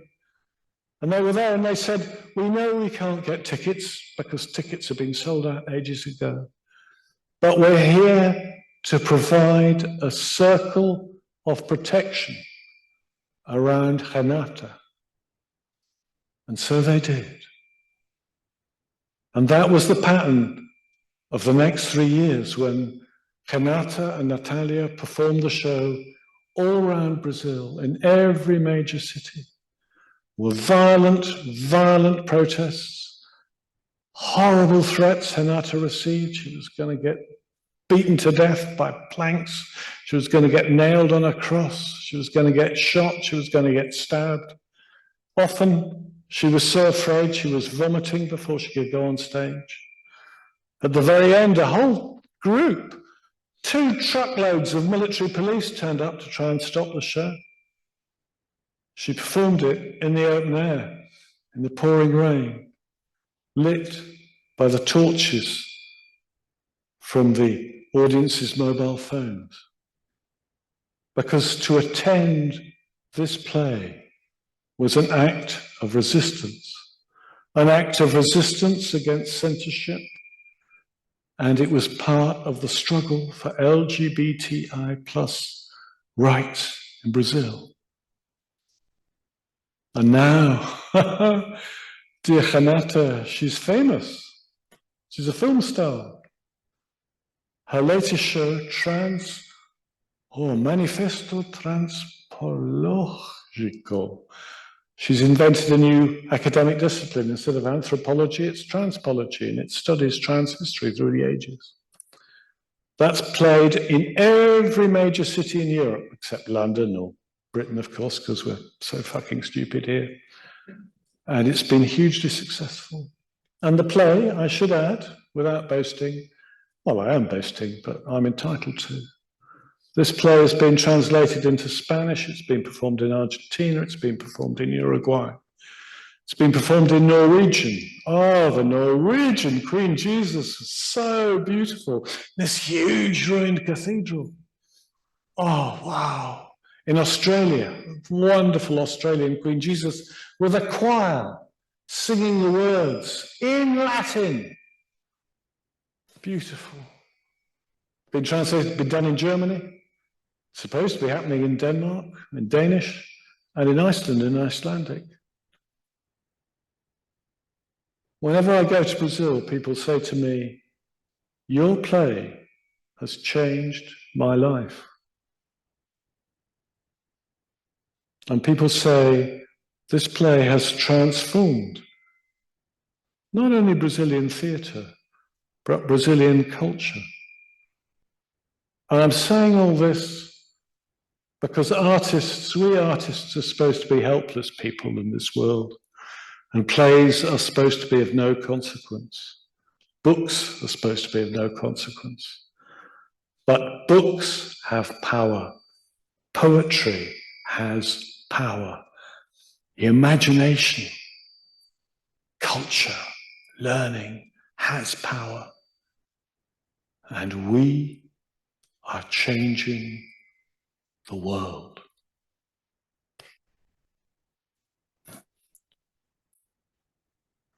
Now I'm going to do a blessing. A couple of you are real experts in blessing here, so a bit real professionals. But I'm not convinced. Oh, look, there's another professional here. Wow. I don't think, oh, and there's another one. Whoa, how scary is this? And I hope you'll all forgive me, you professionals, if I say that blessing doesn't necessarily come from somebody standing in the front saying, I bless you. Blessing is a collective act. It's a collective act of love and resistance. And I would just love it if you could honor this by standing up and maybe holding hands. Maybe you could just have a look at your neighbor and say, do you mind if I hold your hand? Yeah, you might have to travel a bit, you two, or maybe not. I don't know. Something will happen. And you might want to close your eyes. I don't know, you might not. Oh, beautiful. What beautiful people. I hope you can do something like this at home as well. Are you ready?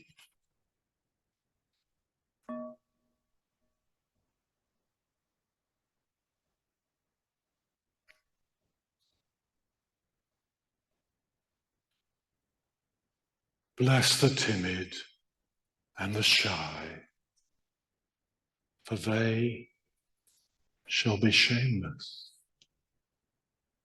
Bless the lonely and misunderstood, for they shall have everyone they want. Bless the poor, for they shall be rich.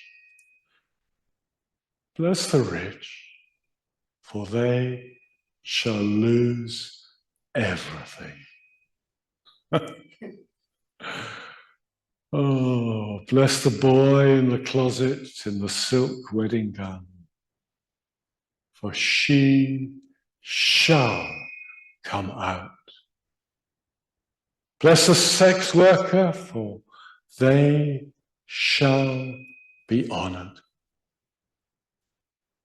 Bless the frigid and the impotent, for they shall have sex forever and ever. Amen. Bless the fathers who don't care because they've never been cared for they shall be loved. Bless the mothers who hit because they cannot still their children's tears, for they shall be comforted.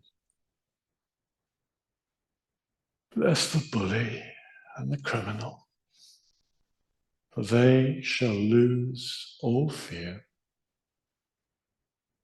Bless the sad, frightened souls who go into politics, for they will lose all power. Bless those who bomb and shell and starve those people they consider to be their enemies. And bless those enemies for fighting back as best they can. For they shall come to know that we are all one people in the end. Bless this university. Bless this creative centre and all the 46 million pounds that were spent in building it. Bless all the departments of theology and creative things and everybody learning and teaching in this place. Bless Chrissie and Alex and all the amazing work they're doing. Bless this conference, this source of power and liberation. And bless us. Bless us when we're happy. Bless us when we're sad. Bless us when we're frozen in terror. Remind us we are not alone. We never were. We never are. We never shall be. For he is she, and she is he, and we are they, and they are we, and shall be forever and ever and ever. Amen. Now, I think we have, do we still have time for questions? Can I just subvert the normal order of things? Could I suggest you just turn to your neighbour and say, hello, dear beautiful neighbour. And then you might just want to say, whoa, what struck you about what we've just heard? What struck you? What seemed important to you? Can you do that? Ready, steady, go! And maybe now I could just ask you to generate a question between you. What would you like to know? What question do you have? See if you can make one up between you. Not quite yet. You've just got a minute more. But it's great you've got one already. Hooray! You win the prize for best questioner. I'm just going to give everybody else a chance, mate. I'll come to you first.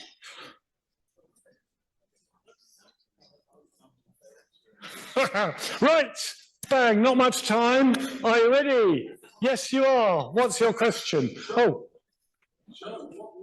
Why do people get offended by the thought of Queen? Why do people get offended? Oh, well, because clearly for the people in the first thing, Jesus is the very best person, the noblest person, the most wonderful person that ever lived, yeah? And trans people are an abomination. So for a trans person to say, ha, look at me, I'm going to be Jesus, that is a terrible insult to someone full of hatred. That's what I think. People who actually saw the play, of course, loved it. And because the play does challenge people's prejudice quite fiercely. I think that's why. Hello, Jay. So obviously we just had a long academic, poetic thought conversation and didn't come up with any questions. We'll have it at you later. But my question is, have you ever, when this play was going on, did you invite, it's the kind of thing I would do, invite local clergy and important people? Because as you said, if you see it, you get it. And if you did any of them send you reviews? What did they say? What do the clergy say? Aside the ones who actually saw it, not the ones who just yell a lot. Well, I mean, it was kind of weird. One of the very first performances I did, it took about 2 years for me to recover from it, actually, was in a hotel room in Liverpool, the Adelphi Hotel. There was a weekend called Tranny Hotel, which all the trans people in Liverpool and Manchester boycotted because they actually objected to it. But anyway, it was lovely. It was a lovely event. And then somehow, I don't quite know how this happened, I ended up performing in the YMCA on the Sunday to an audience, scary audience, lots of people in dog collars. And they were all actually, they were going, oh, wow, this is all right.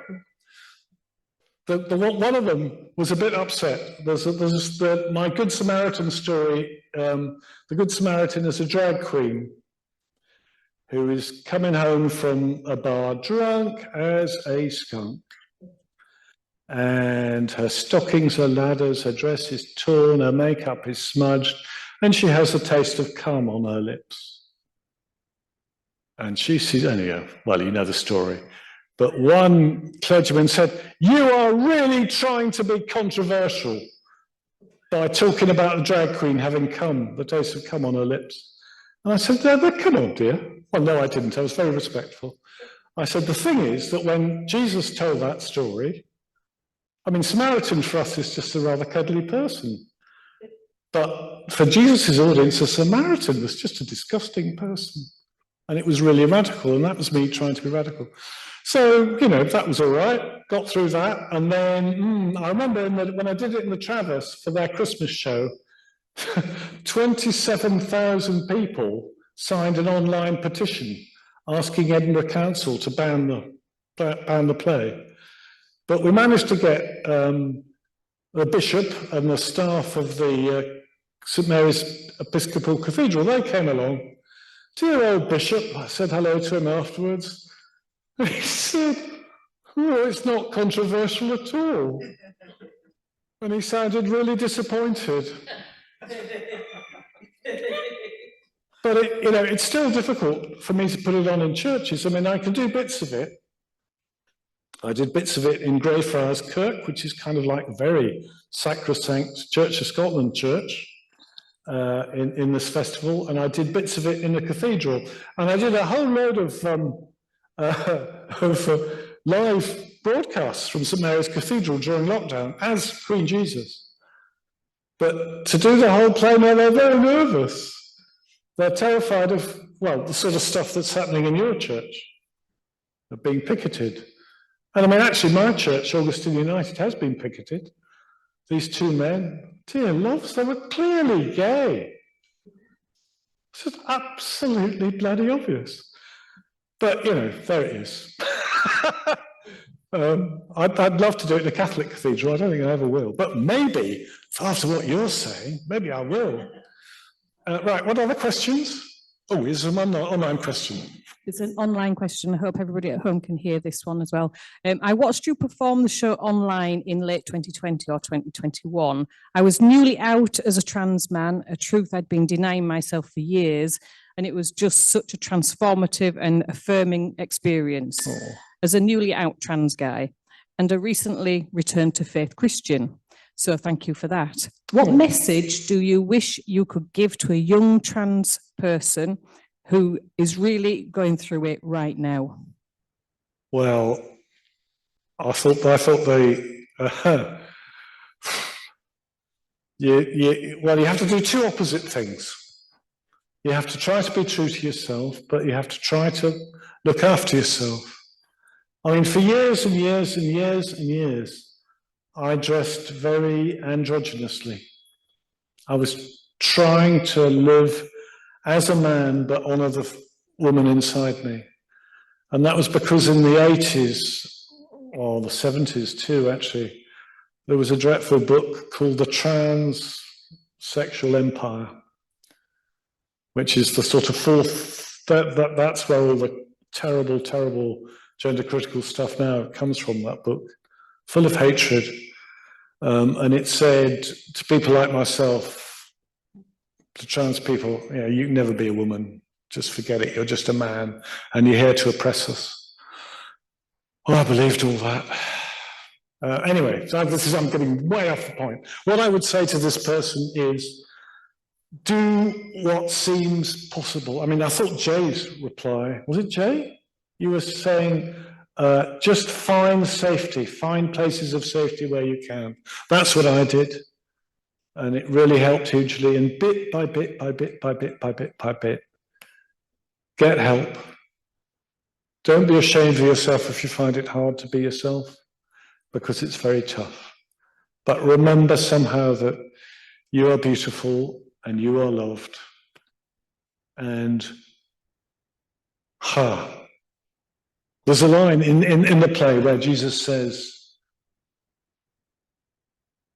bless you if they persecute you for being who you are, because it means you are bringing about change. And bless those who persecute you too, for hatred is the only thing they have, and it doesn't amount to much, and they will lose it in the end. For no matter what they say or what they do, they cannot stop the change that is coming. And one day, we will all be free. So, this part of the evening session is due to a writing competition that was part of the conference that was advertised before the conference. The competition was open to writers, artists, musicians, poets, rappers, and so on.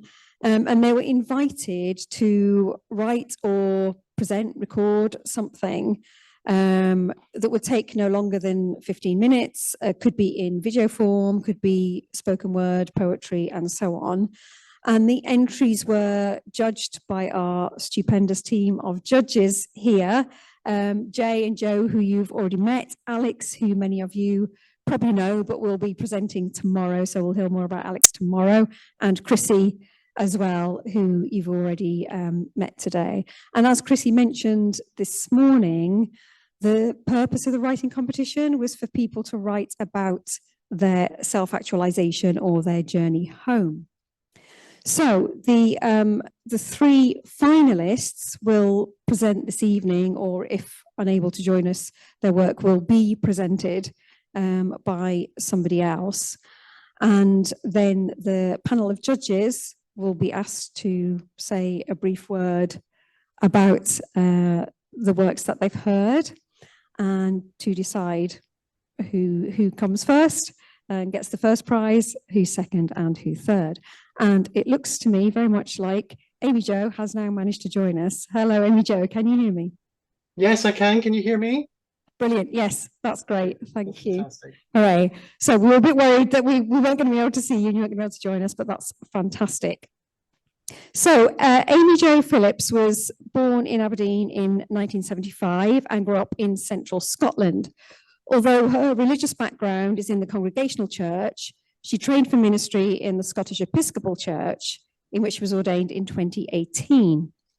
She is, as far as she knows, the first and only out transgender priest in the Episcopal Church, having come out in 2021 towards the end of her curacy at St Mary's Cathedral in Edinburgh. She currently serves as a non-stipendiary priest, supporting the rector in a church near Edinburgh. In a day job, she's part of the team that creates the Scottish Parliament's official record of proceedings, a role that has brought particular pressures and stresses with the political controversy surrounding the gender recognition reform bill that the Scottish Parliament is trying to get through and that Westminster is blocking, and obviously trans rights more generally in the past year or so. So Amy Jo is presenting online live her poem, Indivisible. Everyone, I am reading a sequence of 13 sections entitled Indivisible. The DI in the title is in brackets, and you will hear kind of why that is kind of as I progress through the sequence. It consists of 7 sections in verse, each of which begins with the same phrase, and 6 sections in prose. I think The only other things that I want to kind of explain about it before I begin are there's one wee Scots word in one of the sections that some of you might not be familiar with, though I know some of you will be. The word is skelfs, which just simply means splinters. The sharp-eared among you might, in the last prose section, hear a phrase that I have nicked from the song Faith by Semler. And in the final verse section, there is a line that comes from a song by Bruce Cockburn. If you kind of lose track of where I am in the kind of the alternation between verse and prose, you'll be able to catch up just by the fact that the verse sections are all titled by a phrase, and the titles of the prose sections are all single words. The first dance. The invisible woman danced with me at our wedding, though no one, least of all us, the newlyweds, spotted her, or the dress she wore, made from the self-same tartan as I was wearing. As the band played that progressive waltz we didn't ask for, she receded into the distance, out into the pelting wet, but only to bide her time.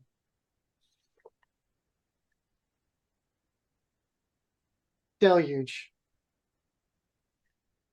Outside the primary 1 classroom, the sky darkened. Inside, her mind darkened even more. Torrential fear. Fear of the washing away, fear of judgment, judgment for what she could not name, did not yet have words to name, would not have the words to name for years and years to come. But boys don't cry.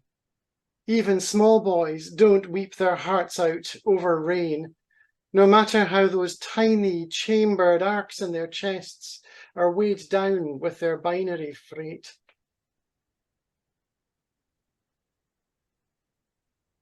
The good eye.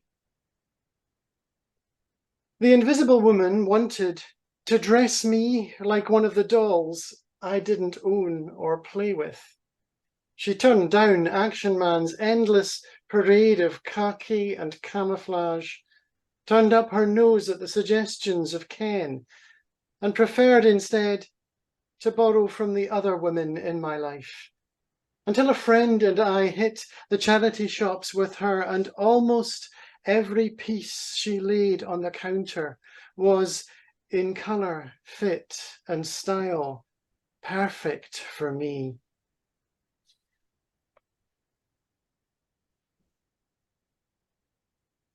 Discard. In the dining room, with the whole family gathered, her mother reached into the tabled mound of hand-me-downs from second cousins, saying, "I thought these would do for dead name." Before their astonished eyes, a pair of shorts turned into a short black school skirt. Torrential laughter. The skirt, way too small for her sister, was slung to the side. It dressed her dreams for weeks, hung unworn in her mind for years.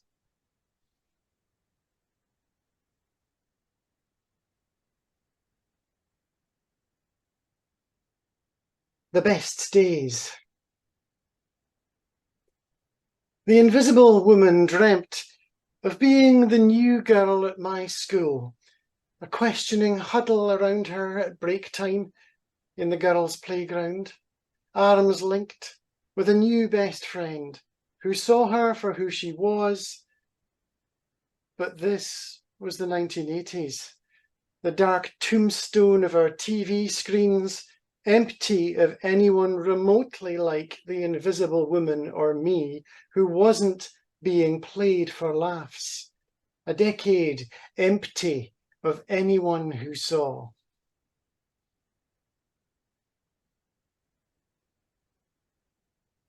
Imprint. If you're right. Alone in the prefect's room, she turned to the girls' magazine left on the coffee table and the week's hot topic of conversation, an article titled, "She's Gorgeous, He's Gay, and They're the Same Person." If your right eye, the photo of the young businessman striding along in his suit. Whisper it. Why would anyone live like that? The photo of the man/girl getting ready for a night out. Whisper it. How weird is that? If your right eye causes the photo of the girl in the bar surrounded by men. Whisper it more softly. I'm not gay, but if your right eye causes you to sin, the men around her with their eyes blacked out.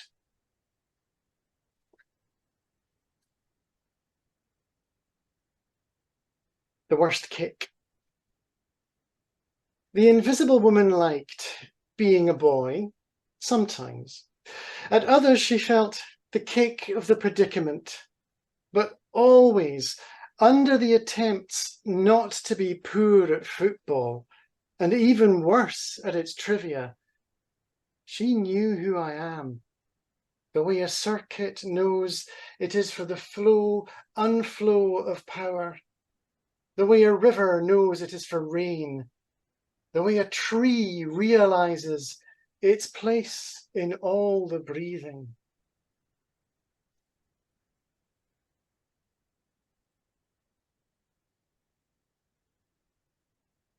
Walk.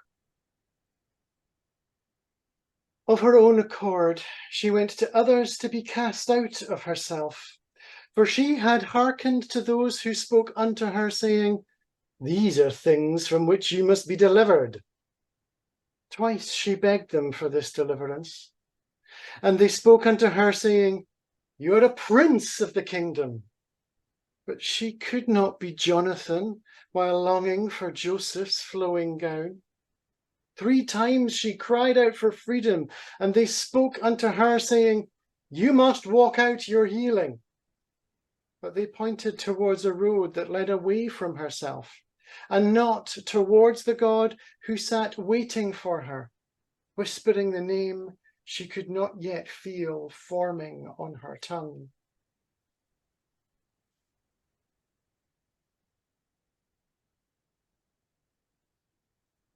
The last place.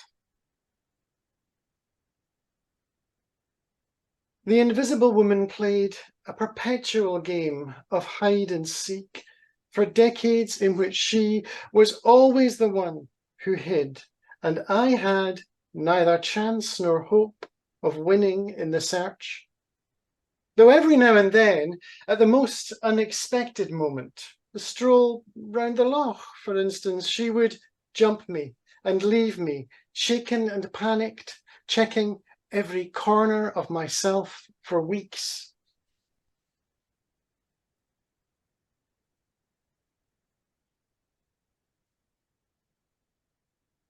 Hold.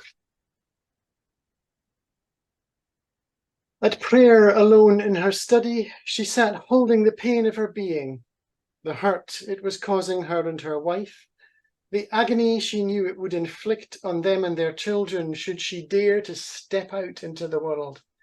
She held it for week upon week, unable to wade through or turn back from it, until something in her opened, like a web page that suddenly loads after buffering long and hard.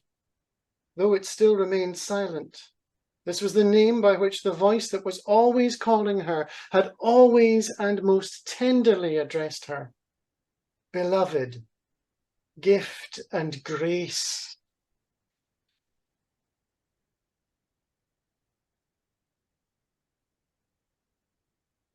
The upper room. The Invisible Woman blazed, a tongue of fire above my head, while my arms reached up in prayer and worship like flames of a bonfire, a bushfire hot for the purging of her impure thoughts.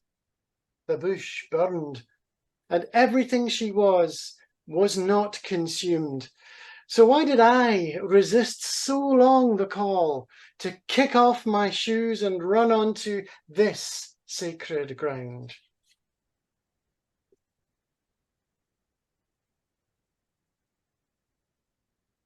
Rack. The first time she caught herself saying, I am a woman, she had nothing to show for it. Nothing apart from the barely perceptible crack in the sky through which her terror and relief wound like incense rising in the Holy of Holies, and through which a barely perceptible torrent of what? Call it mercy, like she'd never known, poured on her, washing her far more thoroughly than the shower that she had just stepped out of, humming.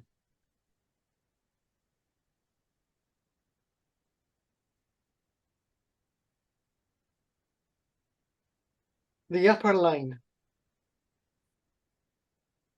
The invisible woman sang, from every pore of my body, a music too high for the human ear, a frequency that would turn the bones of a boy to skelfs and reconstruct him how she was always meant to be. Songs of shame were molten hope.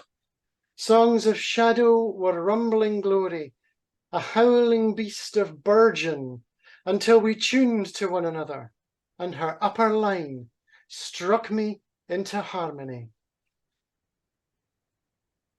Thank you so much, Amy Jo. I'm going to ask Chrissie to come forward in place of our second presenter who is unable to be here. So Chrissie is going to present her work on her behalf. This work is written by Sarah Haveron. When asked to write a brief bio, which said she doesn't like doing this, but said she is a simple autistic intersex woman just wanting to live as the person God created 72 years ago. She has been a Microsoft beta tester since Windows 3.1, if any of you are old enough to remember Windows 3.1. She's been an IAAF drugs control officer. She loves reading Dickens, Wilde and Poe, likes music, classical blues and rock, and walking by oceans and forest parks. She's also an athletics endurance running coach and coached the national champion long distance runners at national and Olympic standard. And although she has mainly retired, one friend she coaches is the current world women's 50 half marathon champion and won silver in the 10K. And that's not all. She also cares for a disabled relative and is a current board member for a number of female, intersex and transgender charities. And the title of her poem that Chrissie will present on her behalf is From Intersex Birth to a Full New Life.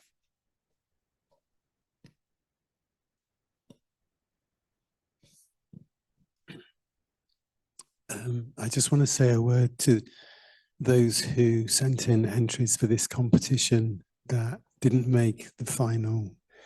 Every single one of your entries was staggeringly beautiful. Your courage, transparency and honesty is inspiring. And I just like, as a token of respect, that if it's easy to take off your shoes here tonight, we stand on holy ground. When we listen to trans people, intersex people, non-binary people sharing their lives and stories, it's a holy place. So I've taken my shoes off because we stand in a holy place tonight. We reverence our siblings. The first thing I did when I got this job as outreach worker and development worker was to insist that they included intersex in the title of my role, because my intersex friends are perhaps among the transgender folk who suffer the most, because they come under the judgment they do not deserve in any way or form.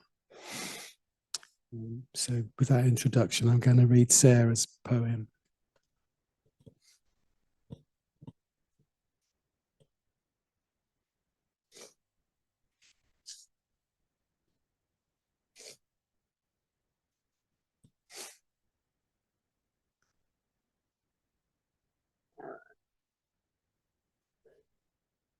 from intersex birth to a full new life. When I was born, questions were asked. Select a sex for me, my mother was tasked. I spanned both sexes, so without a voice, her preference for boys, male, her choice. A surgeon decided my body needed a lining. Mother's choice of male quickly assigned. At 18 months, genital surgery performed. To a doctor's eyes, no longer deformed.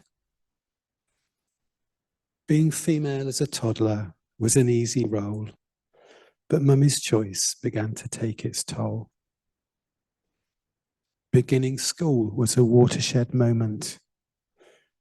Being told to go as a boy left me in torment. Attending school as a boy tore me apart. Nightmares before I was due to start. Mind, emotions in a terrible world. Why could I not simply go as a girl? Being female was my natural role. School as a boy was never my role, my goal. My once happy life began to unfurl. I really just wanted to live as a girl. Girls happily at play, I was one with my kin. Boys came pushing, shoving to our chagrin. The teacher intervened and boys sent away. Wearing boys' clothes, I also couldn't stay.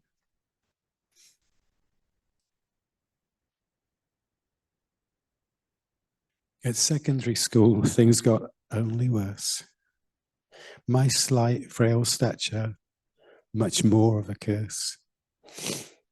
At first, lack of puberty, I didn't much mind. But as I grew older, nature left me behind. With the passing of years, life took its toll, not just on my body, my psyche, my soul, my niche in society, a majority of one, very few friends, understood by none. My testosterone injections had to stop. Subdued femininity now came to the top. Estrogen, my new life began to steer, and female puberty kicked into high gear. All at once, living as a happy girl, gender already in an upward swirl, no longer a failure and out of place. My life, my sex turned about face. Once on a path with female hormones, more curves and my voice, softer tones. For now I had a new path to explore. I was female, a lesbian, a life to adore.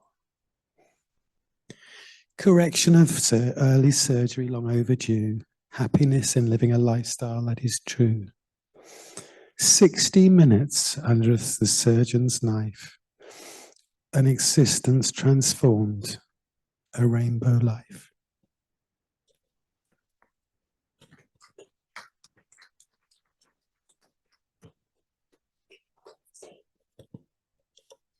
Thank you very much, Chrissie. So we have our third finalist, Naomi, if you would like to come up, please. So Naomi Orrell, as many of you will know, is based in York and currently works at the chaplaincy here at York St John University. And she's also a project worker for the Student Christian Movement. As the project worker at SCM, she has been facilitating the Trans Theology Group, a space for trans, non-binary and gender diverse students to explore their faith and theologies around their transness. Before this, she worked as a freelance musician, specializing in historical performance. And the presentation she's giving this evening is entitled An Antiphon to the Blessed Trans Body.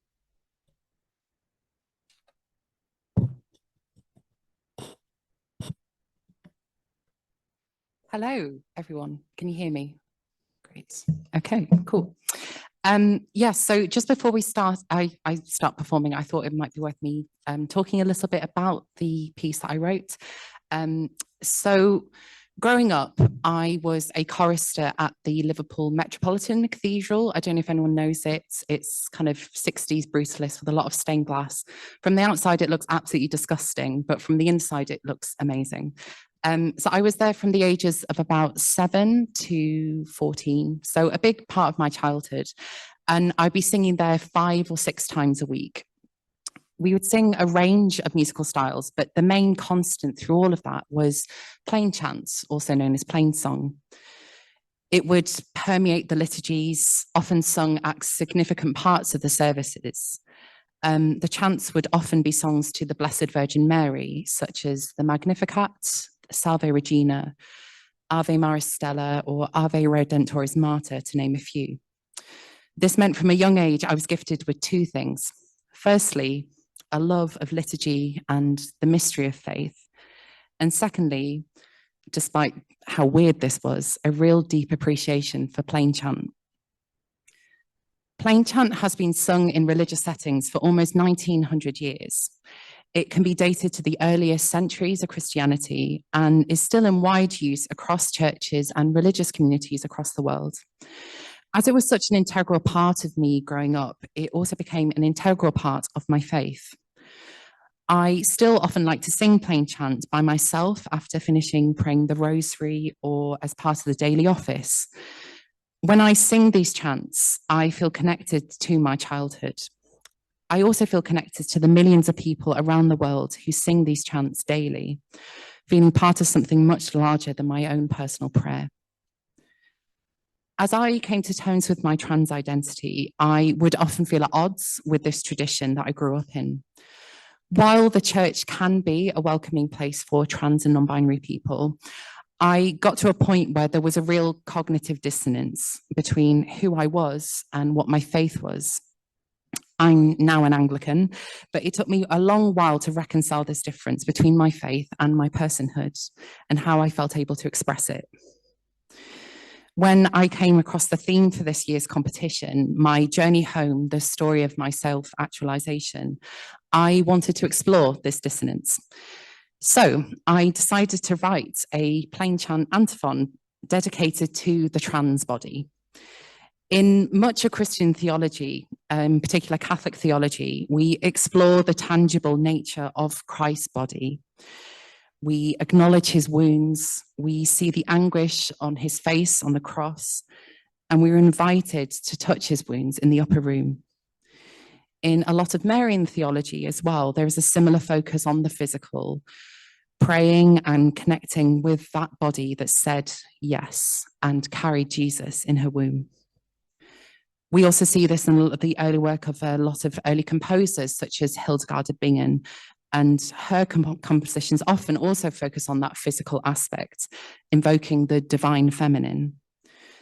With all of this in mind, I wanted to write a piece that was a tangible celebration of the trans body, a piece that acknowledges the pain we carry, but also venerated the divine nature of our recreation. There's been something really healing about the process of writing this piece. Writing the text, I wanted it to present it in a form that was recognizably part of that tradition that I grew up in. So it's written in Latin and it's in a melismatic style, but was also unapologetically celebratory of the trans body. In a world which very rarely wants to celebrate trans bodies, it felt so empowering to write something that praised the beauty of being trans. This piece, first and foremost, is a prayer to the trans body. However, it is also a prayer for a world that will one day celebrate the power we hold.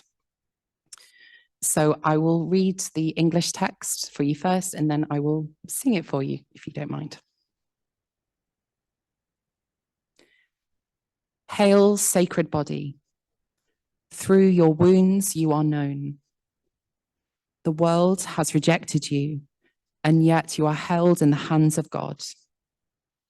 You are bound together by love, as you are held by him that loves you. You are life. You are powerful. You are beyond our understanding. You are molded in the hands of your Creator, filled with the breath that fills your spirit. O sacred bones, be stained with holy incense. You carry the pain of many, the scars of a torn past. May joy dance around your sinews and fill you with hope. O good Jesus, sanctify our brokenness. O Blessed Virgin, sanctify our pain. O Lord Creator, sanctify our recreation with your breath. Breathe into us, O Holy One. Breathe into our dancing.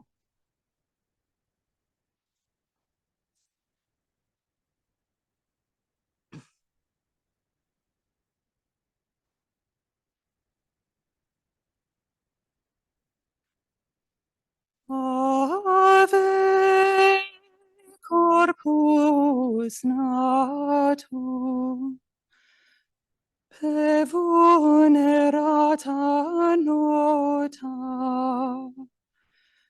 mundus es reprobatus es, et tamen tuus tenuit in manus Dei.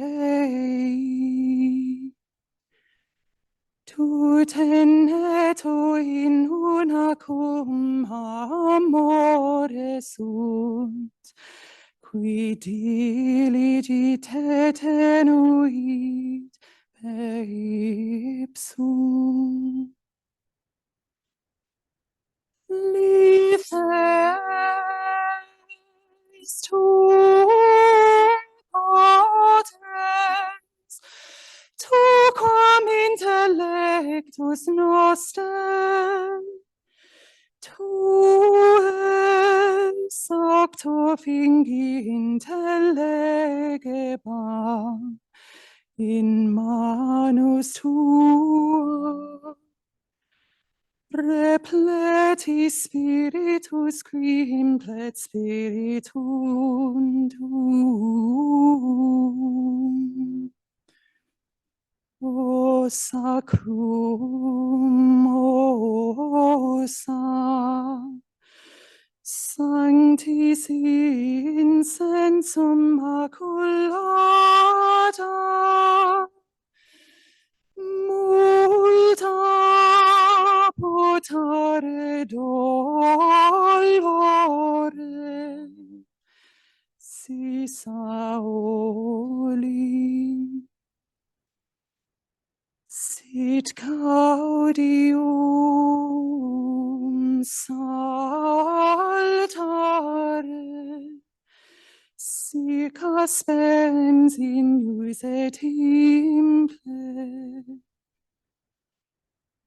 O bonum Iesu, sanctificare dolore nostrum. O beatus Virgine, sanctificare dolore nostrum. O Domine, Creator,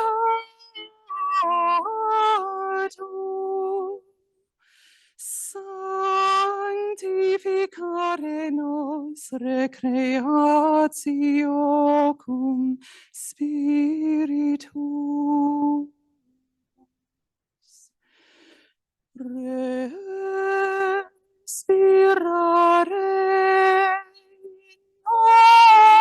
nobis, Domine Sanctus Unus.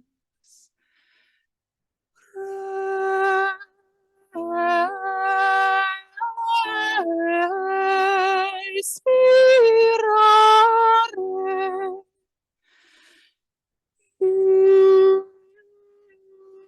in cori.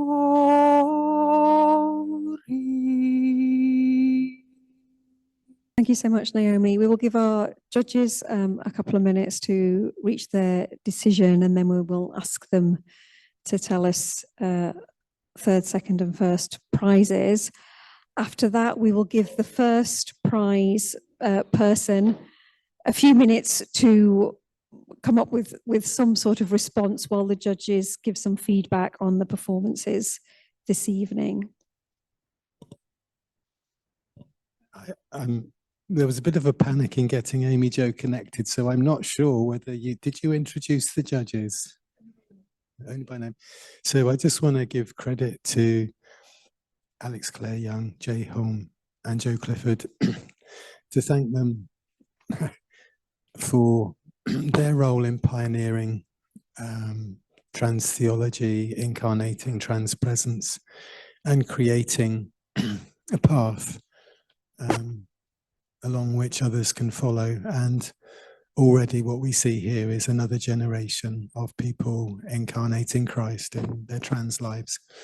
So it's a thank you to Alex, Jay, and Joe. But already there are voices rising up, which is really beautiful. The judges have made a decision. In third place, Sarah Haveron with her poem From Intersex Birth to a Full New Life. Congratulations, Sarah. In second place, Amy Jo Phillips with her poem Indivisible. Congratulations, Amy Jo. And in first place, Naomi Orrell with her beautiful antiphon and her beautiful singing. So another big round of applause. We will give you a couple of minutes to think of anything you wish to say in response, while the judges just, if you would like to give a little bit of feedback on the three performances. As you may have been able to tell from the huddle, we had lots of opinions. Do you want to go first, Joe? Why don't you go? Oh, okay. Okay, we had a disagreement. It was loving. But also it was an agreement. I personally, I was really, really moved by the antiphon. I have a huge thing for church tradition and liturgy and stuff.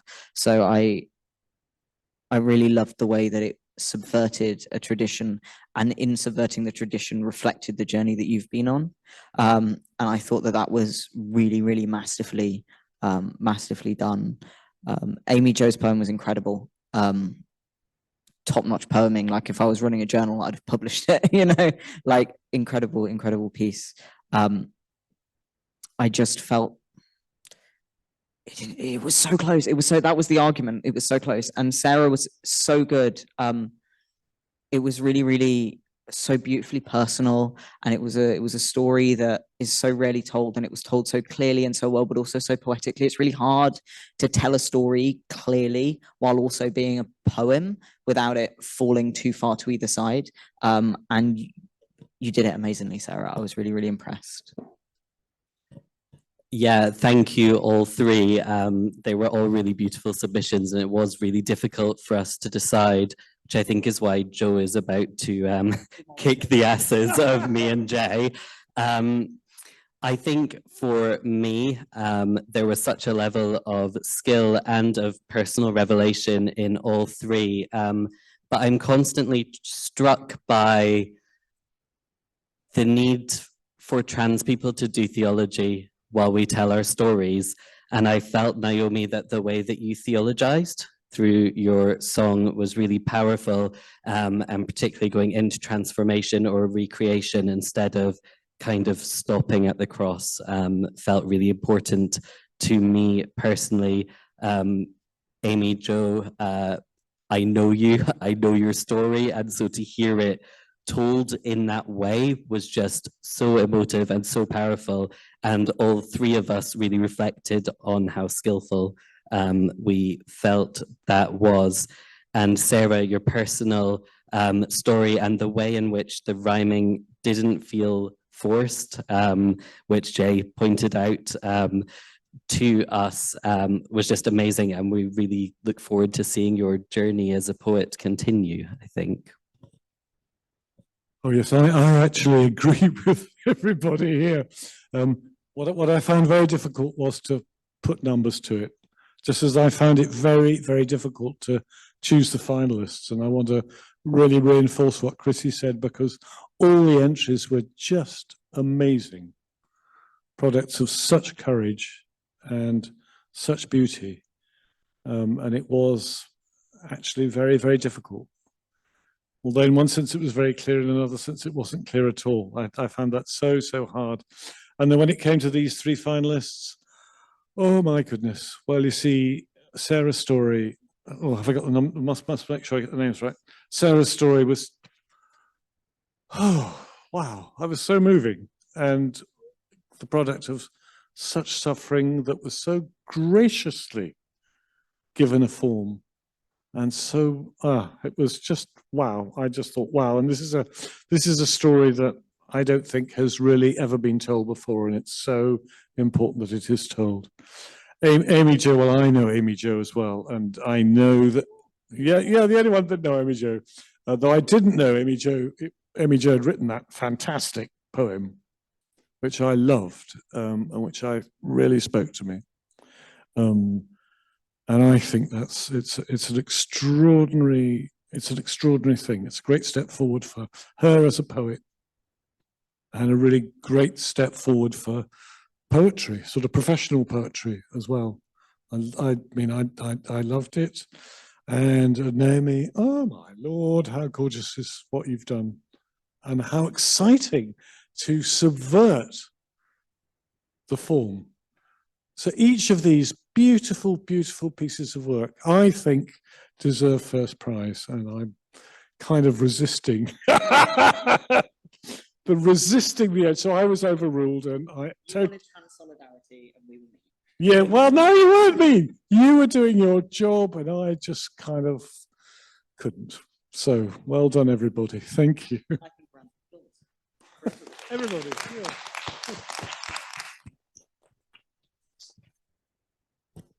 Thank you so much to the judges and for that wonderful feedback. Naomi, do you have a few words of response? Yeah, sure. Hi, everyone. First of all, thank you so much. That is a real honour that I really was not expecting, because I thought both of the other pieces were just so moving and beautiful. So it just feels like an honour to be able to share it in this space. I'm not a theologian. I'm basically just a Catholic who has some feelings. But actually what really strikes me, and whilst I was doing it, I couldn't help but think about Nikki's talk as well. I think actually how trans people, we, not always, but we do maybe tend to find an interest in kind of Catholic traditions and things like that. And I don't know, yeah, for me, and I think for a long time it was just such a difficult thing to kind of work out, but now it just feels like the most obvious thing in the world is to be trans and also Catholic. It just makes sense. And it was just a really lovely opportunity to explore that. So thank you so much. Thank you, Naomi. I do officially have prizes here, and we will make sure that the second and third prizes do get to Amy Jo and Sarah. And Amy, sorry, Naomi, here's your first prize. Huge congratulations.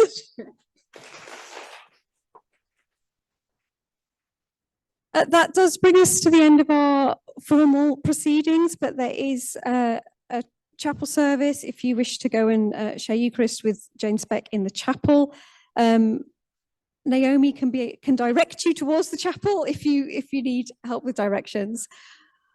Otherwise, thank you very much for joining us today. If you're able to join us again tomorrow, we'll be back here at 10 o'clock, hopefully with coffee and water in the atrium.